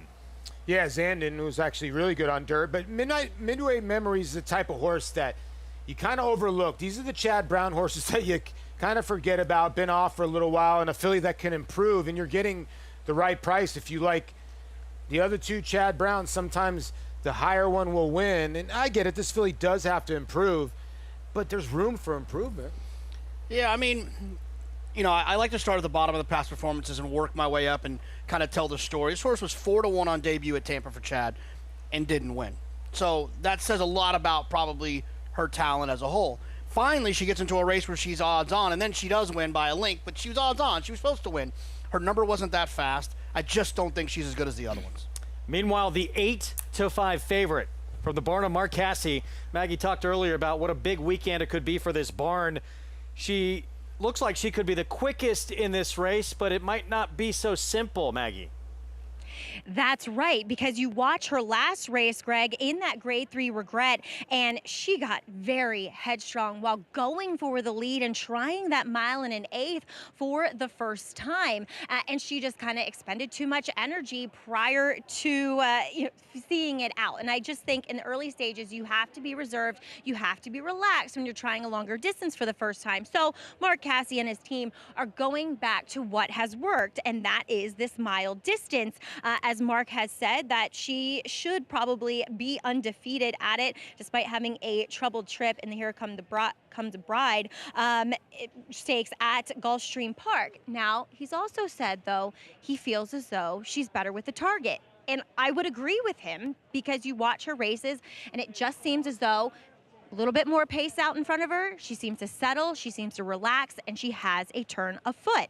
The problem is, who provides that for her here? Because she is a little bit of a smaller type. She's your typical turf miler prototype when you look at horses physically. She's handier as well, but also, Greg, she's very relaxed here. So not as of yet, and we'll watch her in the warm-up, is she indicating to me that she wants to go to lead, that she's going to be overly aggressive. So we're going to catch up, though, with Mark Casse in a few moments. All right, Maggie, thanks. Look forward to hearing what he has to say in the game plan with the 3-year-old filly, who, again, looks like, she's the speed in a race where there is no speed. Well, you know, you can argue that, yeah, she does need a target. 2 back was a very good race. Now, I think the argument for the filly, as you see Flavian Pratt, who will be aboard the 6 in those LSU stables, the Minnesota bred, and there's the 1. Classic Q's, my worry is both of her wins are with Lasix. And I'm wondering that if she gets to the front end in here, she should walk to the front end of this group. I don't know why you wouldn't go there. I just don't know how anybody else. And I don't think Chad's going to take any of his runners out of their style to press. And the 1 is very slow, and the 2's even slower out of the gate. Yeah, I mean, she certainly should have a pace advantage in here. The problem is that she's got a lot of races where, you know, that are right around this distance that she doesn't run all that great. And her numbers aren't that much better than the rest of them. And at a short price, I just prefer the 6 and the 7 over the 5 as being bet like this. The 5 can certainly win. But the 1 for me is the one on the screen right now, Lavender Disaster. You know, one of the things that's, you know, being up here and being around and basically watching every day is the narratives from the past can carry on to the future. Like Maggie said, this was supposed to be one of Chad's best. And obviously she had that tough trip and the Miss Grillo. She came back and won, and now she's progressing forward. I just think she might be the most talented horse in here. Well, Maggie told us about Classic Q and that problems last time out. She was just too fast out of the gate, broke like a rocket, was on the lead in front. It did not end well. What's the game plan today? Let's go back to her with Mark Casse. That's right, Greg, and pleased to be joined by Mark. And Mark, dynamics are a massive question mark here in this race, and I think your filly, Classic Q, has the keys and the answer to that. So I know you said you wanted her to rate. Is that still the game plan? No. I love your honesty and your candidness. Yeah, no, I mean, we don't think there's enough speed in here. I'd love for her to sit behind some horses, but I don't think that's going to happen today. She's probably going to look hard at. Love that. Also, there's a question mark of her 2 wins. Both came at a mile, but also both came on Lasix. Which is it? Doesn't matter. It's not Lasix. I think it's the mile. Yeah. and she got really excited last time. I mean, a mile and eighth is probably behind. I think she could go a mile and eighth if she would settle, but she didn't settle at all. She just ran off. So we've had pretty good luck in this inner turf course. So we won the 4-star Dave a few times, so I'm hoping it works today. Yeah, with a really nice filly, got Stormy. But Mark, also, were you pleased with what you saw from her in the paddock? She was good. She was good. She always gets a little upset, but not anywhere as upset as she was at Churchill. So, yeah, I feel good, and we don't see any speed in there, so we're going to be the speed. As always, thank you for your honesty and your time. You're welcome. Mark Cassie, everyone. Loved that answer. We're going to Lucara it. Of course, Lucara went gate to wire in the Acorn with an impressive win Belmont at Saratoga week. Here's fixin' to be Rusty Arnold. Yeah, this horse has back-to-back starts, not breaking that well, and going longer. I think this is going to be too short for this one. Love and Poacher, here's the Cherie DeVoe filly. Yeah, should improve. Didn't break well last time out and teams up with Joel Rosario. First of 3 from the Chad Brown barn. Here's Midway Memories. The horse that's the biggest odds of the 3 Chad Brown runners gets Manny Franco aboard. So Mark Cassie told us, yeah, they're going to the front. Classic Q, Jose Ortiz. Yeah, I mean, look, if you like the 5, you got to love the intent there. That's the best chance for this horse to win is on the front end, getting comfortable. Another from Chad Brown's barn, Play with Fire. That stakes win in the Hilltop last start. And this is where Flavian Pratt lays his tack. This Minnesota bred's been pretty good, 2 for 5 lifetime. And stablemate as well, Lavender Disaster, Arad Ortiz Jr. Yeah, I mean, in my brain, I think she's undefeated, right? I mean, the second race doesn't count. She had no shot in there. I just think she's pretty darn good, and we'll see it here in a couple of minutes. So 3-1 for this one right here. Play with Fire. Pratt, as Paulie mentioned, riding for Chad Brown. Here's that victory in the Hilltop. Well, the thing about this horse is Play with Fire is that she's been able to close into some slow paces. The pace in the Hilltop was not that fast in 114. Now, I know there was some give in the ground, but this horse is also circled and broke her maiden when they were going 115. So I think that this horse is probably a lot better than you think. See if she can go back-to-back stakes victories, moving to the Chad Brown for the first time for this start. Coming up, and Chad Brown with the reigning Eclipse Award-winning rider, Flavian Pratt, together, Saratoga Stakes. That is incredible numbers, 28% when they team up. I mean, I would think that the success that Flavian had with Chad, prior to his full-time move to New York, probably had a lot to do with it, and I think Chad saw something in Flavian that he thought would do well here, and they were right. I'm excited about the war that I think we're going to see between these two runners on these two riders on these two Chad Brown runners, Flavian Pratt and Irad Ortiz, throughout the rest of the summer. Flavian got him last time, but something tells me Irad's not going to go away quietly this year. Ortiz still won the meet. No, of course, but I'm saying got him in terms of breaking all those records, winning all those stakes races, all of those things. I think Jose Ortiz is going to throw his hat in the ring. Not buying it? No. Want to make a little wager on that? Well, the one thing about Jose, we saw it a couple years back with Been Tyler. incredible at Fairgrounds, though. Is that Jose is uniquely set up to have all of that Kentucky business because he's been riding there, but he's not like an unknown to the New York. Yes. To the New York trainers. So he's going to have both sides of that business, the Kentucky shippers and up here in New York. We'll see. I mean, we didn't expect Dylan Davis to have the summer he had last year, and sort of came out of nowhere to have that incredible summer. Yeah, and Johnny V just keeps on winning races at his age. As you look at Manny Franco, obviously Manny, you're getting 8-1 on Manny and Chad Brown here.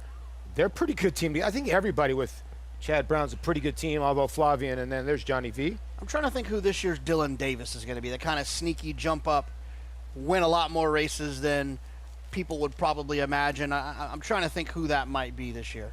And look, there's going to be some opportunities out there because Tyler Gaffalione, is great to see him come back. He's going to be riding primarily at Ellis to come back, but he could make some spot mount appearances here at Saratoga, but just great to see him back. He was tied for third with Dylan Davis last year. I think Ricardo Santana is a sneaky one. Yeah. Right? Tyler rode a lot for Maker. Ricardo's got a great relationship with Maker. Ricardo obviously has a great relationship with Flying P. And you heard Jay Provinciano say that he's got 51 horses up here. So I'd imagine Ricardo's got a couple wins there. Maybe Joel. I think Joel gets back to. He's been in a tiny bit of a little bit of a slump, even though it says 14%. Joel's usually better than that. I think he'll start getting once he gets some better mounts. He's a streaky rider, Joel. So maybe he can get on a streak. Now that man right there, the class of the sport, along with Arad Ortiz Jr., who's to his outside, with more on this wild applause. Coming up just a minute to post. Let's go back to Maggie. I was going to say who? John Velasquez, as he was in the corner of the frame, but he is the master of Saratoga, and I still love me some Johnny V. As we'll talk about his horse in a moment, but I do want to talk about the newly acquired number 6, Play with Fire for LSU stable, and Chad Brown. And Chad said, look, she came to me right after the Hilltop. I caught up with him as we exited the paddock, and he thought that maybe Connections would want to immediately go to the Belmont Oaks, but they let him decide, and he pointed out something very astute in going back to her Keeneland race, in which he thought going that mile in a 16th where she made a bit of a middle move, and because she flattened out, it struck him that she's a horse that has that short run.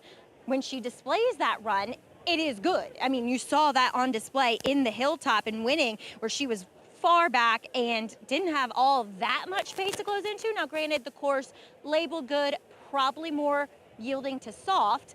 So, those are fractions you would see, generally speaking, in that sort of race on that sort of ground. But she looks good here, and I like the fact that he opts to keep her at a mile. Maybe she is just that horse, but he said if she's successful here, then maybe down the road the Saratoga Oaks would be the next option for her. As we'll move on to Rusty Arnold's number 1, Fixin' to Be, and Rusty looking to get his second stakes win on this card, and as the synergy was on point earlier with him winning the Victory Ride. Obviously, Victory Ride was trained by Rusty, but Fixin' to Be, she had trouble at the start last time out. She was squeezed back badly. She got over to the rail. Johnny knew the hand he was dealt, and he just tried to make the best of the situation. And she kind of ranged up 3 wide on that turn and kind of flattened. Now, to me, I think she has a short run, and I like this cut back to a mile for her. And furthermore, I think she's one that hopefully with that inside post position, she gets out a bit better. She's been very sharp so far in the preliminaries. We'll see. I don't think she's going to be on the lead. Obviously, we know who's going to be on the lead, Greg, but just look for her to be a little bit more prominent than what we've seen from her lately. Maggie, thank you. Loading up 8-5. Classic Q, Marcassi Barn, Jose Ortiz. They plan to be in front. As you guys look at this board, Paulie, any surprises? I think the 1 Fixin' to Be does have a shot here for Rusty Arnold. That'd be my outside horse. You gotta get away from the gate clean with the 1 horse, especially cutting back, going a little bit slower. I mean, a little bit shorter, excuse me. 3 from the Chad Brown barn, but the 8-5 favorite to win a catch. Classic Q, Jose Ortiz. It is the wild applause on our Thursday coverage on Fox Sports 2. Here's Frank Miramati. And they're off in the wild applause. Classic Q, Love and Poetry broke well, but backs off now. Here's Lavender Disaster engaging Classic Q, and those two go on. Play with Fire could not ask for a better trip, as these two are moving right along and have opened up 6. Classic Q, pedal to the metal, opens up a length and a half. Lavender Disaster second by a half a dozen. Play with Fire is patiently handled in third, followed by Love and Poetry, Midway Memories, and another 5 to Fixin' to Be. A strung out field, ran a quarter in 23 and 1. It was Classic Q who carved out that fraction and has opened it up now to lead by 4 lengths over Lavender Disaster. Still a big gap. Play with Fire in third, a length clear of Love and Poetry. Midway Memories, Fixin' to Be inches closer to that pair. The half in 46 and 2. Jose Ortiz and the favorite Classic Q. No turning back now. She's in front by 5 lengths. Lavender Disaster is now closing in within 3.5 Another 3, Play With Fire, yet to be called on in third. Moving up without being asked to do so. They're at the top of the stretch. Classic Q is asked the question now. She's got 2 in hot pursuit, including Play With Fire on the outside. And in between, Lavender Disaster inside the final 1/8 of a mile. Classic Q, Play With Fire. Classic Q has something left. Just keeps on going on the front end. Play With Fire is second, and second best to Classic Q. Giant effort in the wild applause. Play With Fire second, Lavender Disaster third. Photo between Fixin' to Be and Midway Memories. 2 tough to catch on the front end, and that is a very fast final time for the mile, 1:33.1. Yeah, that is very fast. You can see Classic Q went to the front end, and no long loss with the brothers here. Irad went after his brother Jose, and they went fast early, and I thought the 6 had every chance to go by, was sitting in the catbird seat with Flavian aboard, but the 5 had something left here, JK. Yeah, I mean, Classic Q ran. Lavender Disaster popped extremely well. You'll see it right here. Challenged Classic Q, made Classic Q work to get the front end, pressured him all the way into the first turn, and then Classic Q still had something left to put Lavender Disaster away and to hold off Play With Fire. Now that's Arad Ortiz Jr. on the outside, pressuring his brother Jose on the lone speed to the inside, but doing his job. You can't let that horse just get out to an easy lead. The race would have been over. No, you know, JK and I were talking during the race, and JK was like, listen, he's doing the right thing because he knows that the horse is the speed, and you know, you have to be on top of him. I think Irad was thinking, I got to be on top of this horse because he can't just walk around there. And she didn't walk around there. She ran, my goodness. The 1 got left in the gate at Fixin' to Be. Again, you know, JK called that. She just got gate woes and she stumbled, but the Gary Barber Silks will be in the winner's circle. Classic Q, Mark Casse, Jose Ortiz. Yeah, Gary Barber, who has teamed up with Mark Casse for so many big ones over the years. Couple today for Jose Ortiz. And Classic Q, there's the Hall of Fame trainer. Is that a Lacara? Pulls a Lacara. Oh, yeah, went gate to wire in the Acorn Belmont at Saratoga week for a big victory. And coincidentally, with that win, probably, I don't even know if it's an argument right now. She's probably the top of that division. I didn't even think of it that way, yeah. Yeah, I would think so. She was impressive. Looking forward to seeing her run in her next start. If you look at her, you know, internal fractions last time, she went 111. Just shows you how the turf was a little bit different. But today, she's able to go 110 and change. That's been under her scope. 110. When she won, she hit the lead in 109. She is a fast filly. Yet another one on the turf for Mr. Casse. Start of what could be a huge week for that Hall of Fame trainer right there. Gets the wild applause. Classic Q alone in front. Holds off Play With Fire late for the victory. 3 wins now from 7 tries on the lawn for Classic Q. Horse racing? Check. Weekly promotions? Got 'em. Huge payouts? You bet. With Naira Bets. Download the app today and bet on any track, anywhere, anytime with live HD horse races, betting tips and tutorials, expert picks, and more. You bet with Naira Bets. Join now for a new member bonus at nairabets.com.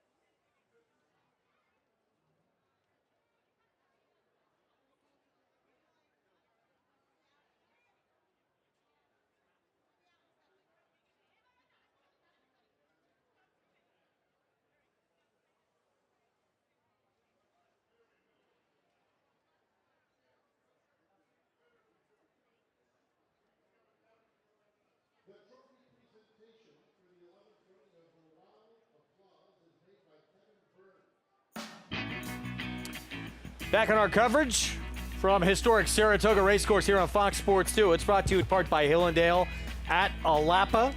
Just saw the wild applause, and we saw Classic Q go gate to wire, even though it got a little close late, able to hold off, play with fire for the third win of her career with Jose Ortiz in the irons. It's not that I needed a reminder, but speed on the grass is a huge weapon. So many horses in grass races want to kind of take back, make one run, save ground, and kind of show a great closing kick. When you could find a horse like this that likes to be forward, that likes to get out on the front end, man, it could definitely go a long way. That's exactly what Jose did with Classic Q. A filly by Classic Empire, who Mr. Cassie trained. Indeed, yes. $5.30 for the win. Let's go back to Maggie. As we were just discussing, $40,000 for Classic Q. And please be joined here by Hugh Daly, co-owner. And Hugh, you were just telling me that the breeding end was where you were, but you've decided to stay in and be a part of the ownership end. Yeah, my wife's been breeding thoroughbreds for 30 years. And we just started racing them a year or two ago, and we've had a lot of fun. A lot of good luck, good team, great guys training them, picking them out. And Mark's done a tremendous job with her, and I love how candid he is in his pre-race interviews. He said, I'm going to the lead, and boy, was she game. He was right, wasn't he? He's always right. His wife, Tina's a big help, too. She does a fantastic job, and the whole team. She is a sweetheart, to say the least. And talk a little bit about, the success of this filly. As we said, only purchased for $40,000, and now she is, again, a stakes winner here. So kind of what are you hoping for? Like, can you dream big at this point? Oh, yeah, we're dreaming big now. Came all the way up from Florida. You're at Saratoga. Now you're staying for the meet, right? Yeah. So we're having a big time. Well, congratulations here, and look forward to seeing what the future brings for her. Yeah, we are too. Thank you. All right, love to see some new faces here in this Saratoga Winner's Circle. And Classic Q, guys, she earned it today in this wild applause. She's got talent, and doing it, obviously she had a speed advantage here, and not the way she really wants to run, but still able to dominate this field on the front end. We'll see what happens down the line. Well, actually, I'm not sure she doesn't want to run that way. I just don't think her connections do, because I think they want to find her in a spot where she'll sit off of horses so that they can have options if they get into a race where there is other speed types. But she's just so quick. And the way that she ran today, I thought it was very impressive. To get that pressure that she got and then to kick away from those good horses like she did, very impressive. I think Mark is maybe thinking down the line. He said he thinks she's better covered up. Well, but he said to Maggie, I think she can go the mile and an eighth, but she needs to be a little bit more patient. And maybe that's why he's thinking a little bit more down the line. Mile and an eighth, main track. Would you say this racetrack we've seen today, Paulie, it's tiring is the best way to put it? Yeah, besides the first-time starter that we saw who was phenomenal, that filly, you have to have some, I think, racing on this racetrack right now. It seems like it's been a tiring racetrack, and to me, you have to have some races over it. $25,000 claiming race, 3-year-olds and up. We'll talk more about it when we come back. Sad week in this sport, an absolute legend leaving us. The great Dwayne Lukas touched so many lives, changed so many careers. We'll remember all he contributed when we come back. At the Keeneland September yearling sale, the premier thoroughbred auction venue in the world, Mandy Pope of Whisper Hill Farm signed the ticket on the $5 million sale topper by Curlin, bred by Stone Street Thoroughbred Holdings. He was one of $5 million plus yearlings by Curlin to sell. No fewer than 55 of his yearlings fell to the auction gavel, averaging nearly $600,000, making Curlin the #1 sire of yearlings in 2024. Curlin, the classic sire. 4 years now, Monmouth Park's 50-cent Win Early Pick 5 has helped players win early and often. This year, we're adding more. Monmouth Park's new Middle Pick 5 boasts a player-friendly 15% takeout and more opportunity to score. Start your day winning early. Continue to winning more. Play Monmouth Park's Win Early and Middle Pick 5s. First post 12:50 weekends, 2 p.m. Fridays. Get into the game with Bond Racing Stable. When you partner with Bond Racing Stable, the Bond team does all the work and you enjoy the experience. As a partner, you can watch morning workouts, come to the paddock for saddling, and cheer your horse down the stretch. Bond Racing Stable offers more than 30 New York-bred weanlings, yearlings, and 2-year-olds in a partnership program that gets you to the winner's circle. Whether on your own or with friends and family, make Bond Racing Stable your racing partners. Go to jamesbondracing.com today. Saratoga season passes are on sale now and include free admission to the special July 4th Racing Festival. Enjoy 4 additional days of Saratoga for the same price as last year. Secure your season pass for just about $2 per day at NYRA.com/Saratoga. RaceLens is the most in-depth product in horse racing with unique features found nowhere else. True odds, predictive analysis, and pace projection. RaceLens. It will change the way you follow horse racing and take your game to the next level.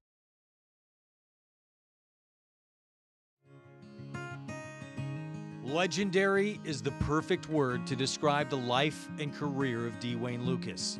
From his brash style early on to the countless words of insight and wisdom, he had a presence that was undeniable. He molded champions, both on and off the track. His impact will be felt in the generations of horsemen and women for decades to come. For the fans, the Hall of Famer will always be talked about at the racetrack.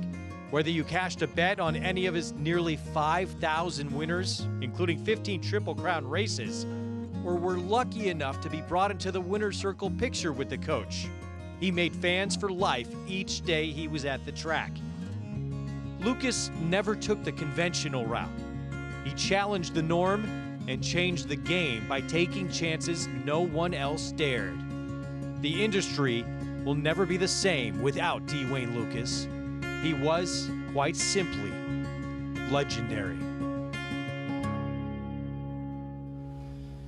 Almost impossible to measure the incredible impact Dwayne Lukas has had on this sport and will continue to have. Probably the greatest contribution he'll have left is just the next generation of incredible horsemen that came up through him and learned under him. What's your favorite memory? I know you spent a lot of time with it in your time in Hot Springs.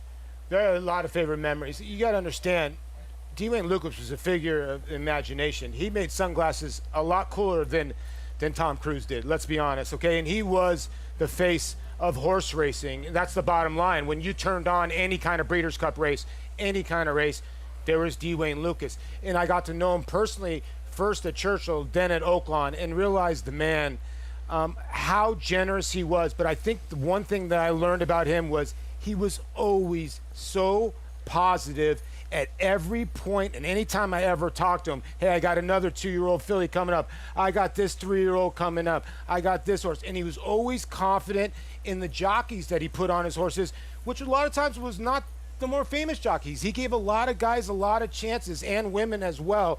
And I just think that all the way up to his end, he was still getting on horses. And I appreciated that so much, the passion that he had for horse racing. And he's going to be sorely, sorely missed.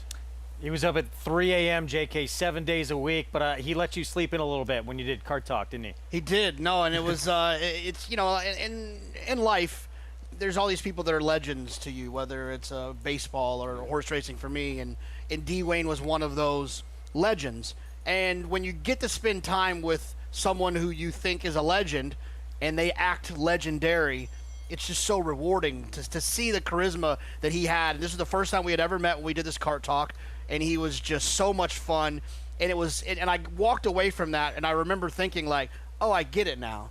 I get it why he had the career, the charisma that led him to be one of the most influential, if not the most influential trainers of all time in this game. And it was a very, very fun day.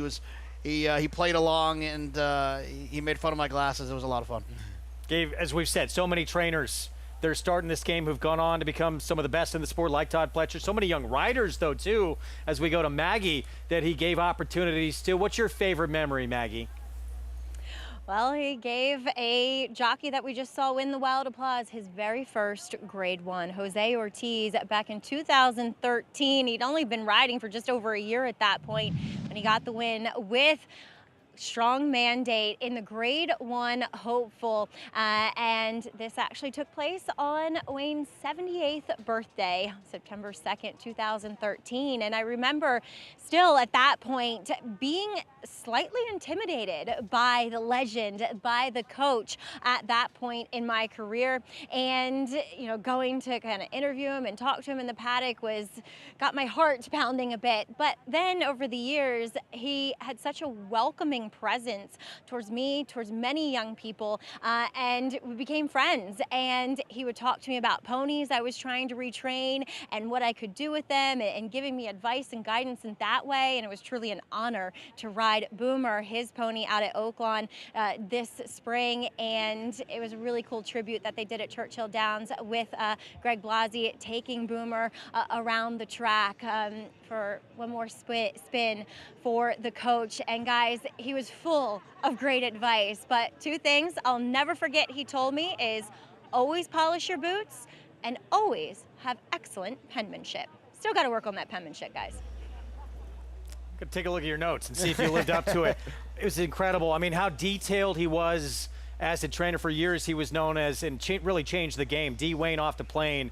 He had outfits all across the country, and you know, even the dirt around each of his stables everywhere in the country was raked in the same meticulous herringbone pattern that everyone came to recognize as his own. Well, you know, you talk to a lot of the guys that were underneath him, Dallas Stewart and Todd Pletcher, and Todd's kind of like that. It's just immaculate. They always, you know, D. Wayne's theory is that when the horses live in an environment that's clean and they see the same kind of, I guess, environment every single day, they're going to adjust to the environment and get better as a horse. And that's what I think Todd's done that too. It's just D. Wayne was always detailed. Yeah, I mean, it's, look, he turned it into a business, right? Look good, play good. You know, you have these billionaires coming to your barn to invest in these horses, and you want it to feel like $1 billion operation. And he did that. And he's also the you know, I think he was the blueprint for what so many of these guys do now. Todd, Chad, Brad Cox, Bob Baffert, having just horses all over the place. And it's nothing for Bob to get a horse from California to New York to run well in a Grade 1.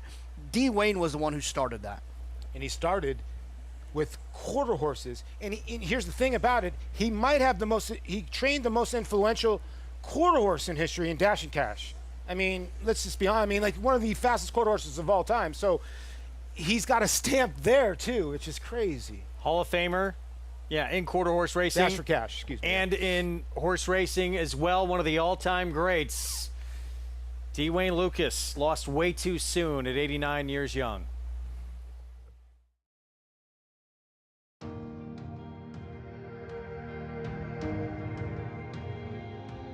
People talk about passion for the game, and I think you absolutely have to have it.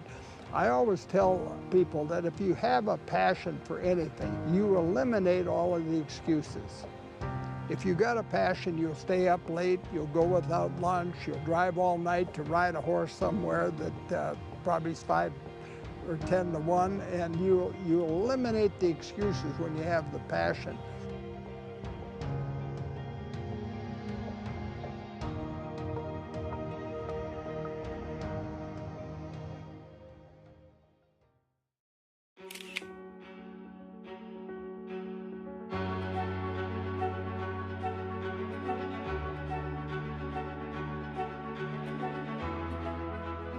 Watchtower coming at Medoro. Medoro, Watchtower. Watchtower got her.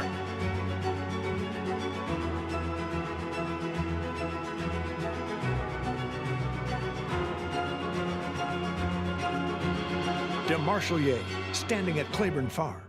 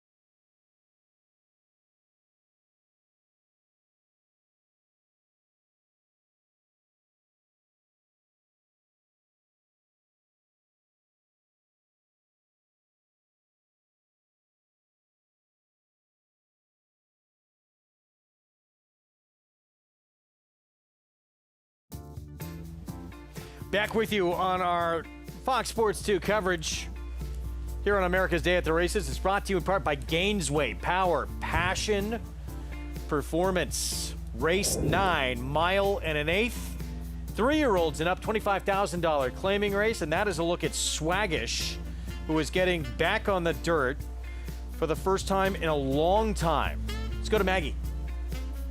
We'll start right there, Greg, as, it's been a while. It's been a hot minute since Swaggish has been on the main track, but if you look at the bottom of your PPs, you'll see 3 very quick workouts over this Saratoga main track. So as Paul was indicating, it does feel as though, especially going this mile and an eighth distance, that horses are tiring, to say the least. Now, maybe it's because we did have some rain earlier on quite a bit whilst the track was open, so meaning it was harrowed, so the rain may have gotten into it, but we are later on in the card now, and Swaggish looks the part here in the paddock. Now, he does have that layoff to overcome, 4.5 months away from the track as Wayne Potts claimed him last time, and he is coming from Mike Maker, which isn't the easiest thing to do, to take a horse and improve or even keep them going in the same kind of trajectory. But I love what I'm seeing from him here in the paddock. He's strong.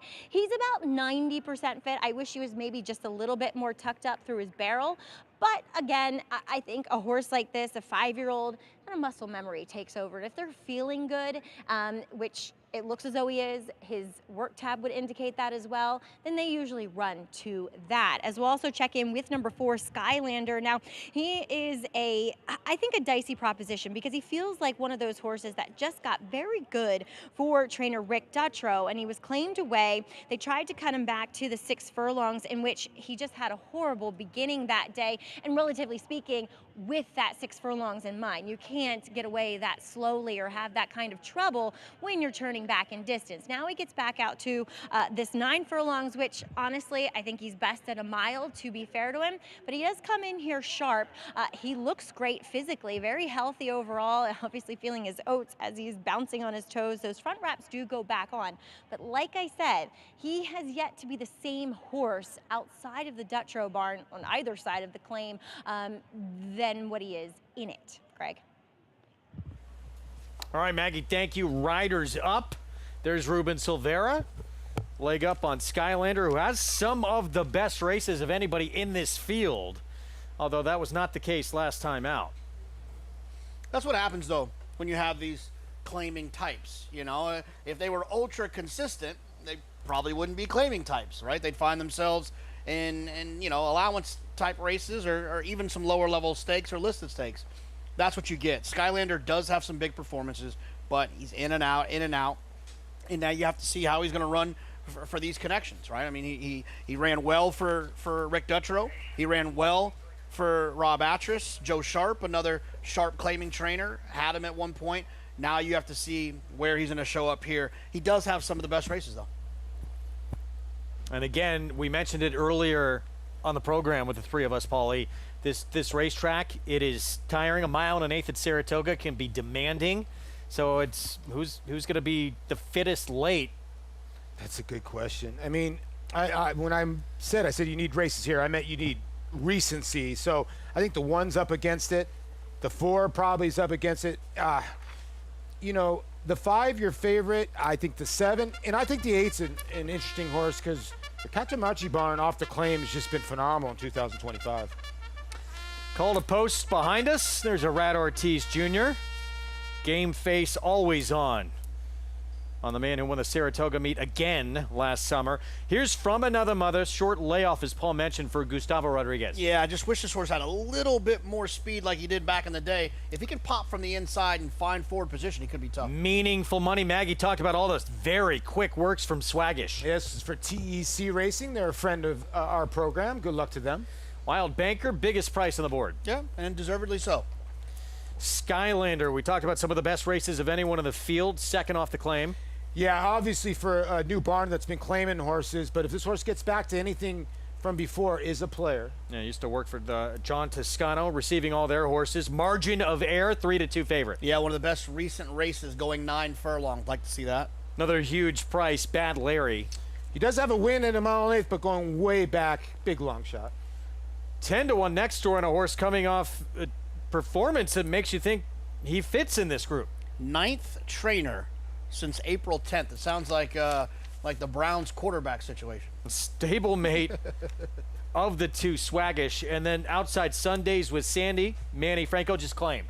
You know, listen, I end up picking the 5. If I had a choice, I'd go to the 8. And the reason why I'd go to the 8 is that Michelle Nevin debuted this horse off a little bit of a layoff at a mile and 1/8, and a couple other races have been okay at a mile and 1/8.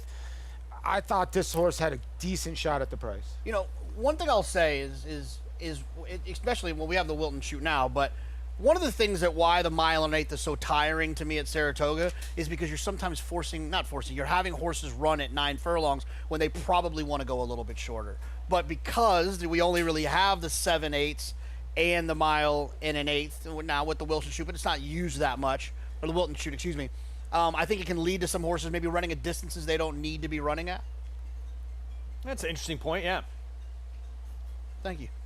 No, it's a good point. You see the 5 warming up? It definitely was an issue here. I mean, you found a lot of tweener horses that didn't probably want to be in those races. Well, you can't run the 7 furlong races. You look at the 5 warming up, margin of error. Now, I think Rudy Rod got a winner earlier in the day. Irad going to look for another one. If you just throw the sloppy race out, this horse is a major player in here. When in the Jamie Ness barns, ran some giant numbers, and this was the race when this horse won by a neck at a mile and 1/8, was in the Linda Rice barn, now in the Rudy Rodriguez barn. Well, I think you could look at the fact this horse ran well at a mile and 1/8 as a plus. If you want to be against this horse, you could look at it the other way too, right? Got loose in a slow-paced race for $20,000. He was a short price. He was supposed to win that race off of the trip that he got. He didn't necessarily overcome anything. So if you want to be in this horse's corner, you can say, yep, he got the nice race going 9 furlongs. If you want to be against him, you could paint the other picture too. That's what's so much fun about this game. There's a million different ways to do it. Is he deserving of 7 to 5 here? I don't know about 7 to 5. Yeah, I just think the 4 off a little bit of a layoff is changing barn. So I think a lot of people are looking at regression there. The 2 is coming off a little layoff and hasn't run on the dirt for a long time. So I think the people are looking at the 5 going, okay, here's a horse in front of us that does have 11 wins and 6 of them in the last 2 years. I mean, one thing I don't like is that the horse wins, gets claimed for 20, moves to the Cantermossy barn, very capable barn, doesn't run that great. Then shows up in the Rudy Rodriguez barn last time, doesn't run that great. I mean, what do we see that makes us believe that something's going to change? Now, it might, but at 3 to 2, I don't like guessing.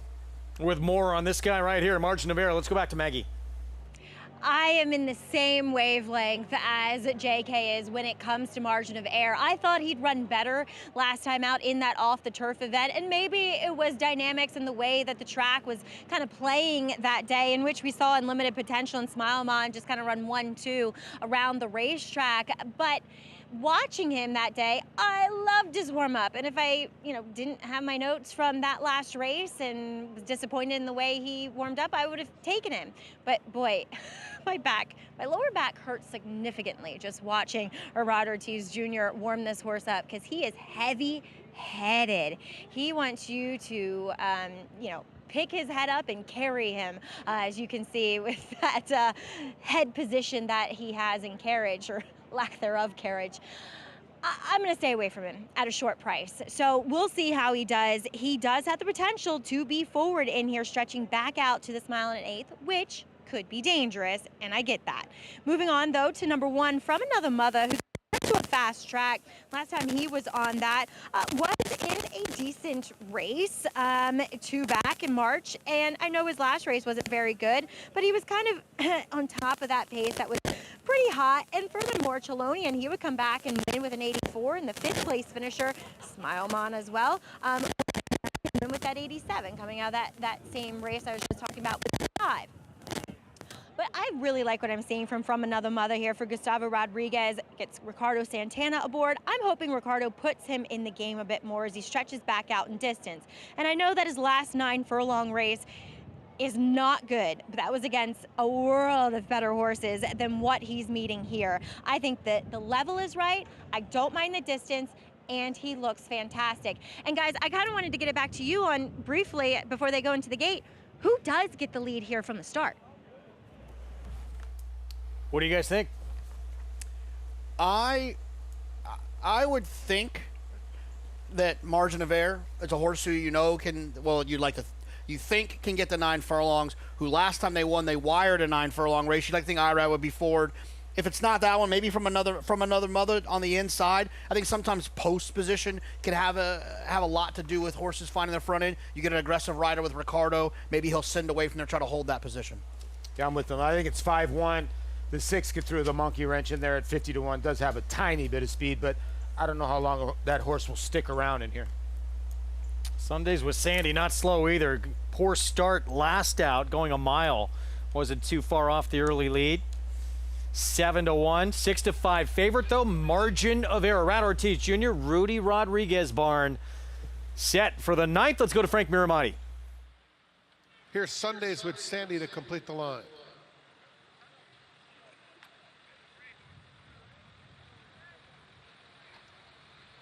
They're in the gate. And they're off. Margin of Error broke very smoothly. Swaggish is up close and takes the early lead from Another Mother. Along the inside, it's those three vying for command through the early stages, with Skylander in 4th and tucked in along the inside. He's got this his next 4 lengths off the lead. Wild Banker on the inside of Sundays with Sandy, and that leaves Bad Larry at the back of the field. The opening quarter in 23 and 4/5 seconds from Another Mother. Swaggish in between, and the orange colors of Margin of Error 3 deep onto the backstretch. It's 2 lengths more, back to Skylanders. Sundays with Sandy is the gray, and widest of all, he's got this is in between those two, 3 clear of Wild Banker and Bad Larry. They're heading toward the half-mile pole, and it is Swaggish who takes them toward that margin by 2 lengths over Margin of Error. Second from Another Mother has lost ground along the rail. Third, followed by Skylander, and he's got this to half in 47 and 4/5 seconds, going to the 3/8. Sundays with Sandy is under pressure, not responding at this stage, while Banker and Bad Larry. Swaggish with the favorite Margin of Error in hot pursuit with 1/4 mile to go. Swaggish on the inside and Margin of Error from Another Mother is 4 lengths back third. Skylander is 4th there at the top of the stretch. And Swaggish hugs the rail and goes on very gamely. Margin of Error fully extended, but now 3 lengths behind in mid-stretch. From Another Mother is in 3rd. Coming to the 16th pole, and it's Swaggish, Margin of Error trying to come back. Swaggish 1.5 lengths. Here's Margin of Error. Swaggish, Margin of Error. Margin of Error is alongside, and Rat Ortiz had to work on him, but he got the job done. Swaggish ends up with a photo finish for 2nd, as From Another Mother was picking it up better than the top 2 late. A very happy Rudy Rodriguez. Margin of Error comes and gets Swaggish, who'd been working so fast early in the morning to try to steal this race on the front end, but not to be. Career win number 12 for this 6-year-old.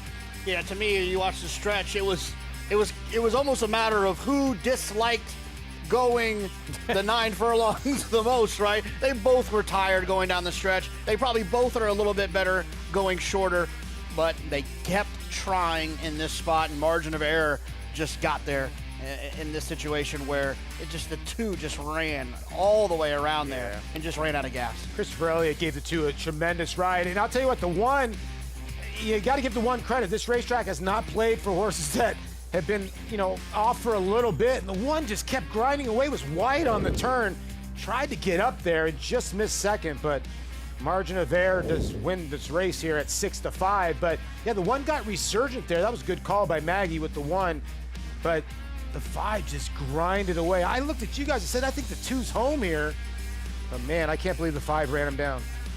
5-2, 1-3. Swaggish gave it his best, but in the end, Margin of Error, a little classier, able to run that one down and again get the 12th win of his career. Rat Ortiz Jr. for Rudy Rodriguez, making that winning phone call.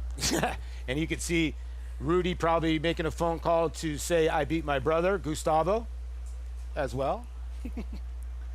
Nice little rivalry in the family. And that man there, focused as always. We say it all the time. Irad Ortiz Jr. rides a $10,000 claimer like he does the Breeders' Cup Classic. He does. There's no, I consider him, you know, Miggs always said it, 3,000 wins, 300 wins. It's just crazy what this man has put up. But I've said this throughout my life. One thing I wish, as you're going to see the post here, one thing I wish I would have never gave away some at-bats. A Tuesday where it's hot out in Pittsburgh, this man takes no races off, and that's why he's going to be a Hall of Famer, first ballot Hall of Famer. 6-5 favorite, Margin of Error with the win coming up this weekend. 3-year-old fillies, Grade 1. Belmont Oaks Invitational. Nitrogen got washed off the lawn last time out. Still didn't stop her. Trying to win a 6th in a row when she gets back on the lawn this weekend. The most underrated sale in America, ranked #1 by percentage of stakes winners, stakes horses, and 2-year-old winners. Precocious yearlings selected on pedigree and superior conformation, plus a showcase of the freshman sires of 2025. Recent grads include Grade 1 winners Chancer McPatrick and Carson's Run, with a growing list of graded stakes winners. Buy smarter, buy earlier, buy in July. The Fasig-Tipton July sale of selected yearlings, July 8th in Lexington, Kentucky. Where will you be? New York breds. Race them. Respect them. Bet them. Respect them. Breed them. Respect them. Buy them. Respect them. Train them for a second career. Respect them. Join us in respecting thoroughbreds at every stage of life. Learn more at nybreds.com. Racetracks, casinos, slots, superfectas, you can gamble from anywhere all the time. You've just got to ask yourself, should I? Take a pause to stay in control and think about how much time you spend gambling. A pause can help you determine if you're gambling because you like to or you need to. A pause can help remind you there's more to the moment than your next wager. Visit oasis.ny.gov and take our survey to see if your gambling is becoming more than a game. Racetrack Television Network brings you every race, from every track, on every screen, every day. With monthly packages starting as low as $5, RTN gives you great value and access to more live HD streaming and race replays than anyone. Visit RTN.tv today to sign up and watch on almost any device, including Roku and Amazon Fire. RTN has packages that start at $5 per month.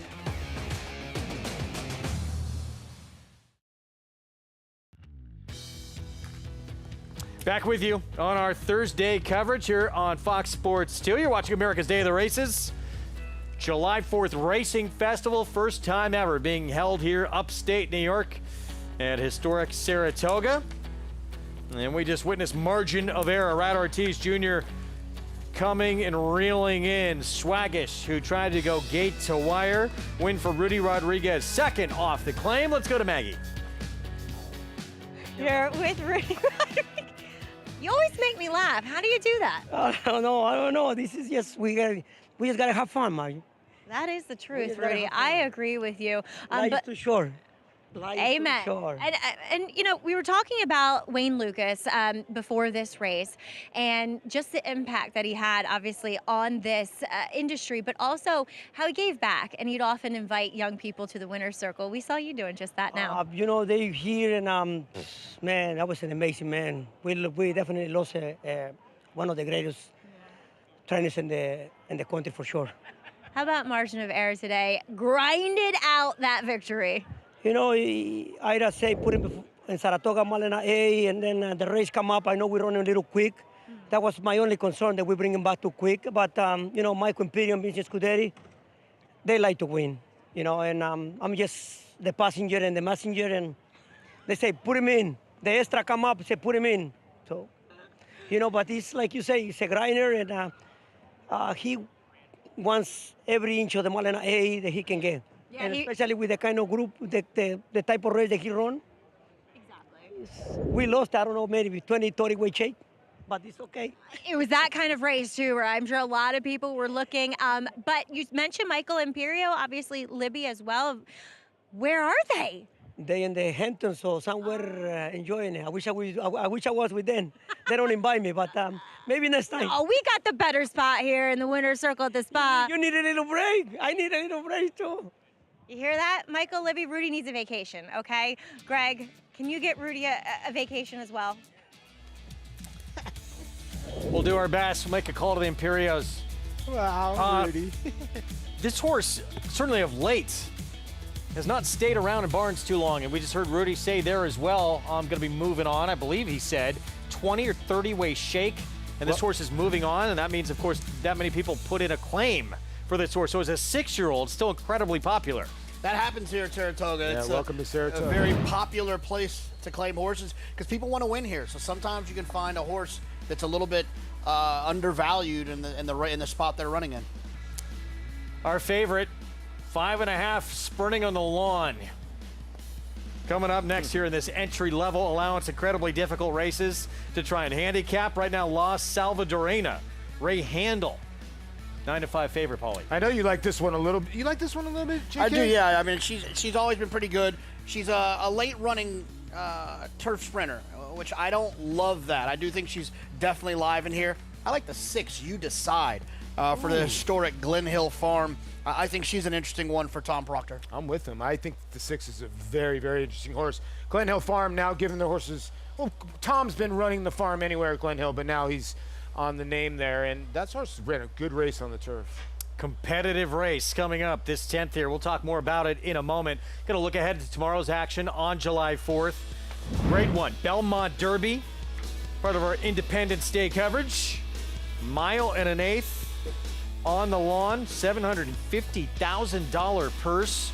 And let's start with Grand Motion and Test Score. Manny Franco will be aboard. Grade 3 Transylvania winner at Keeneland. Yeah, look, I'm a huge fan of both of these horses, but New Century specifically, we'll start with Test Score. He did have that good race at Keeneland. He showed up here. I thought of the two, New Century had a little bit of a worse trip, but then he got shut off right there when he was trying to go inside of Test Score. And New Century, to me, is traveling best of them both late. I think the Test Score is extremely live. I just prefer New Century. Yeah, they were coming together. It's really tough to tell between those two, but I'm with you. I think Test Score and New Century, it's going to be close who goes off as your favorite in here, unless they go to Final Gambit. But there you see Test Score, very honest horse for Grand Motion. 3-year-old son looking at Lucky. 5 of his 7 starts, he's been first or second, including that runner-up finish we just showed you last time out, so he'll get reacquainted with New Century coming up. We've not seen him since that race at Churchill Downs. With more on a horse who's definitely going to take attention based a lot off what he did on dirt a couple of starts ago. Let's go to Maggie. Yeah, I know, and maybe he'll be overbet for things that he has not done on the turf, as most of his success has come on the synthetic, and he did run well towards the end of that Kentucky Derby, and the argument can be made that we are dealing with a very strong group of 3-year-old dirt horses, so to run 4th behind them is definitely a feather in his cap, but he's a horse that when I watched morning workouts and gallops before the Kentucky Derby there at Churchill, he caught my eye. This is a big, powerful son of Not This Time for Brad Cox, and he just kind of has that really efficient way of moving in which he just covers a lot of ground no matter what he's running on. And I know he's only had the 1 turf start, which was his debut. Feels like a horse that probably needed some time to develop, probably needs the distance as well. And he has turf pedigree, being by Not This Time. The Dam was a winner on the turf too. I know, Greg, I'm not gonna love the price, but I'm probably going to like Final Gambit when he shows up in the paddock for this Grade 1 Belmont Derby. And, it's a race a little bit similar to what we saw in the Wild Applause for 3-year-old fillies. Today, there's just not a lot of pace in this race, and Final Gambit comes from incredibly far out of it. Tank's going to be in front by himself. There's just no pace in the race. Let's just put it that way. The two, we don't know what the European horses are going to do, or at least one of them, Luther, how he's going to break out of the gate. But Tank's got a completely big pace advantage in this race. Yeah, I mean, the assumption that Final Gambit, because he ran well in the synthetic and he ran well in the dirt, I think he's going to have a following. And now he's getting back to the turf. and a horse who run well on the synthetic, I would think that he's just going to be overbet. And like you guys mentioned, he's a horse that comes from way out of it. There's not a lot of pace in here to close into. If the race falls apart, I just feel like there might be other horses in here that could be a little bit better suited and better prices. And if you look at the 3, you see slow start, midfield, last, in touch. So the 3 has not shown speed, and usually those horses break slow first time over here. So there's just not a lot of pace in there. Tank's going to be tough from the inside. And Luther might be further back than Final Gambit in this spot. Interesting horse. We heard from Carlos David earlier in the show. Maggie interviewed him. 3 wins in a row, all stakes. Big test coming up. See if he can get the mile and an eighth against Better Company. $750,000 Belmont Derby, Grade 1. Part of our coverage on Big Fox tomorrow, 5 Eastern start time. You won't want to miss it. Meanwhile, Belmont Oaks, the standout filly, on a roll right now for Mark Cassidy. That, of course, is Nitrogen. She is an exciting prospect. She's getting back on turf because that Grade 3 wonder again, Belmont at Saratoga Week, washed off the grass. Mark Cassidy kept her in, and she actually ran the quickest by her speed figure she's ever run. Yeah. We're going to see her in the Alabama on dirt against 3-year-old fillies later in the Saratoga meet, but there's no question she's the best 3-year-old turf filly in the land. Yeah, this is her in the Edgewood at Churchill Downs, and she just kind of lowers her head and just cruises by everybody. She's been effortless with her last 3 or 4 efforts. I mean, they've just been ridiculous. And then what she did here on the slop was even more ridiculous. She's winning races by open lengths, and man, you gotta like that little white little strip down. She's 5 for 8 lifetime. She's never missed the board. She's been beaten by good horses too, right? I mean, you know, when she lost to Lake Victoria, who was sensational. Probably a free square in last year's Breeders' Cup. And then she just starts rattling off wins. The thing that I talked about at the top of the show that I'm the most impressed about with her is on May 30th over at the Oklahoma, she worked and she got hooked with a Clement pair of Deterministic and Carson's Run. Deterministic won the Grade 1 here on Belmont Stakes Day in the Manhattan. She blew by them like they were standing still in that work. I think she is a special, special racehorse. Mayday Ready's been close to her on turf.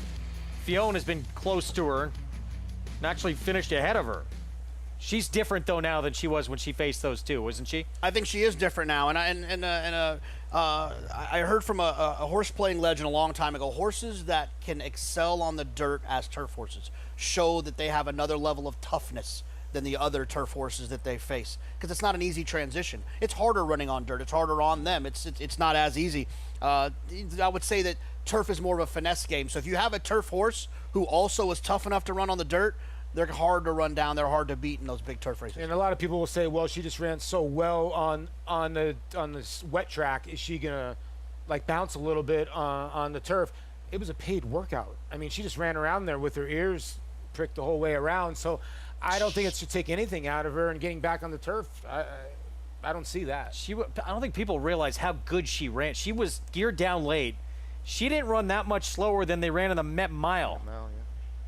I mean, I'm excited for the Belmont Oaks because she's that good, she's that talented. I can't wait for the Alabama. Yeah, it's going to be a lot of fun when you have a horse like that and that versatility. I think when we see horses that are doing things and trying things that seem difficult, why we love to see Torpedo Anna last year run in the Travers, why we love seeing Zenyatta run the Classic, Rachel in the Preakness. The same can be said when you have a leader in the clubhouse as a turf horse take on the 1.25 mile Alabama on the dirt. We love to see these challenges in horse racing.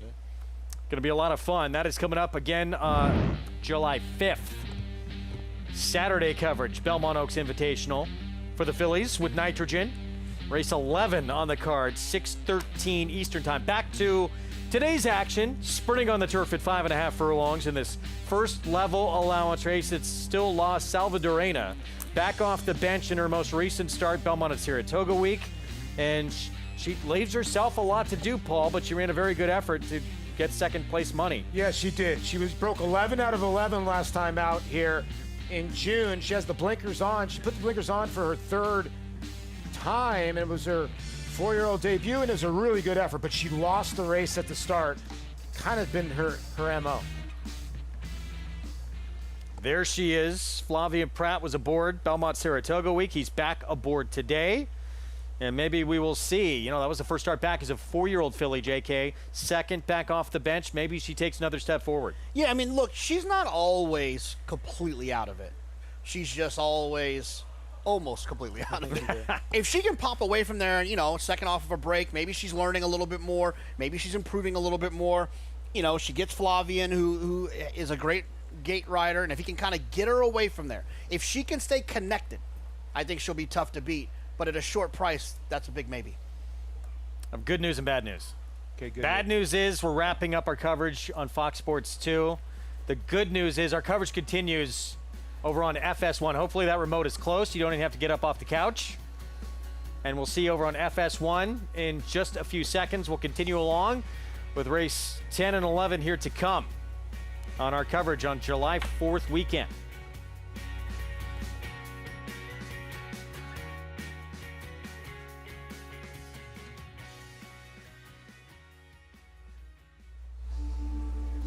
Welcome to those just joining us on Fox Sports 1. Good to have you with us here for this July 4th Racing Festival from Saratoga. It's America's Day at the Races, an early prelude to the summer to come. Here at historic Saratoga Racecourse, Greg Wolf alongside 4-time Major League All-Star Paul LaDuca, champion handicapper Jonathan Kinchin, and coming up next is a 5.5 furlong turf sprint. Never easy to handicap these races. The favorite right now, La Salvadorena, with the man who's the reigning Eclipse Award-winning rider, Flavian Pratt, who can do anything. Yeah, he really can do anything. This will be the second time he'll be on the 3-horse in here, and she's a horse that kind of just does not like the gate, and that's kind of been her problem. Yeah, I mean, she's just not great away from there, and I think in turf sprints, it's a little bit, it really can stand out. It can be problematic, and I think that's her biggest issue. She's got a great late kick, and if she could just get away from there a little bit cleaner, Wolfie, I think she could be tough to beat. Great look at this iconic racetrack.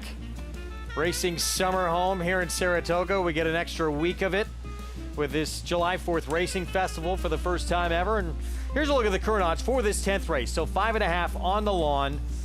La Salvadorena has been favored throughout. Let's check in with Maggie Wolfendale.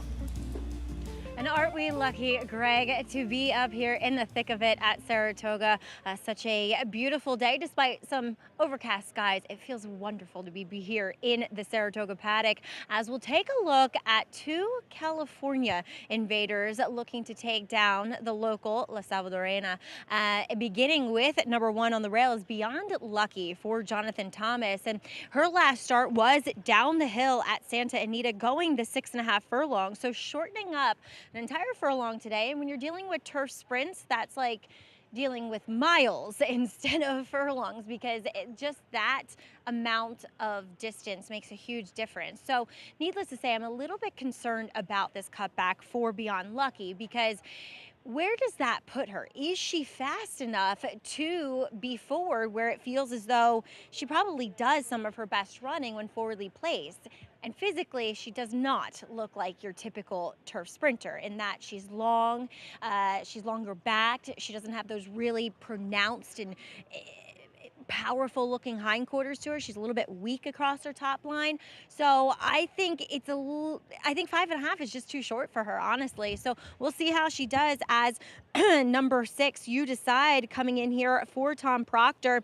And she just looks like a turf sprinter. She won going the flat 6 at Santa Anita. I'm okay with her shortening up. She is short, stout, broad, everything that you look for in a turf sprinter, You Decide is. The problem with her, though, is the layoff, and I'm a little concerned that she's just a little bit soft around the edges coming back here, though I do think at 7-1, she's definitely worth a gamble, because I thought her 6 furlong, albeit against Calibreds, and that is the caveat, visually and from a pace figure standpoint, it was very good. So we'll see if she can get back to that today, one that should also be forwardly placed. Now, there's several horses coming out of that hold your breath race, including your favorite, but also Tien for Linda Rice and Acacia Clement with the assist here. She was in the paddock that day, and she was in the paddock for a long time, because that's a race where there was a power outage and we had to hold the horses in the paddock for an extended period. And she said that at first Tien was a little bit upset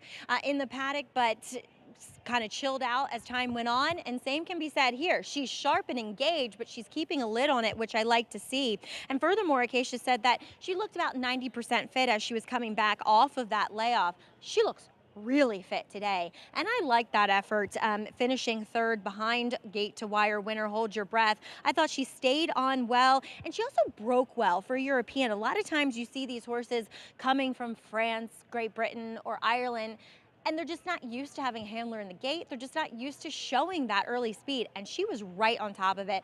I think she is a big player in this spot here, Greg. So a pretty accomplished pilot on board as well. A man who won a Triple Crown, but came here, and as this racetrack is known for, defeated in the Travers by Keen Ice.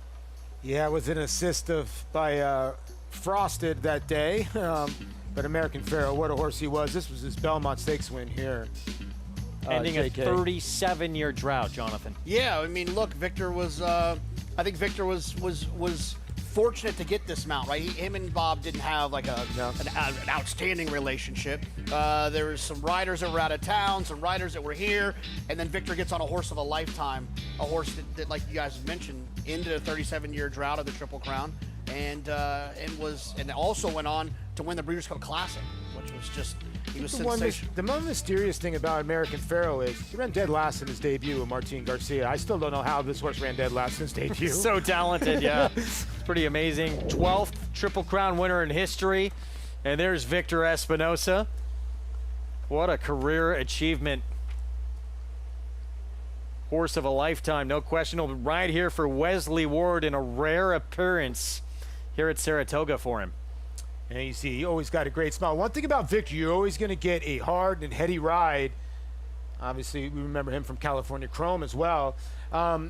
It's interesting that he comes in for this Wesley Ward runner. You know, he used to be in the Bill Mott barn, and you know that last race on the turf is too bad to believe. Now, Lamorna, who he'll ride here, the 9, 18-1. Some interesting races on the turf. I know that last race was not good at all. It's a big number on a Wesley Ward filly who has ability. Yeah, I mean, Wesley Ward, 18-1 in a turf sprint. That's a sign to me that she's likely not going to run that well. 7-2 from the rails. We kick off the post parade here. This is Jonathan Thomas with Beyond Lucky. Yeah, cutting back a little bit, but this horse does have some speed. We'll need to get away from there. My anticipation next door, Miguel Clement with Dylan Davis. I think this horse got a little talent. The gate is her issue too, and I think you're getting a huge price on her, 21-1. Still favored. Here's Pratt on La Salvadorena. Yeah, she got some of the best numbers, but she does have to get away from there clean. Big effort on the grass in the turf debut for Quiet Confidence. She won that race. Yeah, last time she was being able to stalk the speed. Now she's right in the middle. She could find herself in between horses. There's those Glen Hill Farm Silks. You decide. Like Maggie said, Calbred by Sir Prancelot. And Tom Proctor and Lane Leslie hook up here. States debut, David Duggan with Amazing Athena. Yeah, I mean, a European horse coming over. We don't know exactly who she is. 33-1 seems like too big of a price. The end, second state start, was just a head behind the favorite last start. Yeah, I think Maggie made a good point. This horse broke from the gate. Probably second time here in the U.S. will break a little bit better and should be right on the engine here. There is Victor Espinosa on Lamorna. Yeah, like I said, ice cold on the board for a Wesley Ward trained turf sprinter. And Tales of the Heart showed big ability in the state's debut, sprinting on the lawn at Keeneland. Yeah, you're right. Ran giant first time out, lost to a next out winner, then came back and didn't break well. Draws the dreaded outside for Resolute Racing, but not without a chance here. Group placed the 10 in Europe, Tales of the Heart. And 4-1 right now, JK. Yeah, I mean, look, it's one of those deals where you get a horse like this who, you know, Resolute Racing with John Stewart, they're being very active in sales. They're being very active with private purchases. They're doing things that at times are outside the box in terms of what they're trying to do, and I admire them for trying to shake things up. This is a pretty typical thing, though. You find a talented horse turf sprinting over there, and you bring them over here because maybe they want firm ground or maybe they need Lasix. And in her last two starts, she's had Lasix. She's been circling right around there. I love turf sprinters and outside draws. They're still the favorite, though. La Salvadorena in a rematch with Thien The 8 today, and the 10 Tails of the Heart, they were 2-3-4 when they met in this race on June 5th. And you can see the 9 does not break as well. I mean, breaks okay, but just is not quick enough, and the field kind of bunches up, and this is what happens here at Saratoga. You got to get through horses. You can't get backed up with these turf sprints. Sometimes, more times than not, JK, we see these turf sprints, the best trip wins, not the best horse. Yeah, and look, when you come from out of it like this as a turf sprinter, here's one thing that typically happens to you. You end up having to go 5 or 6 wide. Just the way it is. All the horses are bunched up. It's really hard to find a seam. So you lose the geometry battle there. The other thing that could happen is you could find a horse like we're seeing here on the front end who's comfortable on the front end and a little bit loose. They still have energy. You're trying to run them down. This could be the other scenario that happens in these situations. Now, there is the opportunity where there's the perfect storm. You end up saving ground, running up the inside with pace to close into, and you end up winning by 4. It's just at a short price, I have a hard time leaning in that direction. Here, and then was Pratt, there he is. He's back aboard today in that race we just showed you on this horse.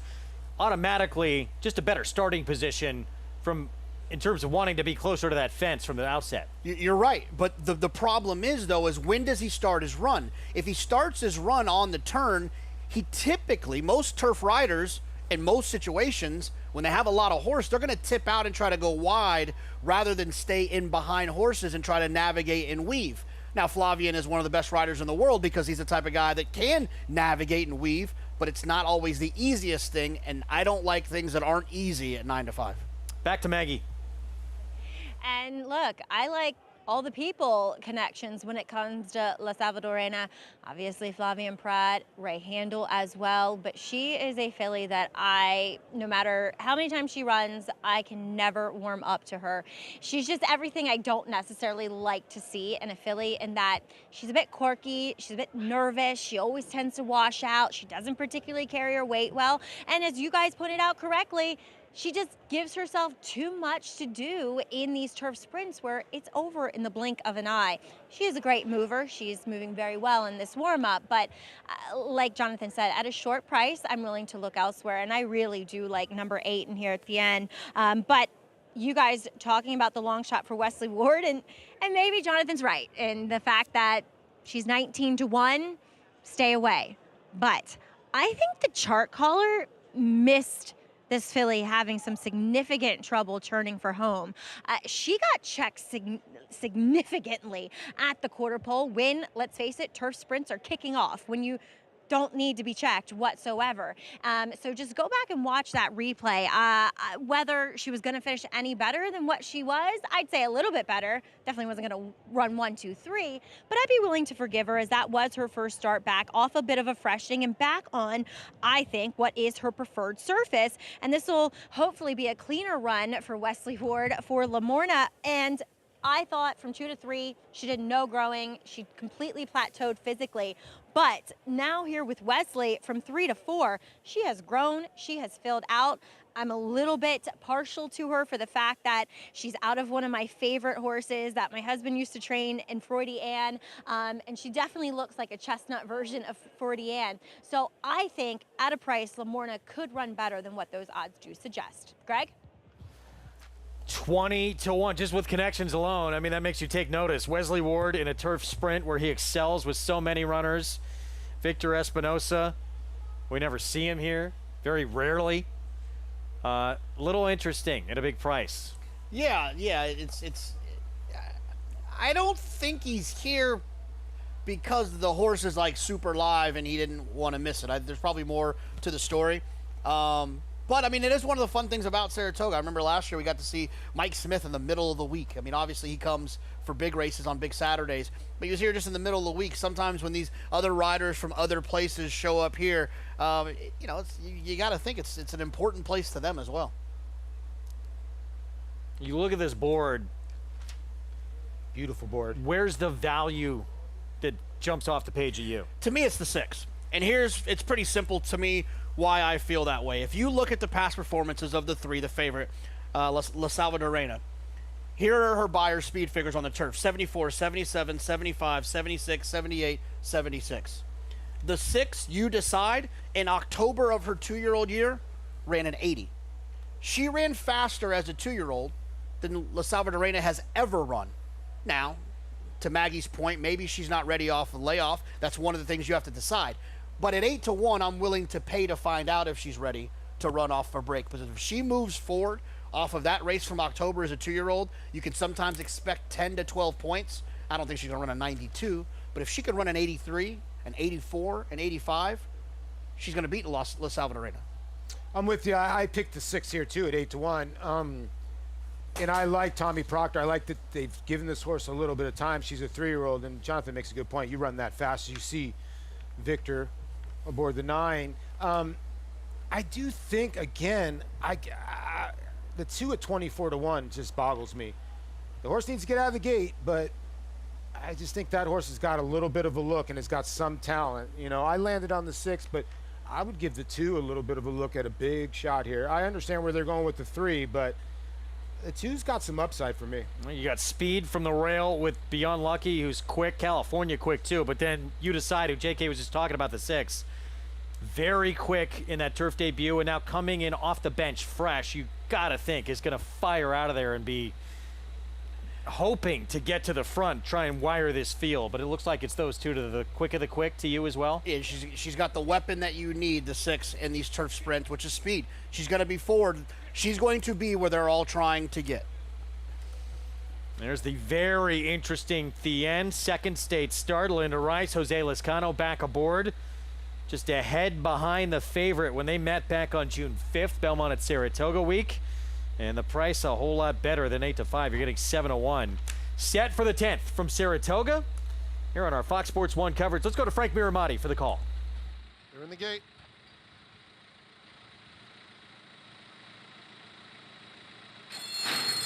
And they're off. Very even start. You Decide is very quick, so is Quiet Confidence, who's up to take the lead. Beyond Lucky comes through along the inside. La Salvadorena is in the mix, too. They're followed by Thien, who's racing in 5th and 4 lengths off the lead. My Anticipation is next. Amazing Athena is racing in between horses. Then the 2 trailers, Tales of the Heart and La Morna. It's Quiet Confidence, 21-4, bounding in front by a length and a half. La Salvadorena with a clear shot second. Then comes Beyond Lucky, and Thien is in 4th, 3.5 or so off the lead. Just in behind them, Amazing Athena between horses. My Anticipation is next. Tales of the Heart on the far outside. They're in the final furlong, and Quiet Confidence keeps on going, has a 3-length lead. La Salvadorena is trying her best, but Quiet Confidence streaking through the stretch. She's going to take them coast to coast. La Salvadorena was second. Then it was Tales of the Heart in 3rd, photo for 4th between a closing La Morna and Thien. Career start number 9, relatively new connections, decided to switch this filly to the grass. Now she's 2 for 2 on the turf, and she got to the front. Quick final time as well. Yeah, she went 107 flat last time. She went 101 flat this time, and Javier Castellano said, we don't need to switch leads in the stretch. Man, she was really good. In the 6 broke with her, You Decide, and Lane Luzzy decided to take off of her, and she just kept going. Yeah, he took her all the way back to last, which was weird. Yeah. I don't know if something went wrong or what. Look, this, like you said, the surface switch has been key for this horse. But it's just a reminder, in turf sprints, you want to be forward. So if you can find horses that may not stack up, at least on paper, if you can project that they're going to find themselves forward or on the front end, it's exactly where you want to be. And in the 3, La Salvadorena, she broke well. She broke much better than she had. She put herself into a much better position. She was just second best today. It just shows you, for some reason, when a horse likes the turf, they come back and run well again, don't they? She had run well on the turf last time out, and it says, oh, she only won by a nose. But if you look, they were 8 lengths clear of the 3rd place finisher. They went 107 flat. It was better than looked, and she proved it even better today. Now she's 2 for 2 on the turf. Javier Castellano, exactly what he did with this filly last time out. Put her on the front end. That was her turf debut. She won that race, sitting second early this time. Got to the front and rolls 101 flat for the 5.5 furlongs, and now 2 for 2 on the grass. I would think her future remains on the lawn. Yeah, filly by Nyquist out of a Harlan's Holiday mare. That's why you always have to check the boxes. We talk about that a lot, checking the boxes, each horse here and there. Well, this filly, like you said, Greg's found a home on turf, and she could be, I mean, she's run 2 fast races sprinting now, so I would think next goal would be another condition, and maybe she might go into some stakes. 5-3, 10-8.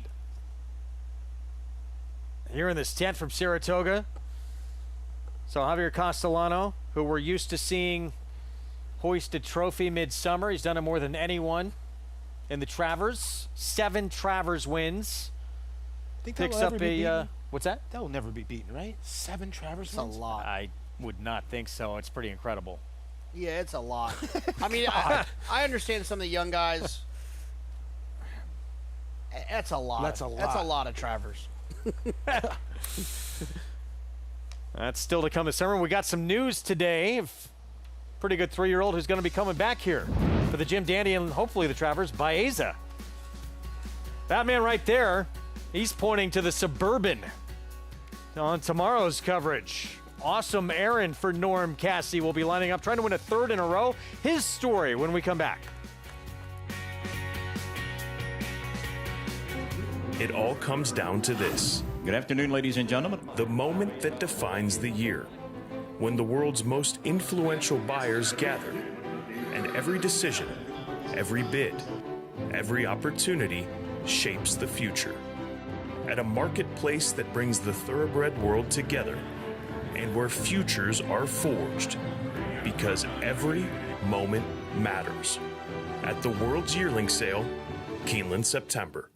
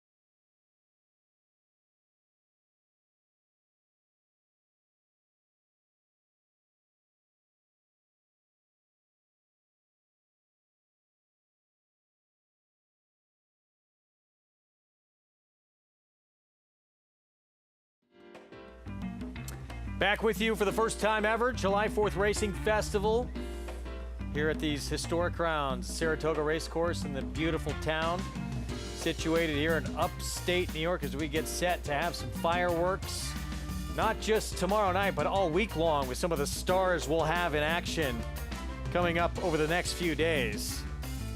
And we just saw Quiet Confidence roll to victory on the lawn at 5.5 furlongs. Now 2 for 2 on the turf with Javier Castellano in the irons. Let's go to Maggie. Oh, we're just discussing some nightly plans here, Jimmy Ryerson and I. But Jimmy, Quiet Confidence, now 2 for 2 turf sprinting. She was even better today than last time. Yeah, she was real sharp. I mean, if she wanted to, she was really on it in the post parade, but Javier kept her quiet, and she broke Bray. And She went 21 and change, but you could see she was doing it easy, you know. So, yeah, she loves what she's getting right now, that turf. There's no question. Well, talk about the decision to put her on it in the first place, Beck. Well, Bob Hahn, Conover Stable, he was a partners in her, and they put her in the digital sale. And at the time, I think he looked at the starter, being eligible for the starter 50 as a race that maybe she could win. And he bought his partners out, but he said at the time, he said, and I'd like to try her on the turf. And, you know, she doesn't have a huge foot, but she has like a turf-looking foot. Yeah. You know what I mean? She does. But it's not a big foot, but it's turfy for sure. And she just loves it, especially firm ground like that. And I was going to say, even with the 5.5, probably better than the 6. Oh, she likes that probably better. Absolutely. She's cut out for that kind of stuff. Yeah. Well, you're a road warrior as well, heading back down from Saratoga. We still have like 10, 11 at Belmont, and we're going to bring another 6 or 7 the start of next week. We left a lot of the babies to do some gate work and stuff like that down there. So we got to go home for 2 or 3 days. We'll come back. Gearing up. I love it. But what a way to kick off the meet so far. Congrats. Yeah. Thanks, Mike. Thank you. Quiet confidence. I think, kind of like her trainer, Jimmy Ryerson. Such a good horseman, Greg, and gets the win here with one that's turning into quite the turf sprinter. Exciting not just to get this win, but maybe what's to come with the ability, Paul, that she's shown on the grass. Yeah, it's just at least on new life, and you can see Jimmy Ryerson's happy as could be. And what a call by the owner. Owner says, I'm going to buy out, let's put her on turf, and 5s are wild in the pick 3. My goodness, 555 gets you $67 back. Listen to those owners every once in a while, right? I like to call it, I have a handicapping thing. I'll even write it in my past performances. Owner picked the spot. You can tell sometimes when the owner picked the spot, and those don't usually go well. This is a situation where it did work out well.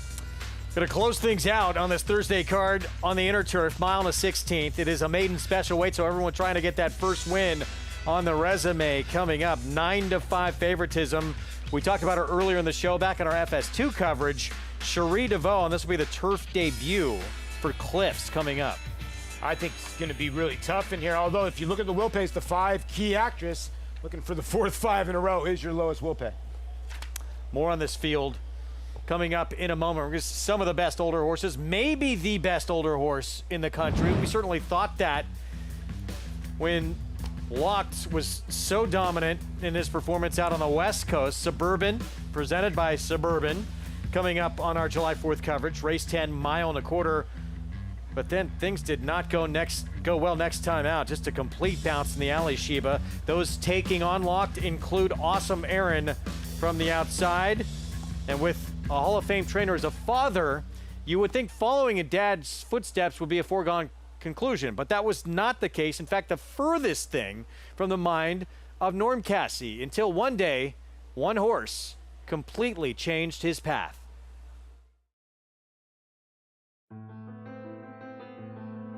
I grew up resenting horse racing a little bit. My dad and my mother divorced when my brother and I were very young, and I didn't get to see Dad a lot. And when I did go to see Dad during the summers, we'd have to go to the races in the barn all day. And then being a little kid, there was a lot of resentment there.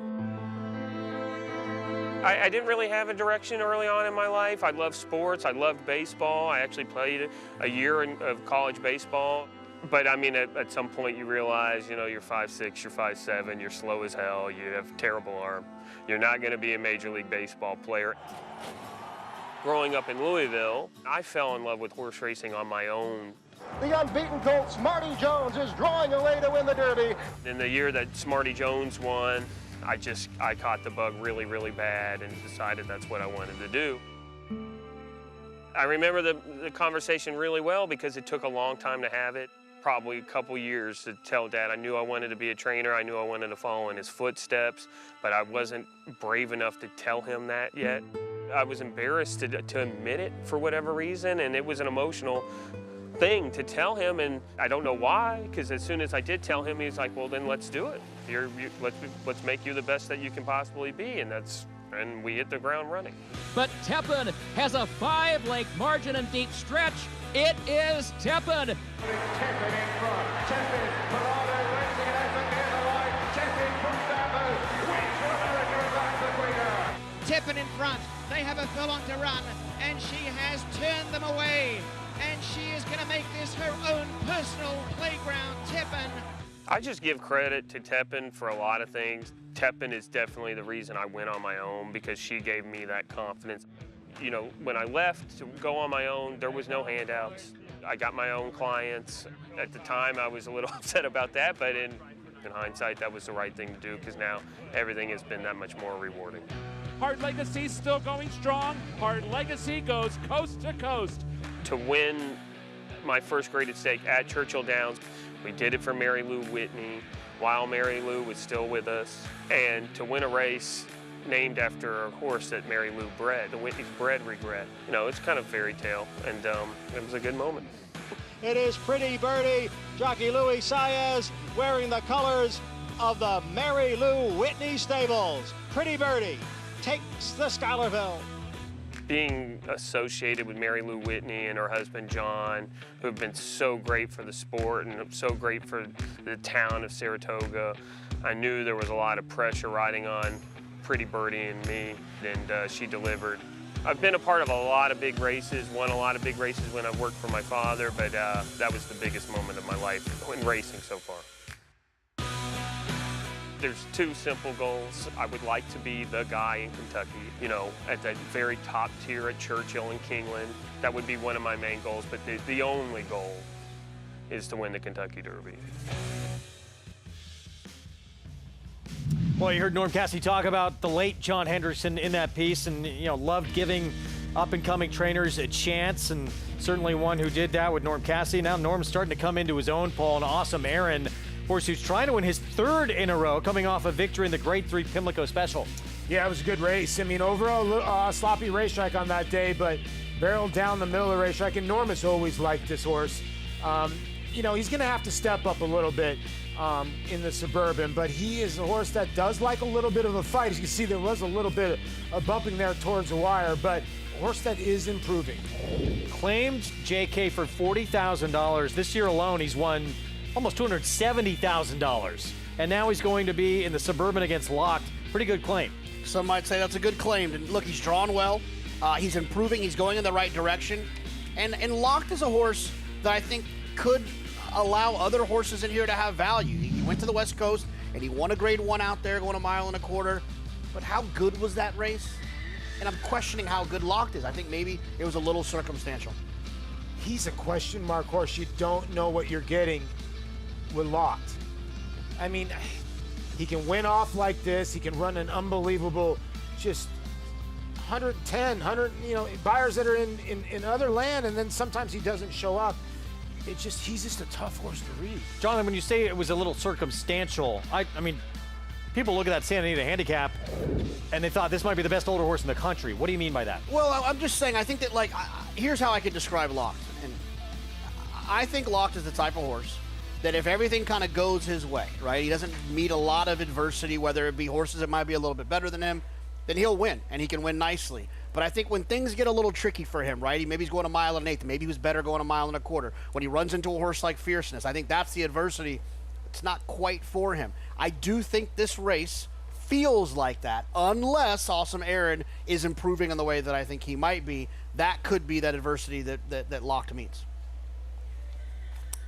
Interesting to see what comes. I talk about, I mean, just an embarrassment of riches for Todd Pletcher in the older horse division with who he has. Probably the leading horse in the division in mind frame. Locked was the leading horse in the division before that flop last time out in the alley. Even though he's got Fierceness as well. A lot of people will probably say Fierceness is even better than Mind Frame, and Mind Frame just won the Foster.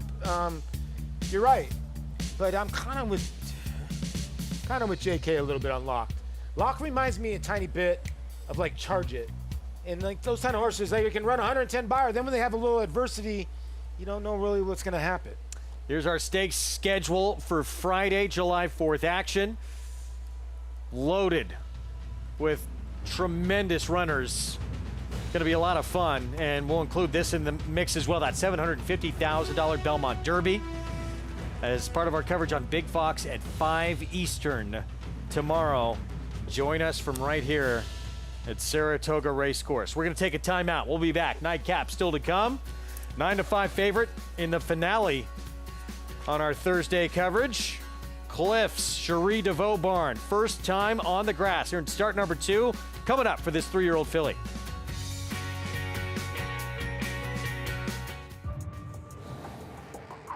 And here's Tama in the final stages.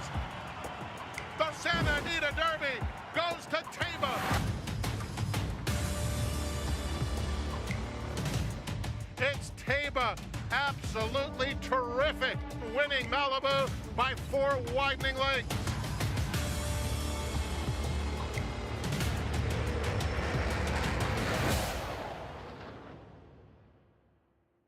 Horse racing? Check. Weekly promotions? Got 'em.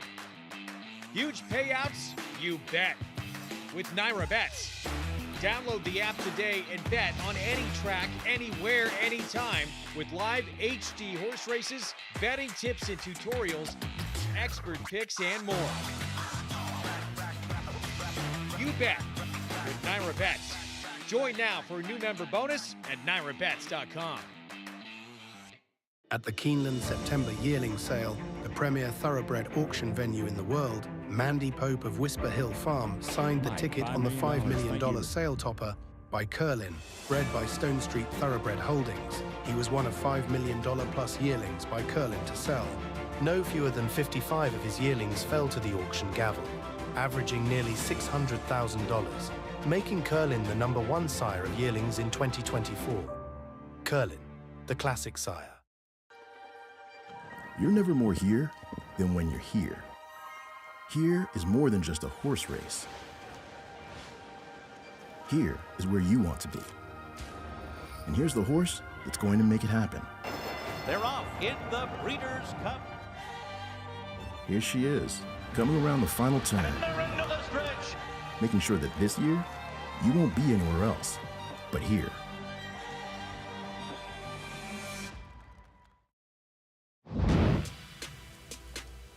Back with you on our Fox Sports 1 coverage. You're watching July 4th Racing Festival coverage from Saratoga, brought to you in part where you can play it all at Naira Bets. Bet any track, anywhere, anytime, all summer long at Saratoga and beyond. Bonus $200, that code to use for new members at sign up and get a $200 deposit match sign up bonus. Closing things out on this Thursday card, mile and a 16th over the inner turf. Maiden special weight. Favorite, filly who's never been on the grass yet. That is Cliffs, the 8 there in the background. Let's go to Maggie Wolfendale. Also comes out of a race at Churchill Downs on the dirt that produced some next time out winners, some horses that ran very fast in their next starts, including the first place finisher, 87. Second place came back and won with an 88. And then there were 2 other next time out winners as well, posting an 88 buyer and a 70. So she ran against some pretty nice horses. To be fair, and as she immediately goes to the turf, I found it somewhat odd, to be honest, because it's not like she has an abundance of turf pedigree. She is by Omaha Beach, whom I find that his progeny tend to be kind of big, burly types that I feel as though are good on the turf, but often better sprinting. Now, she is acting full of beans here in the paddock. She is very aggressive throughout the prelims so far back here in the paddock. So look for her emerging out of the 6 furlong race to be forward here with trying to go the mile and a 16th. She looks as though she should handle the turf, but she's not that convincing. What was convincing, and albeit this is going back a while, I watched her workout from the OBS sale, in which they did pay $430,000 for her after she worked 21 flat and was not asked at all for it, and just had a very efficient daisy cutter type of action. So I think what Cherie is seeing is her movement suggests that she should appreciate getting over the lawn, especially on this very firm course that we're dealing with. As overall, she looks fantastic too. Totally dappled, just the picture of health. Now, Belmont will send out 2 in here, including number 12, Mystic Sea, who tries the turf as well, kind of the same thing, but comes out of a pretty slow race at Delaware Park, in which she is by Mackenzie, and I'm gonna have to see more to really draw conclusions on Mackenzie and his turf runners, but I haven't seen it with what he has produced. Now on the bottom side, the dam, she went 2 for 11 on the turf, though she was great as stakes winner on synthetic, stakes winner on turf, and this one's half to a stakes winning turf horse by the name of Ocean's Map. So there's some turf pedigree, at least on the bottom, and she looks as though she should handle it, honestly. She's a little bit more of an angular frame, not that strong behind as well, so getting on the turf should help her. She just looks as though she's still going to need a start, just especially from a fitness and experience standpoint. As we move on to 2 first-time starters, Chad Brown will send out number 6, Peak Hype. Now, she's a daughter of More Than Ready, which I find his progeny to be just so versatile, but there is literally no pedigree to report home on the bottom side, yet they still paid quite a bit of money for her as a yearling, $320,000 for her. And looking at her, she looks like a turf horse. She came in very much on the muscle, very aggressive in her disposition, and she just that angular hind end, which suggests that turf is the right answer for her, and she looks fit and ready to go. Now, Mark Hennig, he'll send out a bigger price, first-time starter by the name Pinch of Bourbon, number 1 in here, and there's some turf on the bottom side with her. If you go back a generation, the second Dam Wallace, she was a stakes winner on the surface, and she really does look turf meant, but she also looks as though she might need one for fitness. She's just a little bit round overall and does wear blinkers first time out, which I always find is an indication that horses is going to need a start for experience. So one that I want to watch with some interest, Greg. I do think she finds herself in the right spot, just probably needs that racing. All right, Maggie, thank you. Post Parade coming up, 8 minutes away from the race to close out this Thursday afternoon of action from this July 4th Racing Festival. And still the 8 holding on to favoritism here. And we had talked off air about one that we were kind of intrigued by, Paulie, with the 2 Bint Al Dandy. This one coming off a long layoff. Yeah, Manny Franco, blinkers come off for Robert Falcone, and a horse that ran at Kentucky Downs. A lot of people don't know Kentucky Downs. The configuration there is a little funky. They run different ways. It's downhill, it's uphill. It's more like a European course, JK. And I know you like this horse a little bit. Click down to 3-1 is getting played here. Rob Falcone, typically a New York trainer, a New York-based trainer, goes to Kentucky Downs in these expensive maiden special weights, where they're running for tons of money. He's 4-1 in a 12-horse field. There was obviously a story. The horse obviously has some talent. There was obviously an issue that prevented this horse from running until now. And I just think that that this one is going to be tough. Had some trouble in the gate previously. Hopefully she can handle herself out there this time around. She should work out a nice trip from the inside. And according to, if you have access, the DRF Clocker reports, a very good turf work June 23rd here at Saratoga to give you a little extra confidence. I think the key here is who cuts out the fractions here. Is it the 5 or the 7? They both have early speed. I tend to think it's the 5, JK. I don't know. The 7 has shown speed. Magnum's microburst. And, David Donk's horses usually improve with racing too. And Magnum's microburst, the 7 at 9-1. That one is interesting and up there at a number. 3rd start on the lawn, 3rd off a short layoff. But JK going to the lead hasn't worked the last couple of starts, but you're going to have to let the filly do what she does best, don't you? Yeah, I mean, look, we just saw it a little bit earlier with Classic Q. It's a weapon. So you don't got to take the weapon away. You can't become results-oriented. There might be reasons. Maybe the pace was fast last time. Maybe the ground didn't suit. I think if you have a horse that has tactical speed, you're supposed to use that. Because what are you going to do? Take back, sit behind horses, and then expect her to pass horses?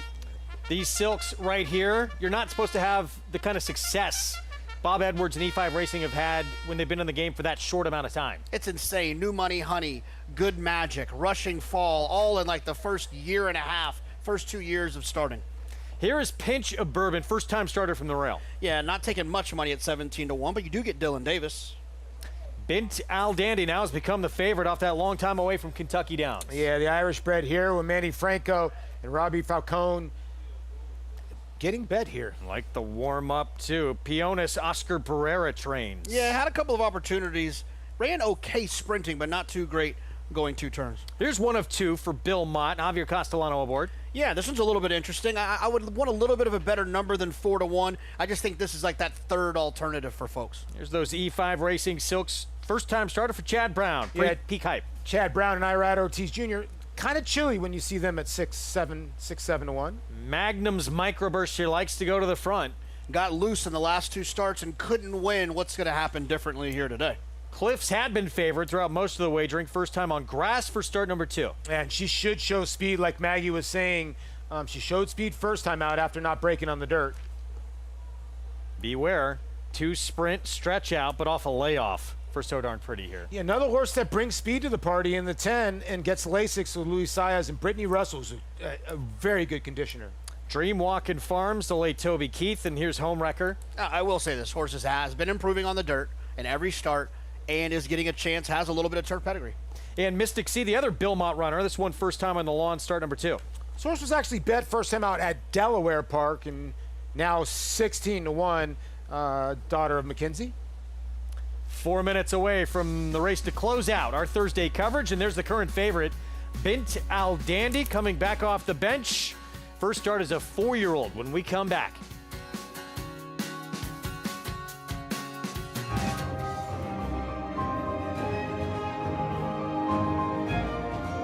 Arcangelo, the Belmont winner in charge. The Grade 1 Whitney to Arthur's ride. And a Dare Manor will take the Clementel Hirsch. Olympiad gets the gold. It is Timberlake who's going to win. Tap it twice! Tap it twice! Sierra Leone in the Breeders' Cup Classic.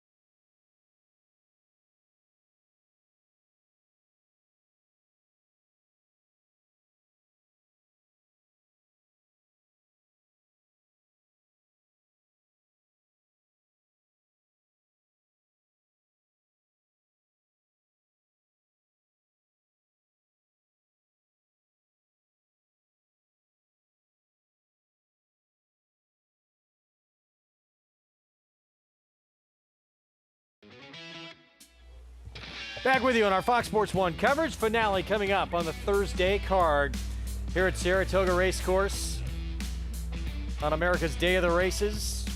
Bint Al Dandy right there, the 2, your favorite, first time back since September of last summer for Rob Falcone Jr. Let's go back to Maggie. Well, actually, Greg, she was meant to run here on Belmont Stakes Racing Festival week, and I feel like I'm having deja vu because it was the last race, it was the same condition, and Bint Al Dandy, she was not having any part of the gate. she reared up, flipped over, and she was the one who got stuck under it, where we had that significant delay whilst trying to get her removed from there. Now, obviously, checked out okay. She had to work. She would go on the vets list after that, and therefore have to work in front of our state veterinarians to get off of it. But looking at her today, also looking at her price, I'm pretty sure somebody can correct me if I'm wrong, but I think she was 7-1 that day in that field. And looking at her here, she is very calm. She is a horse who was very calm in her last start, but she also didn't like the gait. And looking at her here, she also looks a bit heavy, which I thought that about her last time. And she is one that obviously has had more work since then and coming back in early June. They took her to Kentucky Downs. Let's not forget that horses that aren't bred in Kentucky don't race for that much money. Now, she did take money that day from a wagering perspective.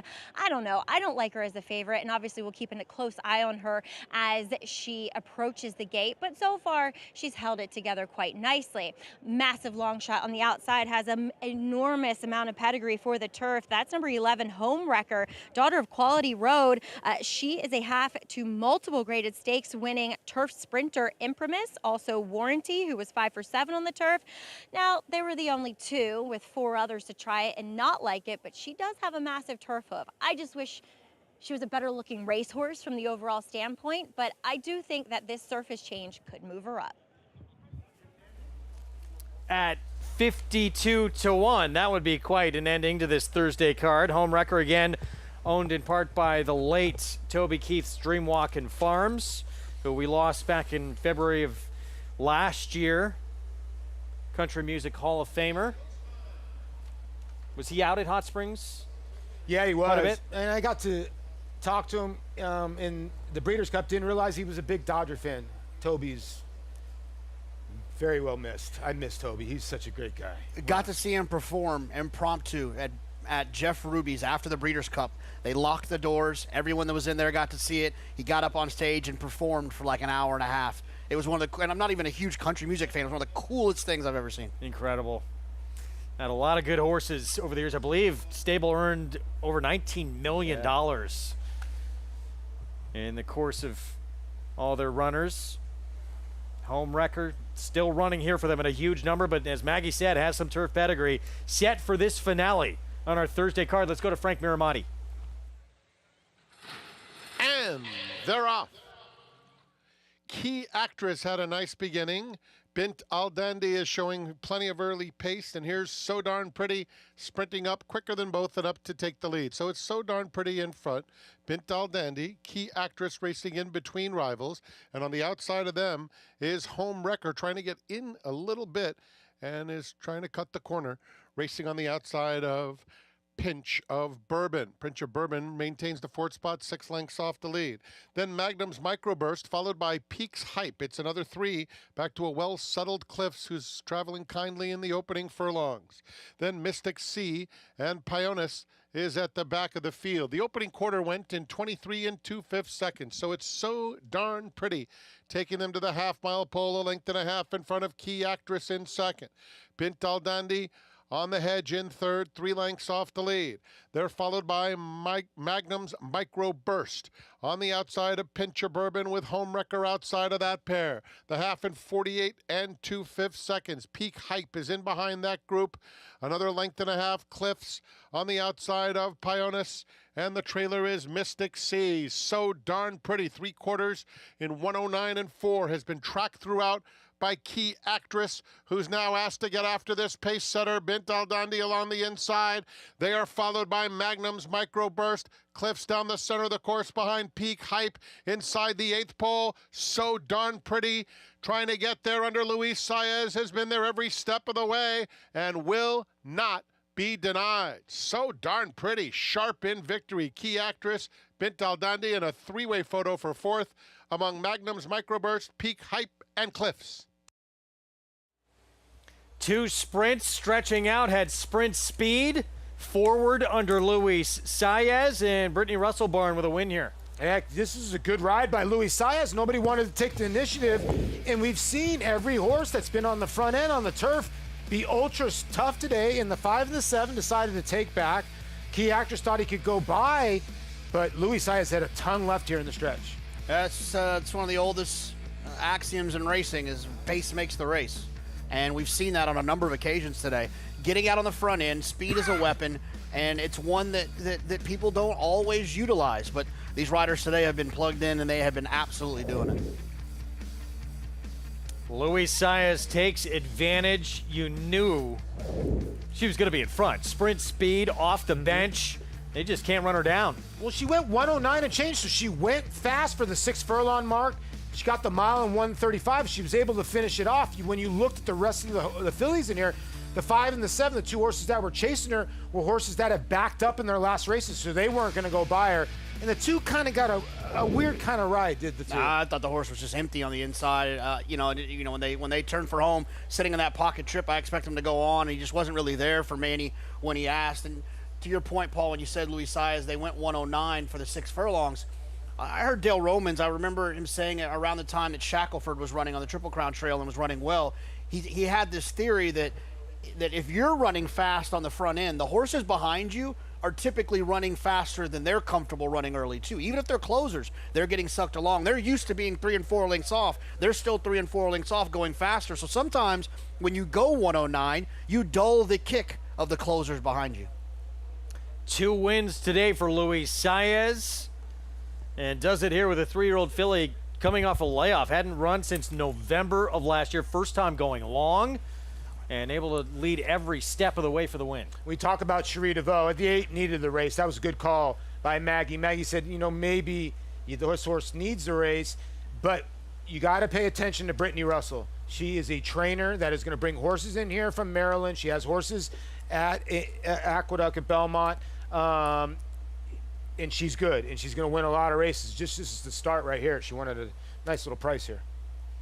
First of what is a tremendous week of action that we have lined up for you tomorrow. We amp it up a little bit more with some big races, including our coverage on Big Fox that includes the Grade 1 Belmont Derby, $750,000 purse, and the rematch of Test Score, New Century. They go at it again. You two seem to prefer New Century in the rematch.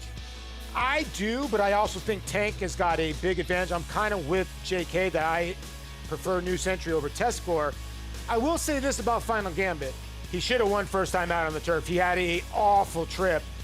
But then again, this is a different ball game here with a horse like Tank that's going to have an easy lead. There's one Grade 1 winner in that race, and it's New Century. When he won the summer up at Woodbine. I just think he was traveling better and had more excuses than Test Score did down at Churchill Downs. A race that, yes, it's a Group 1 win for sure. Not the highest regarded of the premier of the Group 1s or Grade 1s. But still, he did it. Yeah, She Feels Pretty won the female version of that race up there. Yeah. There's been Charlie Appleby has used that as a prep to get ready for the Breeders' Cup Juvenile Fillies, if I'm not mistaken. Pizza Bianca for Bobby Flay. 2-year-old Group 1, though, yeah. Yeah, but it's... I don't know what you're talking about. Those races are good. Yeah, you're going to make our friends in Toronto mad at you. No, look, it's a very good race, but you just don't know who's coming out of those races that time of the year. It's a little early to have Group. Would you not agree? No. You don't agree, I guess. I do love you, though. Okay. See what happens tomorrow. Tank, though, should be alone in front. We know that. Coverage, again, happens 5 Eastern. Big Fox tomorrow for that $750,000 race. Victory Ride. It goes to Echo Sound, and it looks like it's onto the test for this Rusty Arnold filly. She is on a roll. 5 for 6 in her career. Wild Applause, Classic Q on the front end, and wins for Mark Cassidy with Jose Ortiz. Final Gambit, 4th in the Kentucky Derby. He'll line up against New Century and Test Score tomorrow in that Belmont Derby.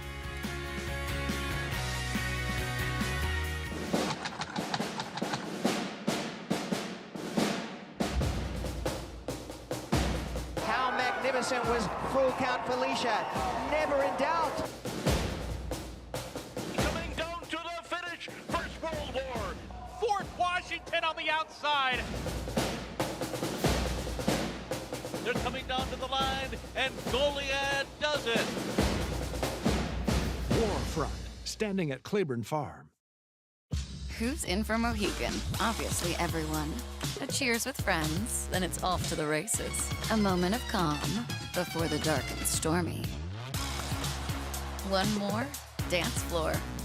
Who needs skill when you have style? And feeling like it's the best time ever? Smile. Hats and nightcaps? Yes.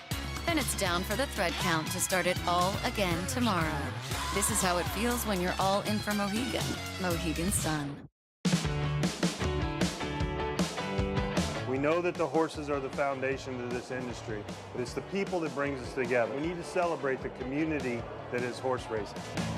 The stories are amazing. The people that you meet and the love they have for this business warms your heart and renews one's faith in this industry.